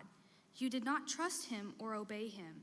You have been rebellious against the Lord ever since I have known you. I lay prostrate before the Lord these 40 days and 40 nights because the Lord had said he would destroy you. I prayed to the Lord and said, Sovereign Lord, do not destroy your people, your own inheritance that you redeemed by your great power and brought out of Egypt with a mighty hand. Remember your servants, Abraham, Isaac, and Jacob. Overlook the stubbornness of this people, their wickedness and their sin. Otherwise, the country from which you brought us will say, because the Lord was not able to take them into the land he had promised them, and because he hated them, he brought them out to put them to death in the wilderness. But they are your people, your inheritance, that you brought out by your great power and your outstretched arm. At that time, the Lord said to me, chisel out 2 stone tablets like the first one and come up to me on the mountain. Also make a wooden ark. I will write on the tablets the words that were on the first tablets which you broke. Then you are to put them in the ark. So I made the ark out of acacia wood and chiseled out 2 stone tablets like the first ones. And I went up on the mountain with the 2 tablets in my hands. The Lord wrote on these tablets what he had written before, the 10 commandments he had proclaimed to you on the mountain out of fire on the day of the assembly. And the Lord gave them to me. Then I came back down to the mountain and put the tablets in the ark I had made, as the Lord commanded me, and they are there now. The Israelites traveled from the wells of Bene-Jaakan to Moserah. There Aaron died and was buried, and Eleazar, his son, succeeded him as priest. From there they traveled to Gudgodah and to Jothbathan, a land with streams of water. At that time the Lord set apart the tribe of Levi to carry the ark of the covenant of the Lord, to stand before the Lord to minister and to pronounce blessings in his name, as they still do today. That is why the Levites have no share or inheritance among their fellow Israelites. The Lord is their inheritance, as the Lord your God told them. Now I had stayed on the mountain 40 days and 40 nights, as I did the first time, and the Lord listened to me at this time also. It was not his will to destroy you. Go, the Lord said to me, and lead the people on their way so that they may enter and possess the land I swore to their ancestors to give them. And now, Israel, what does the Lord your God ask of you but to fear the Lord your God, to walk in obedience to him, to love him, and to serve the Lord your God with all your heart and with all your soul, and to observe the Lord's commands and decrees that I am giving you today for your own good? To the Lord your God belongs to the heavens, even the highest heavens, the earth, and everything in it. Yet the Lord set his affection on your ancestors and loved them, and he chose you, their descendants, above all the nations as it is today. Circumcise your hearts, therefore, and do not be stiff-necked any longer, for the Lord your God is God of gods and Lord of lords, the great God, mighty and awesome, who shows no partiality and accepts no bribes.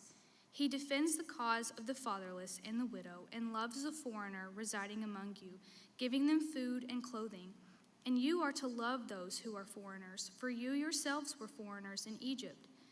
Fear the Lord your God and serve him. Hold fast to him and take your oaths in his name. He is the one you praise. He is your God, who performed for you those great and awesome wonders you saw with your own eyes. Your ancestors who went down into Egypt were 70 in all, and now the Lord your God has made you as numerous as the stars in the sky. Love the Lord your God and keep his requirements, his decrees, his laws, his commands always. Remember today that your children were not the ones who saw and experienced the discipline of the Lord your God, his majesty, his mighty hand, his outstretched arms, the signs he performed and the things he did in the heart of Egypt, both to Pharaoh, king of Egypt, and to his whole country, what he did to the Egyptian army, to its horses and chariots, how he overwhelmed them with the waters of the Red Sea as they were pursuing you, and how the Lord brought lasting ruin on them. It was not your children who saw what he did for you in the wilderness until you arrived at this place, and what he did to Dathan and Abiram, sons of Eliab the Reubenite, when the earth opened its mouth right in the middle of all Israel and swallowed them up with their households, their tents, and everything living that belonged to them. But it was your own eyes that saw all these great things the Lord has done. Observe, therefore, all the commands I am giving you today, so that you may have the strength to go in and take over the land that you are crossing the Jordan to possess, and so that you may live long in the land the Lord swore to your ancestors, and to give them and their descendants a land flowing with milk and honey. The land you are entering to take over is not like the land of Egypt, from which you have come, where you planted your seed and irrigated it by foot as in a vegetable garden. But the land you are crossing the Jordan to take possession of is a land of mountains and valleys that drinks rain from heaven. It is a land that the Lord your God cares for. The eyes of the Lord your God are continually on it from the beginning of the year to its end. So if you faithfully obey the commands I am giving you today, to love the Lord your God and to serve him with all your heart and with all your soul, then I will send rain on your land in its season, both autumn and spring rains, so that you may gather in your grain new wine and olive oil. I will provide grass in the fields for your cattle, and you will eat and be satisfied. Be careful, or you will be enticed to turn away and worship other gods and bow down to them. Then the Lord's anger will burn up against you, and he will shut up the heavens so that it will not rain, and the ground will yield no produce, and you will soon perish from the good land the Lord is giving you. Fix these words of mine in your hearts and mind. Tie them as symbols on your hands and bind them on your foreheads. Teach them to your children, talking about them when you sit at home and when you walk along the road, when you lie down and when you get up. Write them on the doorframes of your houses and on your gates, so that your days and the days of your children may be many in the land the Lord swore to give your ancestors, as many as the days that the heavens are above the earth. If you carefully observe all these commands I am giving you to follow, to love the Lord your God, to walk in obedience to him, and to hold fast to him, then the Lord will drive out all these nations before you, and you will dispossess nations larger and stronger than you. Every place where you set your foot will be yours. Your territory will extend from the desert to Lebanon and from the Euphrates River to the Mediterranean Sea. No one will be able to stand against you. The Lord your God, as he promised you, will put the terror and fear of you on the whole land wherever you go. See, I am setting before you today a blessing and a curse. The blessing, if you obey the commands of the Lord your God that I am giving you today. The curse, if you disobey the commands of the Lord your God and turn from the way that I command you today by following other gods, which you have not known. When the Lord your God has brought you into the land you are entering to possess, you are to proclaim on Mount Gerizim the blessings, and on Mount Ebal the curses. As you know, these mountains are across the Jordan, westward toward the setting sun, near the great trees of Moreh, in the territory of those Canaanites living in the Arabah, in the vicinity of Gilgal. You are about to cross the Jordan to enter and take possession of the land the Lord your God is giving you. When you have taken it over and are living there, be sure that you obey all the decrees and laws I am setting before you today. These are the decrees and laws you must be careful to follow in the land that the Lord, the God of your ancestors, has given you to possess, as long as you live in the land. Destroy completely all places on the high mountains, on the hills, and under every spreading tree, where the nations you are dispossessing worship their gods. Break down their altars, smash their sacred stones, and burn their Asherah poles in the fire. Cut down the idols of their gods and wipe out their names from those places. You must not worship the Lord your God in their way, but you are to seek the place the Lord your God will choose from among all your tribes to put his name there from his dwelling. To that place you must go.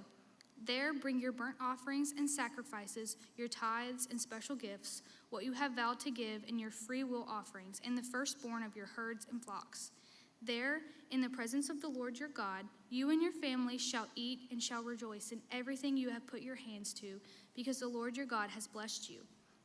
You are not to do as we do here today, everyone doing as they see fit, since you have not yet reached the resting place and the inheritance the Lord your God is giving you. But you will cross the Jordan and settle in the land the Lord your God is giving you as an inheritance, and he will give you the rest from all your enemies around you, so that you will live in safety. Then to the place the Lord your God will choose as a dwelling for his name, there you are to bring everything I command you, your burnt offerings and sacrifices, your tithes and special gifts, and all the choice possessions you have vowed to the Lord. And there rejoice before the Lord your God, you, your sons and daughters, your male and female servants, and the Levites from your towns who have no allotment or inheritance of their own. Be careful not to sacrifice your burnt offerings anywhere you please. Offer them only at the place the Lord will choose in one of your tribes, and there observe everything I command you. Nevertheless, you may slaughter your animals in any of your towns and eat as much of the meat as you want, as if it were gazelle or deer, according to the blessings the Lord your God gives you. Both the ceremonially unclean and the clean may eat it, but you must not eat the blood. Pour it out on the ground like water. You must not eat in your own towns the tithe of your grain and new wine and olive oil, or the firstborn of your herds and flocks, or whatever you have vowed to give, or your freewill offerings or special gifts. Instead, you are to eat them in the presence of the Lord your God at the place the Lord your God will choose, you, your sons and daughters, your male and female servants, and the Levites from your towns.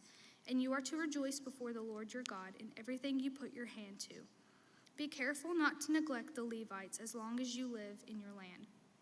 When the Lord your God has enlarged your territory, as he promised you, and you crave meat and say, I would like some meat, then you may eat as much of it as you want.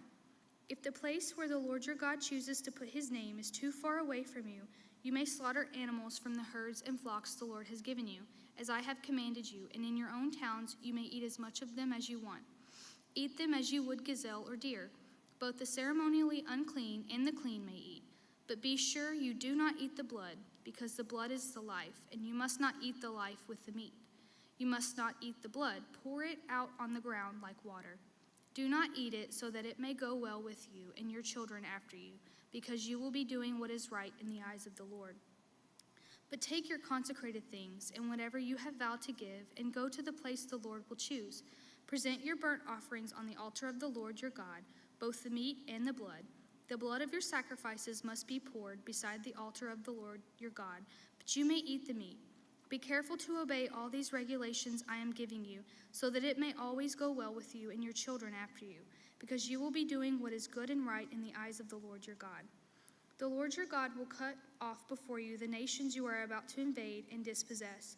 But when you have driven them out and settled in their land, and after they have been destroyed before you, be careful not to be ensnared by inquiring about their gods, saying, "How do these nations serve their gods? We will do the same." You must not worship the Lord your God in their way, because in worshiping their gods, they do all kinds of detestable things the Lord hates. They even burn their sons and daughters in the fire as sacrifices to their gods. See that you do all I command you. Do not add to it or take away from it.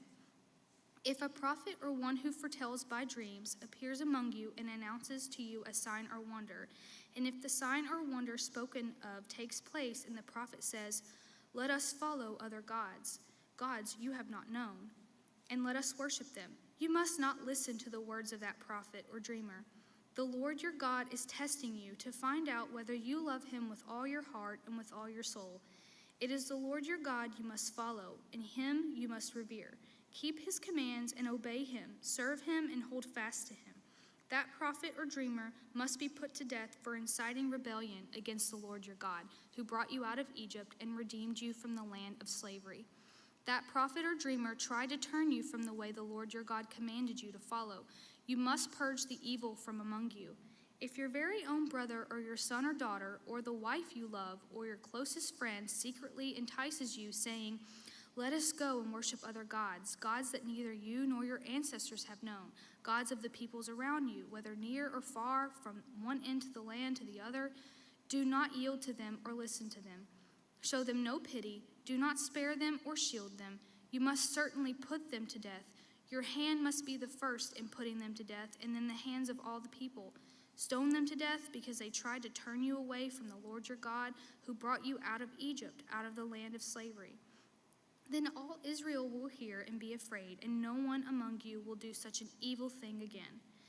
If you hear it said about one of the towns the Lord your God is giving you to live in, that troublemakers have arisen among you and have led the people of their town astray, saying, "Let us go and worship other gods you have not known," then you must inquire, probe, and investigate it thoroughly. And if it is true and has been proved that this detestable thing has been done among you, you must certainly put to the sword all who live in that town. You must destroy it completely, both its people and its livestock. You are to gather all the plunder of the town into the middle of the public square and completely burn the town and all its plunder as a whole burnt offering to the Lord your God. That town is to remain a ruin forever, never to be rebuilt, and none of the condemned things are to be found in your hands. Then the Lord will turn from his fierce anger, will show you mercy, and will have compassion on you. He will increase your numbers as he has promised on oath to your ancestors, because you obey the Lord your God by keeping all his commands that I am giving you today and doing what is right in his eyes. You are the children of the Lord your God. Do not cut yourselves or shave the front of your heads for the dead, for you are a holy people to the Lord your God.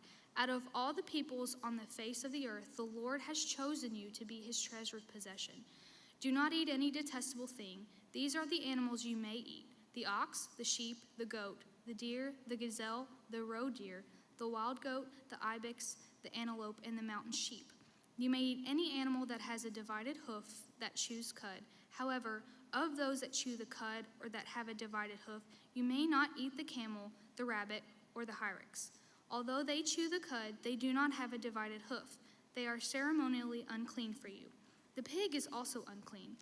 Although it has a divided hoof, it does not chew the cud. You are not to eat their meat or touch their carcasses. Of all the creatures living in the water, you may eat any that has fins and scales, but anything that does not have fins and scales you may not eat. For you it is unclean. You may eat any clean bird, but these you may not eat: the eagle, the vulture, the black vulture, the red kite, the black kite, any kind of falcon, any kind of raven, the horned owl, the screech owl, the gull, any kind of hawk, the little owl, the great owl, the white owl, the desert owl, the osprey, the cormorant, the stork, any kind of heron, the hoopoe, and the bat. Any flying insects are unclean to you. Do not eat them. But any winged creature that is clean, you may eat. Do not eat anything you find already dead. You may give it to the foreigner residing in any of your towns, and they may eat it, or you may sell it to any other foreigner, but you are a people of holy to the Lord. Do not cook a young goat in its mother's milk.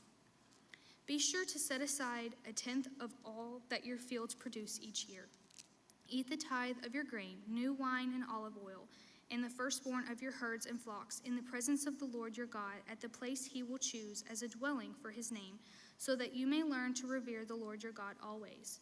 But if that place is too distant and you have been blessed by the Lord your God and cannot carry your tithe because the place where the Lord will choose to put his name is so far away, then exchange your tithe for silver and take the silver with you and go to the place the Lord your God will choose. Use the silver to buy whatever you like, cattle, sheep, wine, or other fermented drink, or anything you wish. Then you and your household shall eat there in the presence of the Lord your God and rejoice. And do not neglect the Levites living in your town, for they have no allotment or inheritance of their own.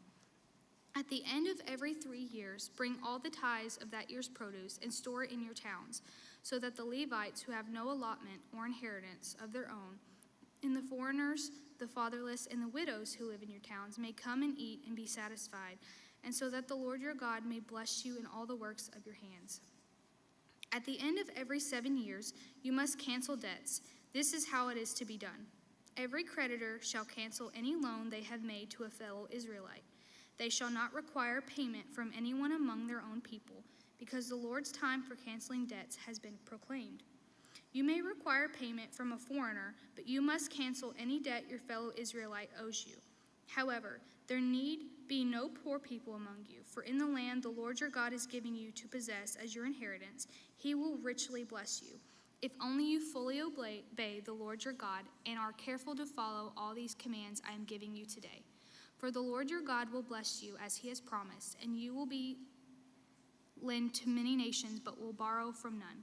You will rule over many nations, but none will rule over you. If anyone is poor among your fellow Israelites in any of the towns of the land the Lord your God is giving you, do not be hard-hearted or tight-fisted toward them. Rather, be open-handed and freely lend them whatever they need. Be careful not to harbor this wicked thought. The 7th year, the year for canceling debts, is near, so that you do not show ill will toward the needy among your fellow Israelites and give them nothing. They may then appeal to the Lord against you, and you will be found guilty of sin.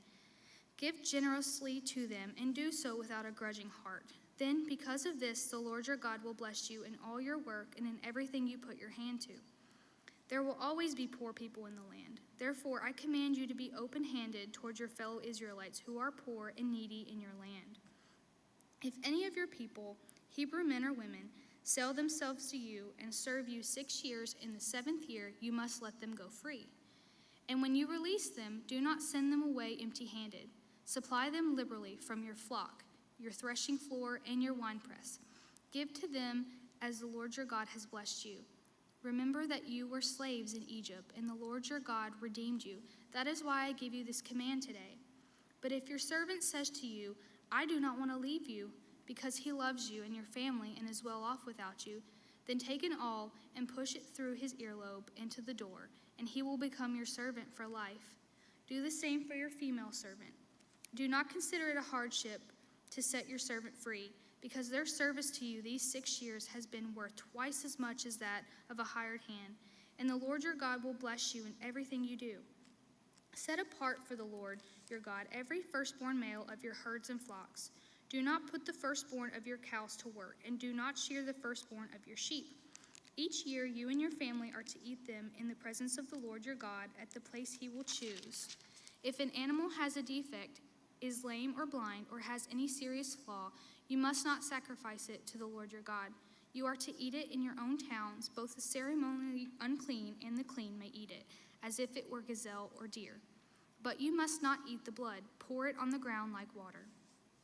Observe the month of Aviv and celebrate the Passover of the Lord your God, because in the month of Aviv he brought you out of Egypt by night. Sacrifice as the Passover to your Lord your God an animal from your flock or herd at the place the Lord will choose as a dwelling for his name. Do not eat with bread made with yeast, but for 7 days eat unleavened bread, the bread of affliction, because you left Egypt in haste, so that all the days of your life you may remember the time of the departure from Egypt. Let no yeast be found in your possession in all your land for 7 days. Do not let any of the meat you sacrifice on the evening of the first day remain until morning. You must not sacrifice the Passover in any town the Lord your God gives you, except in the place he will choose as a dwelling for his name. There you must sacrifice the Passover in the evening when the sun goes down on the anniversary of your departure from Egypt. Roast it and eat it at the place the Lord your God will choose. Then in the morning return to your tents. For 6 days eat unleavened bread, and on the 7th day hold an assembly to the Lord your God, and do no work. Count off 7 weeks from the time you begin to put the sickle to the standing grain. Then celebrate the festival of weeks to the Lord your God by giving a freewill offering in proportion to the blessings the Lord your God has given you. And rejoice before the Lord your God at the place he will choose as a dwelling place for his name. You, your sons and daughters, your male and female servants, the Levites in your towns, and the foreigners, the fatherless and the widows living among you. Remember that you were slaves in Egypt, and follow carefully these decrees. Celebrate the Festival of Tabernacles for 7 days after you have gathered the produce of your threshing floor and your winepress. Be joyful at your festival, you, your sons and daughters, your male and female servants, and the Levites, the foreigners, the fatherless, and the widows who live in your towns. For 7 days celebrate the festival to the Lord your God at the place the Lord will choose. For the Lord your God will bless you in all your harvest and in all the work of your hands, and your joy will be complete. 3 times a year all your men must appear before the Lord your God at the place he will choose, at the festival of unleavened bread, the festival of weeks, and the festival of tabernacles. No one should appear before the Lord empty-handed. Each of you must bring a gift in proportion to the way the Lord your God has blessed you. Appoint judges and officials for each of your tribes in every town the Lord your God is giving you, and they shall judge the people fairly. Do not pervert justice or show partiality. Do not accept a bribe, for a bribe blinds the eyes of the wise and twists the words of the innocent. Follow justice and justice alone, so that you may live and possess the land the Lord your God is giving you. Do not set up any wooden Asherah pole beside the altar you build to the Lord your God, and do not erect a sacred stone, for these the Lord your God hates. Do not sacrifice to the Lord your God an ox or a sheep that has any defect or flaw in it, for that would be detestable to him. If a man or woman living among you in one of the towns the Lord gives you is found doing evil in the eyes of the Lord your God, in violation of his covenant, and contrary to my command, has worshipped other gods, bowing down to them, or to the sun, or the moon, or the stars in the sky, and this has been brought to your attention, then you must investigate it thoroughly. If it is true, and it has been proved that this detestable thing has been done in Israel, take the man or woman who has done this evil deed to your city gate, and stone that person to death. On the testimony of 2 or 3 witnesses, a person is to be put to death, but no one is to be put to death on the testimony of only 1 witness. The hands of the witnesses must be the first in putting that person to death, and in the hands of all the people. You must purge the evil from among you. If cases come before your courts that are too difficult for you to judge, whether bloodshed, lawsuits, or assaults, take them to the place the Lord your God will choose. Go to the Levitical priest and to the judge who is in the office at the time. Inquire of them, and they will give you the verdict. You must act according to the decisions they give you at the place the Lord will choose. Be careful to do everything they instruct you to do. Act according to whatever they teach you and the decisions they give you. Do not turn aside from what they tell you, to the right or to the left. Anyone who shows contempt for the judge or for the priest who stands in ministering there to the Lord your God is to be put to death. You must purge the evil from Israel. All the people will hear and be afraid, and you will not be contemptuous again. When you enter the land the Lord your God is giving you and have taken possession of it and settled in it, and you say, "Let us set a king over us like all the nations around us," be sure to appoint over you a king the Lord your God chooses. He must be from among your fellow Israelites. Do not place a foreigner over you, one who is not an Israelite. The king, moreover, must not acquire great numbers of horses for himself or make the people return to Egypt to get more of them, for the Lord has told you, you are not to go back that way again.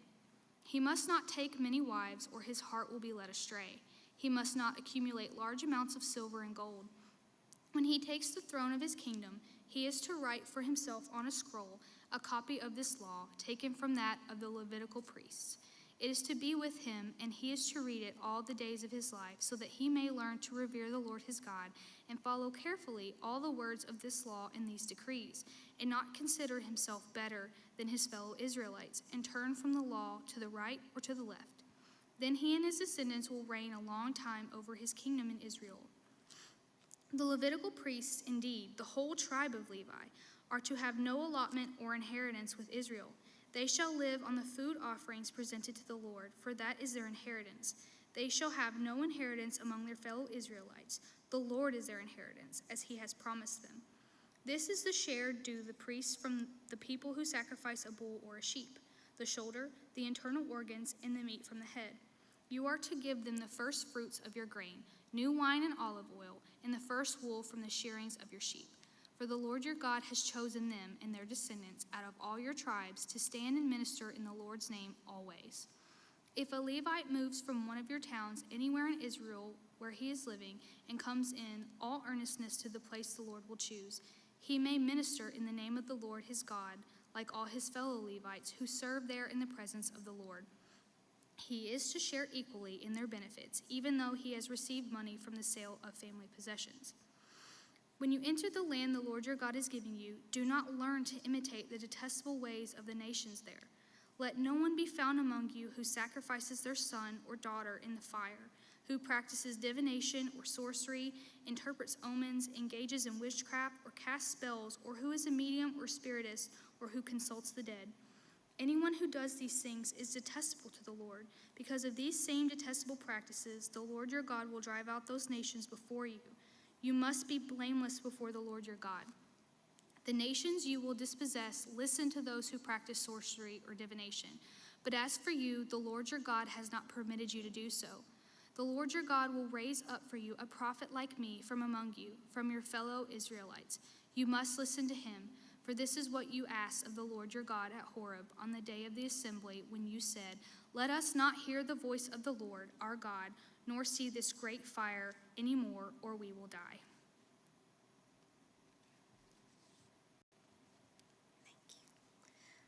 The Lord said to me, "What they say is good.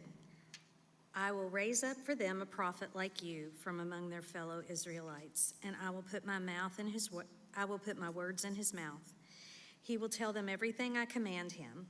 I myself will call to account anyone who does not listen to my words that the prophet speaks in my name. But a prophet who presumes to speak in my name anything I have not commanded, or a prophet who speaks in the name of other gods, is to be put to death. You may say to yourselves, how can we know when a message has not been spoken by the Lord? If what a prophet proclaims in the name of the Lord does not take place or come true, that is a message the Lord has not spoken. That prophet has spoken presumptuously, so do not be alarmed. Cities of refuge. When the Lord your God has destroyed the nations whose land he is giving you, and when you have driven them out and settled in their towns and houses, then set aside for yourselves 3 cities in the land of the Lord your God is giving you to possess. Determine the distances involved and divide into 3 parts the land the Lord your God is giving you as an inheritance, so that a person who kills someone may flee for refuge to one of these cities. This is the rule concerning anyone who kills a person and flees there for safety. Anyone who kills a neighbor unintentionally without malice or forethought. For instance, a man may go into the forest with his neighbor to cut wood, and as he swings his axe to fell a tree, the head may fly off and hit his neighbor and kill him. That man may flee to one of these cities and save his life. Otherwise, the avenger of blood might pursue him in a rage, overtake him if the distance is too great, and kill him, even though he is not deserving of death, since he did it to his neighbor without malice aforethought. This is why I command you to set aside for yourselves 3 cities. If the Lord your God enlarges your territory as he promised on oath to your ancestors, and gives you the whole land he promised them, because you carefully follow all these laws I command you today, to love the Lord your God and to walk always in obedience to him, then you are to set aside 3 more cities, Do this so that innocent blood will not be shed in your land, which the Lord your God is giving you as your inheritance, and so that you will not be guilty of bloodshed. But if out of hate someone lies in wait, assaults and kills a neighbor, and then flees to one of these cities, the killer shall be sent for by the town elders, be brought back from the city, and be handed over to the avenger of blood to die. Show no pity. You must purge from Israel the guilt of shedding of innocent blood, so that it may go well with you. Do not move your neighbor's boundary stones set up by your predecessors in the inheritance you receive in the land of the Lord your God is giving you to possess. One witness is not enough to convict anyone accused of any crime or offense they may have committed. A matter must be established by the testimony of 2 or 3 witnesses. If a malicious witness takes the stand to accuse someone of a crime, the 2 people involved in the dispute must stand in the presence of the Lord before the priests and the judges who are in office at the time. The judges must make a thorough investigation, and if the witness proves to be a liar, giving false testimony against a fellow Israelite, then do to the false witness as that witness intended to do to the other party. You must purge the evil from among you. The rest of the people will hear of this and be afraid, and never again will such an evil thing be done among you. Show no pity. Life for life, eye for eye, tooth for tooth, hand for hand, foot for foot. When you go to war against your enemies and see horses and chariots and an army greater than yours, do not be afraid of them, because the Lord your God, who brought you out of Egypt, will be with you. When you are about to go into battle, the priest shall come forward and address the army. He shall say, "Hear, Israel, today you are going into battle against your enemies. Do not be faint-hearted or afraid. Do not panic or be terrified by them, for the Lord your God is the one who goes with you to fight for you against the enemies to give you victory." The officers shall say to the army, "Has anyone built a new house and not yet begun to live in it? Let him go home, or he may die in battle and someone else may begin to live in it. Has anyone planted a vineyard and not begun to enjoy it? Let him go home, or he may die in battle and someone else enjoy it. Has anyone become pledged to a woman and not married her? Let him go home, or he may die in battle and someone else marry her." Then the officers shall add, "Is anyone afraid or faint-hearted? Let him go home, so that his fellow soldiers will not become disheartened too." When the officers have finished speaking to the army, they shall appoint commanders over it. When you march up to attack a city, make its people an offer of peace. If they accept it and open their gates, all the people in it shall be subject to forced labor and shall work for you. If they refuse to make peace and they engage you in battle, lay siege to that city. When the Lord your God delivers it into your hand, put to the sword all the men in it. As for the women, the children, the livestock, and everything else in the city, you may take them as plunder for yourselves, and you may use the plunder the Lord your God gives you from your enemies. This is how you are to treat all the cities that are at a distance from you and do not belong to the nations nearby. However, in the cities of the nations the Lord your God is giving you as an inheritance, do not leave alive anything that breathes. Completely destroy them. The Hittites, Amorites, Canaanites, Perizzites, Hivites, and Jebusites, as the Lord your God has commanded you. Otherwise, they will teach you to follow all the detestable things they do in worshiping their gods, and you will sin against the Lord your God. When you lay siege to a city for a long time, fighting against it to capture it, do not destroy its trees by putting an axe to them, because you can eat their fruit. Do not cut them down. Are the trees people that you should besiege them? However, you may cut down trees that you know are not fruit trees and use them to build siege works until the city at war with you falls. If someone is found slain lying in a field in the land the Lord your God is giving you to possess, and it is not known who the killer was, your elders and judges shall go out and measure the distance from the body to the neighboring towns. Then the elders of the town nearest the body shall take a heifer that has never been worked and has never worn a yoke, and lead it down a valley, and that has not been plowed or planted, and where there is a flowing stream. There in the valley they are to break the heifer's neck. The Levitical priests shall step forward, for the Lord your God has chosen them to minister and to pronounce blessings in the name of the Lord, and to decide all cases of dispute and assault. Then all the elders of the town nearest the body shall wash their hands over the heifer whose neck was broken in the valley, and they shall declare, our hands did not shed this blood, nor did our eyes see it done. Accept this atonement for your people Israel, whom you have redeemed, Lord, and do not hold your people guilty of the blood of an innocent person. Then the bloodshed will be atoned for, and you will have purged from yourselves the guilt of shedding innocent blood, since you have done what is right in the eyes of the Lord. When you go to war against your enemies and the Lord your God delivers them into your hands and you take captives, if you notice among the captives a beautiful woman and are attracted to her, you may take her as your wife. Bring her into your home and have her shave her head, trim her nails, and put aside the clothes she was wearing when captured.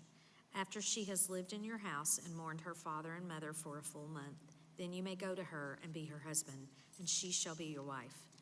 If you are not pleased with her, let her go wherever she wishes. You must not sell her or treat her as a slave, since you have dishonored her. If a man has 2 wives, and he loves one but not the other, and both bear him sons, but the firstborn is the son of the wife he does not love, when he wills his property to his sons, he must not give the rights of the firstborn to the son of the wife he loves in preference to his actual firstborn. The son of the wife he does not love. He must acknowledge the son of his unloved wife as the firstborn by giving him a double share of all he has. That son is the first sign of his father's strength. The right of the firstborn belongs to him. If someone has a stubborn and rebellious son who does not obey his father and mother and will not listen to them when they discipline him, his father and mother shall take hold of him and bring him to the elders of the gate of his town.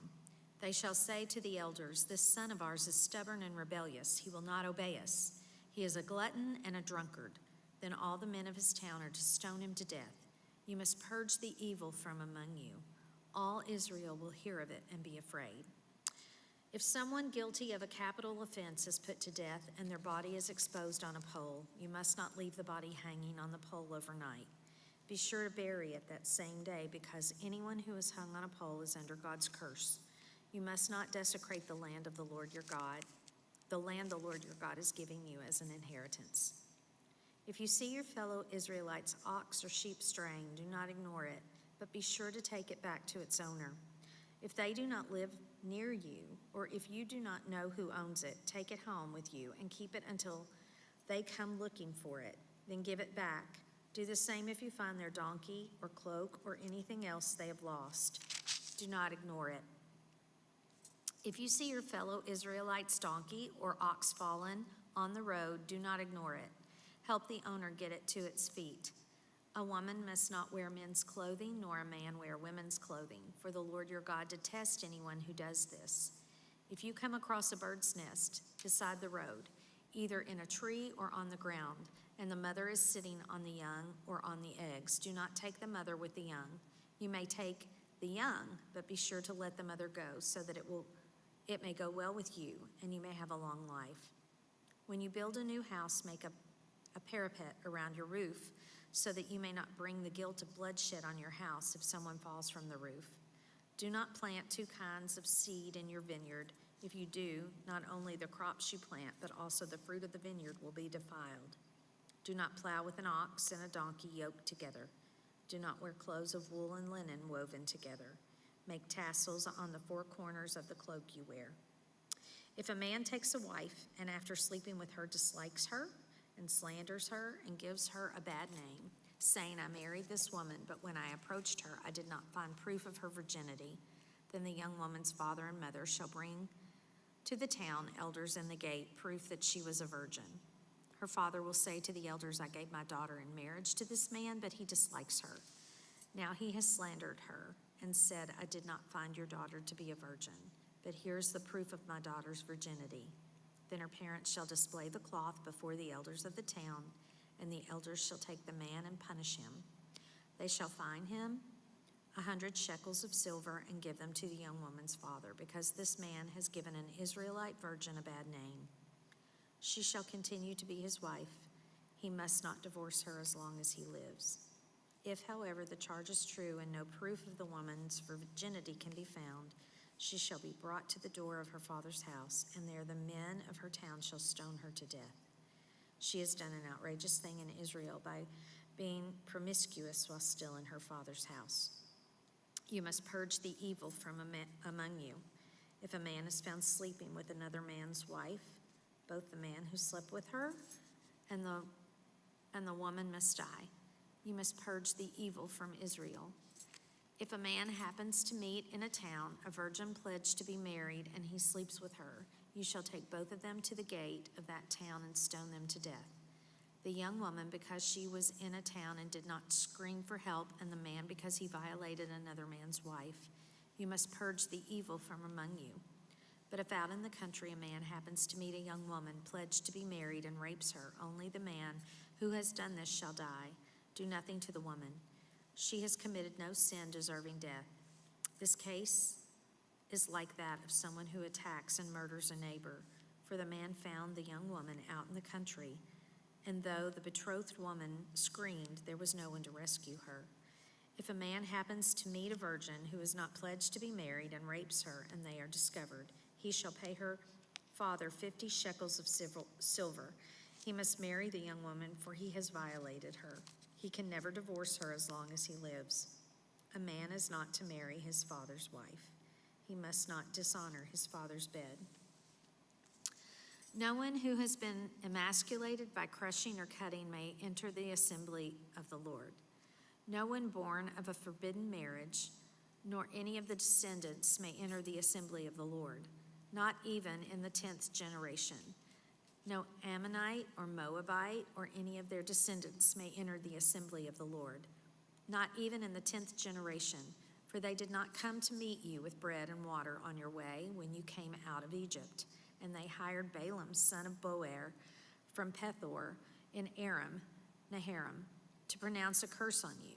However, the Lord your God would not listen to Balaam, but turned the curse into a blessing for you, because the Lord your God loves you. Do not seek a treaty of friendship with them as long as you live. Do not despise an Edomite, for the Edomites are related to you.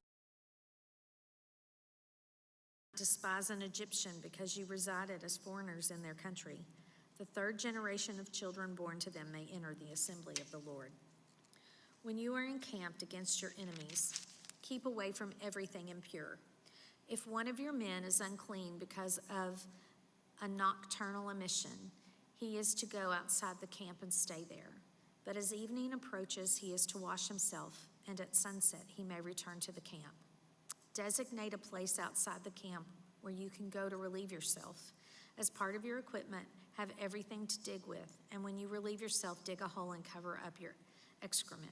For the Lord your God moves about in your camp to protect you and to deliver your enemies to you. Your camp must be holy, so that he will not see among you anything indecent and turn away from you.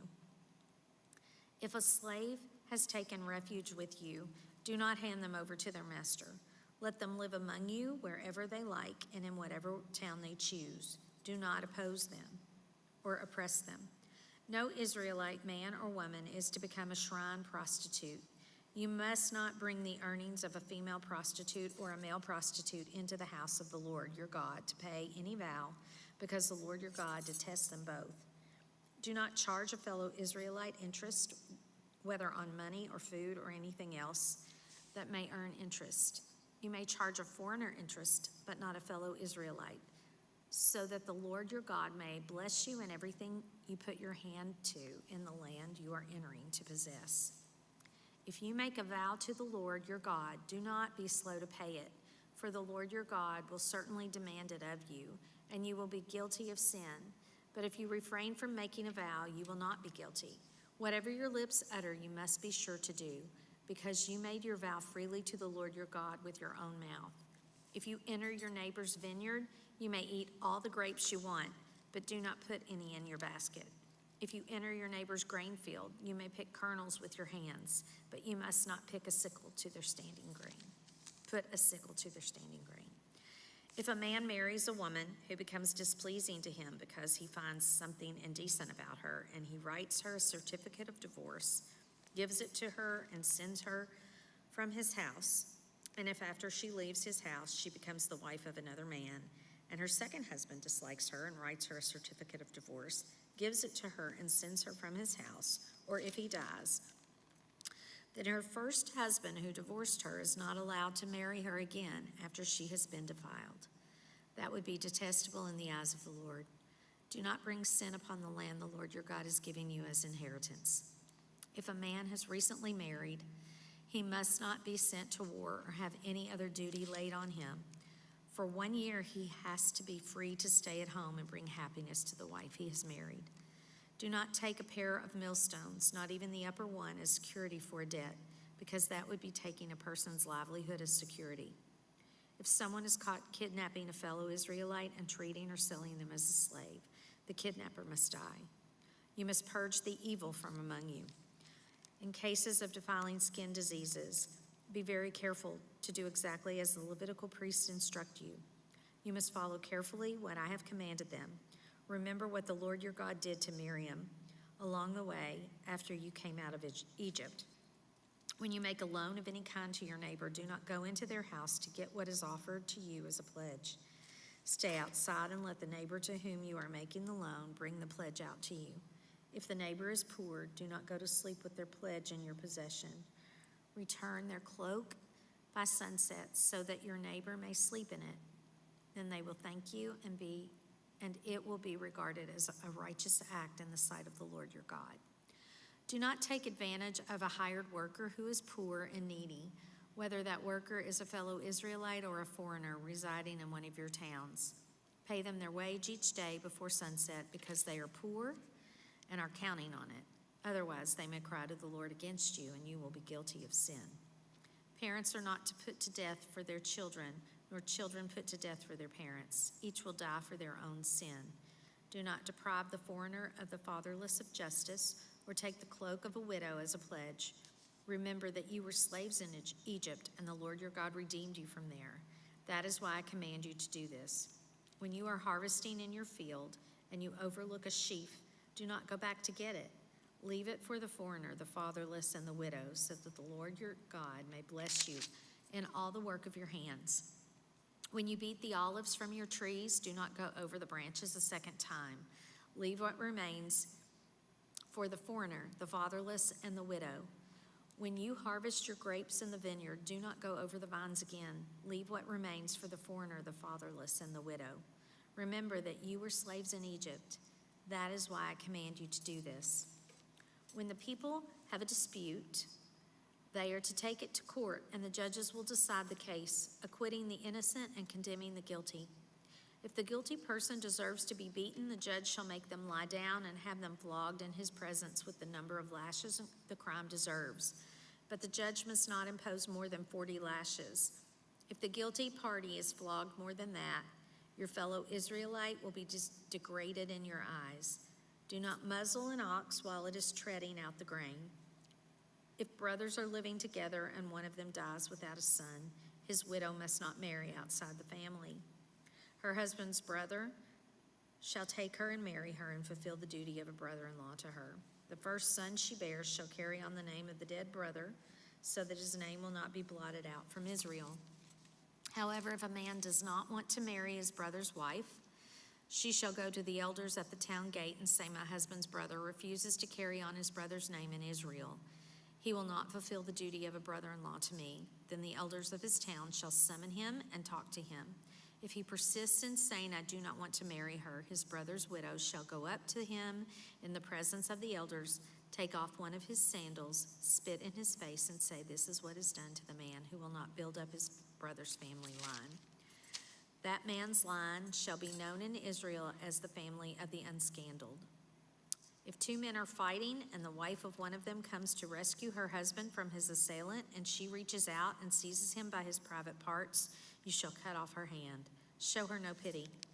Do not have two differing weights in your bag, one heavy, one light. Do not have two different measures in your house, one large, one small. You must have accurate and honest weights and measures, so that you may live long in the land of the Lord your God, long in the land the Lord your God is giving you. For the Lord your God detests anyone who does these things, anyone who deals dishonestly. Remember what the Amalekites did to you along the way when you came out of Egypt. When you were weary and worn out, they met you on your journey and attacked all who were lagging behind. They had no fear of God. When the Lord your God gives you rest from all the enemies around you in the land he is giving you to possess as an inheritance, you shall blot out the name of Amalek from under heaven. Do not forget. When you have entered the land the Lord your God is giving you as an inheritance and have taken possession of it and settled in it, take some of the first fruits of all that you produce from the soil of the land the Lord your God is giving you and put them in a basket. Then go to the place the Lord your God will choose as a dwelling for his name and say to the priest in office at the time, I declare today to the Lord your God that I have come to the land the Lord swore to our ancestors to give us. The priest shall take the basket from your hands and set it down in front of the altar of the Lord your God. Then you shall declare before the Lord your God, my father was a wandering Aramean, and he went down into Egypt with a few people and lived there and became a great nation, powerful and numerous. But the Egyptians mistreated us and made us suffer, subjecting us to harsh labor. Then we cried out to the Lord, the God of our ancestors, and the Lord heard our voice and saw our misery, toil, and oppression. So the Lord brought us out of Egypt with a mighty hand and an outstretched arm, with great terror and with signs and wonders. He brought us to this place and gave us this land, a land flowing with milk and honey. And now I bring the first fruits of the soil that you, Lord, have given me. Place the basket before the Lord your God and bow down before him. Then you and the Levites and the foreigners residing among you shall rejoice in all the good things the Lord your God has given to you and your household. When you have finished setting aside a tenth of all you produce in the third year, the year of the tithe, you shall give it to the Levite, the foreigner, the fatherless, and the widow, so that they may eat in your towns and be satisfied. Then say to the Lord your God, I have removed from my house the sacred portion and have given it to the Levite, the foreigner, the fatherless, and the widow, according to all you have commanded. I have not turned aside from your commands, nor have I forgotten any of them.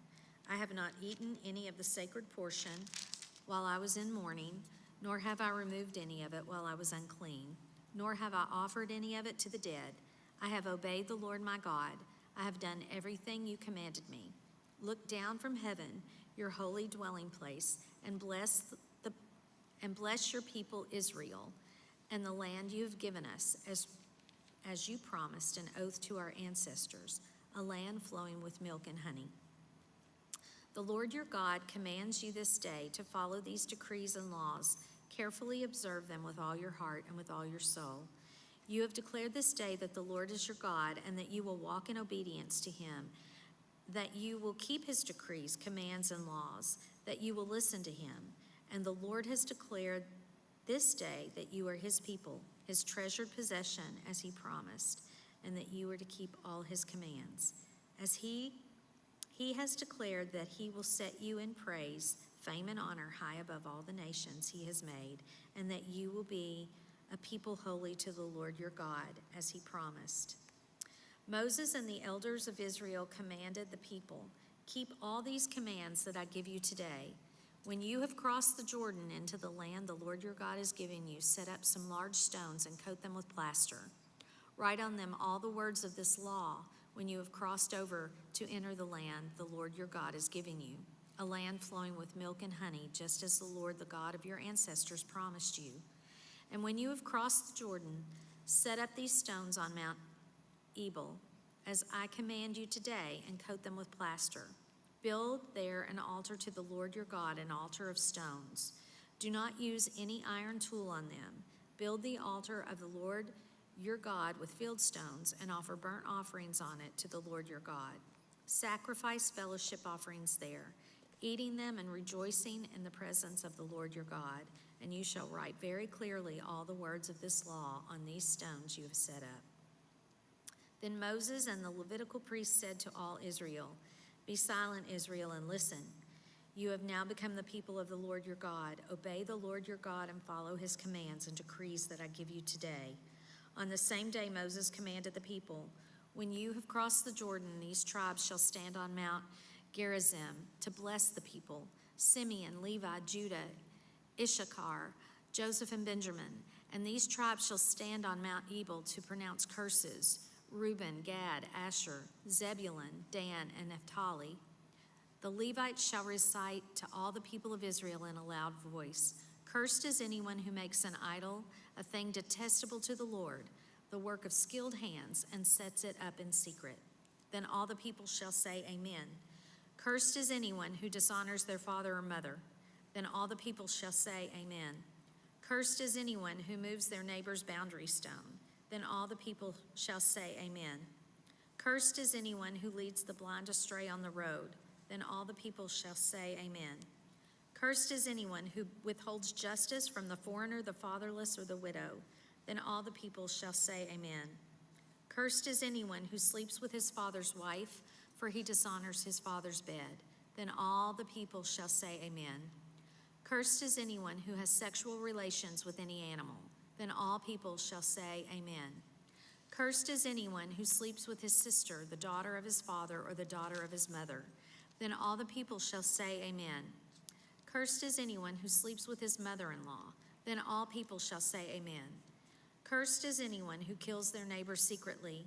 Then all the people shall say, Amen. Cursed is anyone who accepts a bribe to kill an innocent person. Then all the people shall say, Amen. Cursed is anyone who does not uphold the words of this law by carrying them out. Then all people shall say, Amen. If you fully obey the Lord your God and carefully follow all his commands I give you, today the Lord your God will set you high above all the nations on earth. All these blessings will come on you and accompany you if you obey the Lord your God. You will be blessed in the city and blessed in the country. The fruit of your womb will be blessed, and the crops of your land and the young of your livestock, the calves of your herds and the lambs of your flocks. Your basket and your kneading trough will be blessed. You will be blessed when you come in and blessed when you go out. The Lord will grant that the enemies who rise up against you will be defeated before you. They will come at you from one direction, but flee from you in seven. The Lord will send you a blessing on your barns, on everything you put your hand to. The Lord, your God, will bless you in the land, and he is giving you. The Lord will establish you as his holy people, as he promised you on oath. If you keep the commands of the Lord, your God, and walk in obedience to him, then all the peoples on earth will see that you are called by the name of the Lord, that they will fear you. The Lord will grant you abundant prosperity in the fruit of your womb, the young of your livestock and the crops of your ground, in the land he swore your ancestors to give. The Lord will open the heavens and the storehouses of his bounty to send rain on your land in season and to bless all the work of your hands. You will lend to many nations, but will borrow from none. The Lord will make you the head, not the tail. If you pay attention to the commands of the Lord your God that I give you this day and carefully follow them, you will always be at the top, never at the bottom. Do not turn aside from any of the commands that I give you today, to the right or to the left, following other gods and serving them. However, if you do not obey the Lord your God and do not carefully follow all of his commands and decrees I am giving you today, all of those curses will come to you and overtake you. You will be cursed in the city and cursed in the country. Your basket, your kneading through, will be cursed. The fruit of your womb will be cursed, and the crops of your land and the calves of your herds and the lambs of your flocks. You will be cursed when you come in and cursed when you go out. The Lord will send on you curses and confusion and rebuke in everything you put your hand to, until you are destroyed and come to sudden ruin because of the evil you have done in forsaking him.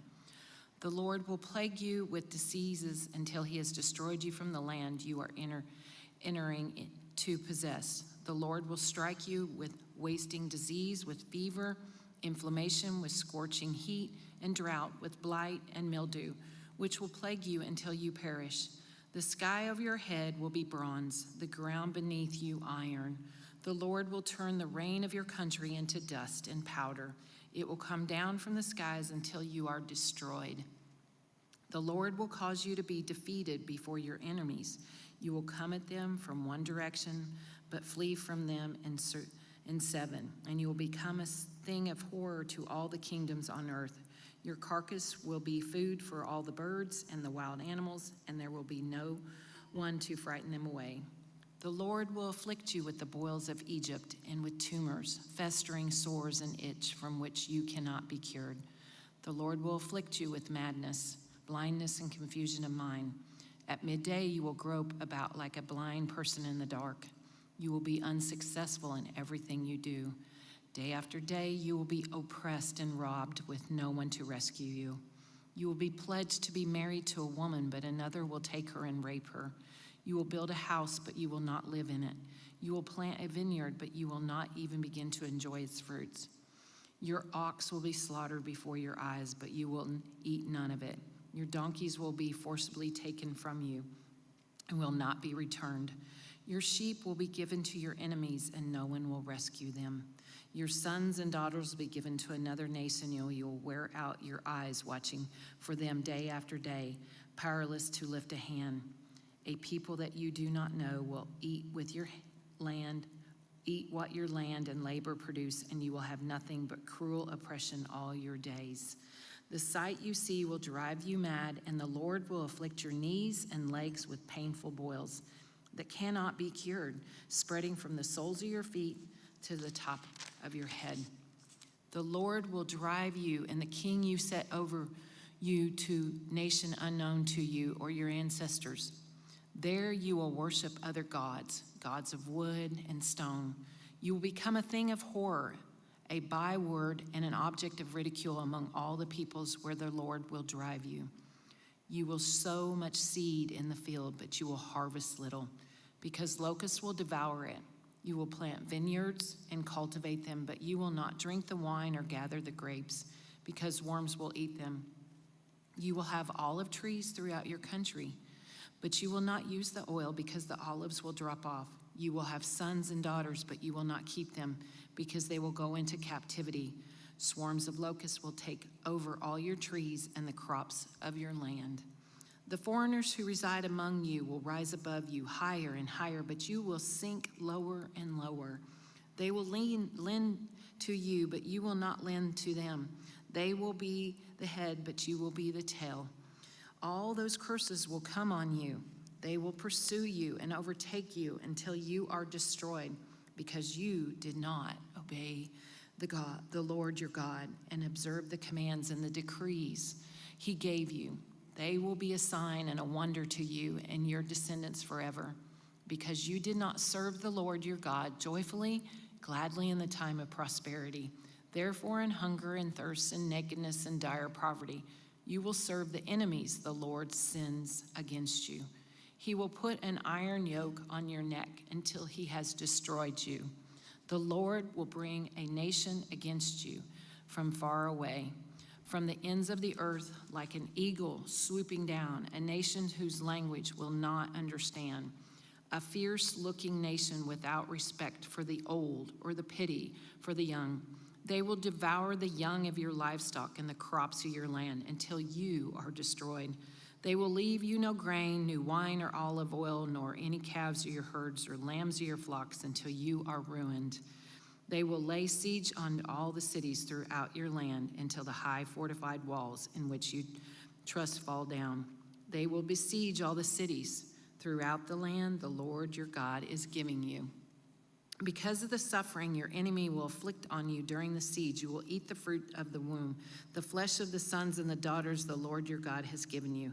Even the most gentle and sensitive man among you will have no compassion on his own brother or wife he loves, or his surviving children, and he will not give to one of them any of the flesh of his children that he is eating. It will be all he has left because of the suffering your enemy will inflict on you during the siege of your cities. The most gentle and sensitive woman among you, so sensitive and gentle that she would not venture to touch the ground with the sole of her foot, will begrudge the husband she loves and her own son or daughter. the afterbirth from her womb, and the children she bears, for in her dire need she intends to eat them secretly because of the suffering your enemy will inflict on you during the siege of your cities.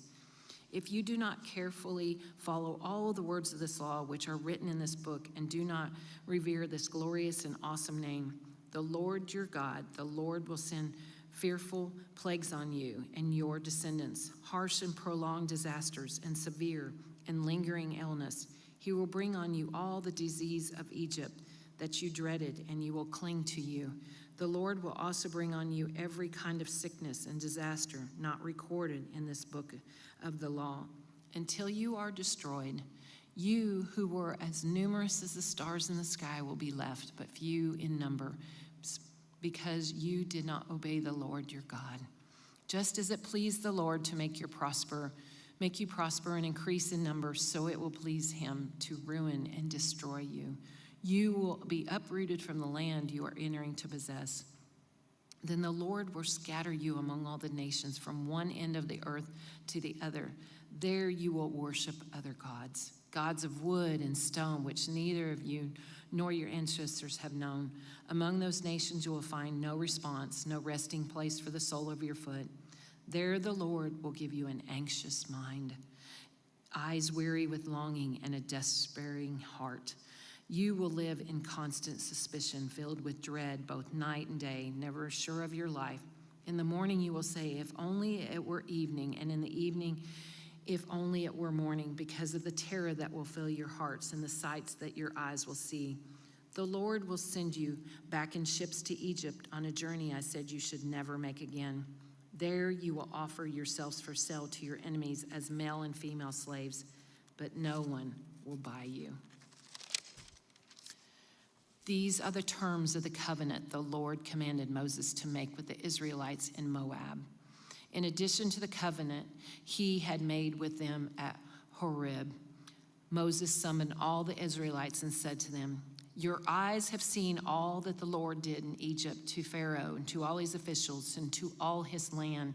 With your own eyes you saw those great trials, those signs and great wonders. But to this day the Lord is not giving you a mind that understands, or eyes that see, or ears that hear. Yet the Lord says, during the 40 years that I led you through the wilderness, your clothes did not wear out, nor the sandals on your feet. You ate no bread and drank no wine or other fermented drink. I did this so you might know that I am Lord your God. When you reach this place, Sihon, king of Heshbon, and Og, king of Bashan, came out to fight against us, but we defeated them. We took their land and gave it as an inheritance to the Rebenites and the Gladites and the half-tribe of Manasseh. Carefully follow the terms of this covenant so that you may prosper in everything that you do. All of you are standing today in the presence of the Lord your God, your leader and chief men, your elders and officials, and all the other men of Israel, together with their children and your wives and the foreigners living in the camps who chop your wood and carry your water. You are standing here in order to enter into the covenant with the Lord your God, a covenant the Lord is making with you this day, and sealing with an oath to confirm you to this day as his people, that he may be your God as he promised you, as he swore to your fathers, Abraham, Isaac, and Jacob. I am making this covenant with this oath, not only with you who are standing here with us today in the presence of the Lord our God, but also with those who are not here today. You yourself know how we lived in Egypt and how we passed through the countries on this way here. You saw among them your detestable images and idols of wood and stone, of silver and gold. Make sure there is no man or woman, clan or tribe among you today whose heart turns away from the Lord our God to go and worship the gods of those nations. Make sure there is no root among you that produces such bitter poison. When such a person hears the word of the oath and they invoke a blessing on themselves, thinking, I will be safe, even though I persist in going my own way, they will bring disaster on the water land as well as the dry. The Lord will never be willing to forgive them. His wrath and zeal will burn against them. All the curses written in his book will fall on them, and the Lord will blot out their names from under heaven. The Lord will single them out from all the tribes of Israel for disaster, according to all the curses of the covenant written in this book of the law. Your children who follow you in later generations and foreigners who come from distant lands will see the calamities that have fallen on the land and the diseases which the Lord has afflicted. The whole land will be burning waste of salt and sulfur, nothing planted, nothing sprouting, no vegetation growing on it. It will be like the destruction of Sodom and Gomorrah, Admah and Zeboim, which the Lord overthrew in fierce anger. All the nations will ask, why has the Lord done this to this land? Why this fierce, burning anger? And the answer will be, it is because these people abandoned the covenant of the Lord, the God of their ancestor, the covenant he made with them when he brought them out of Egypt.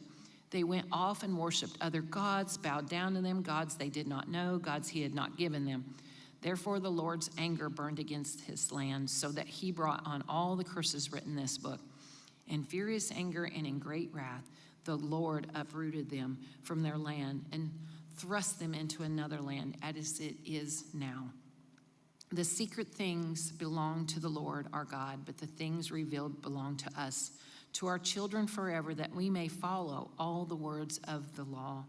When all these blessings and curses I have set before you come on you, and you take them to heart wherever the Lord your God disperses you among the nations, and when you and your children return to the Lord your God, obey him with all your heart and with all your soul, according to everything I command you today, then the Lord your God will restore you for your fortunes and have compassion on you, and gather you again from all the nations where he scattered you.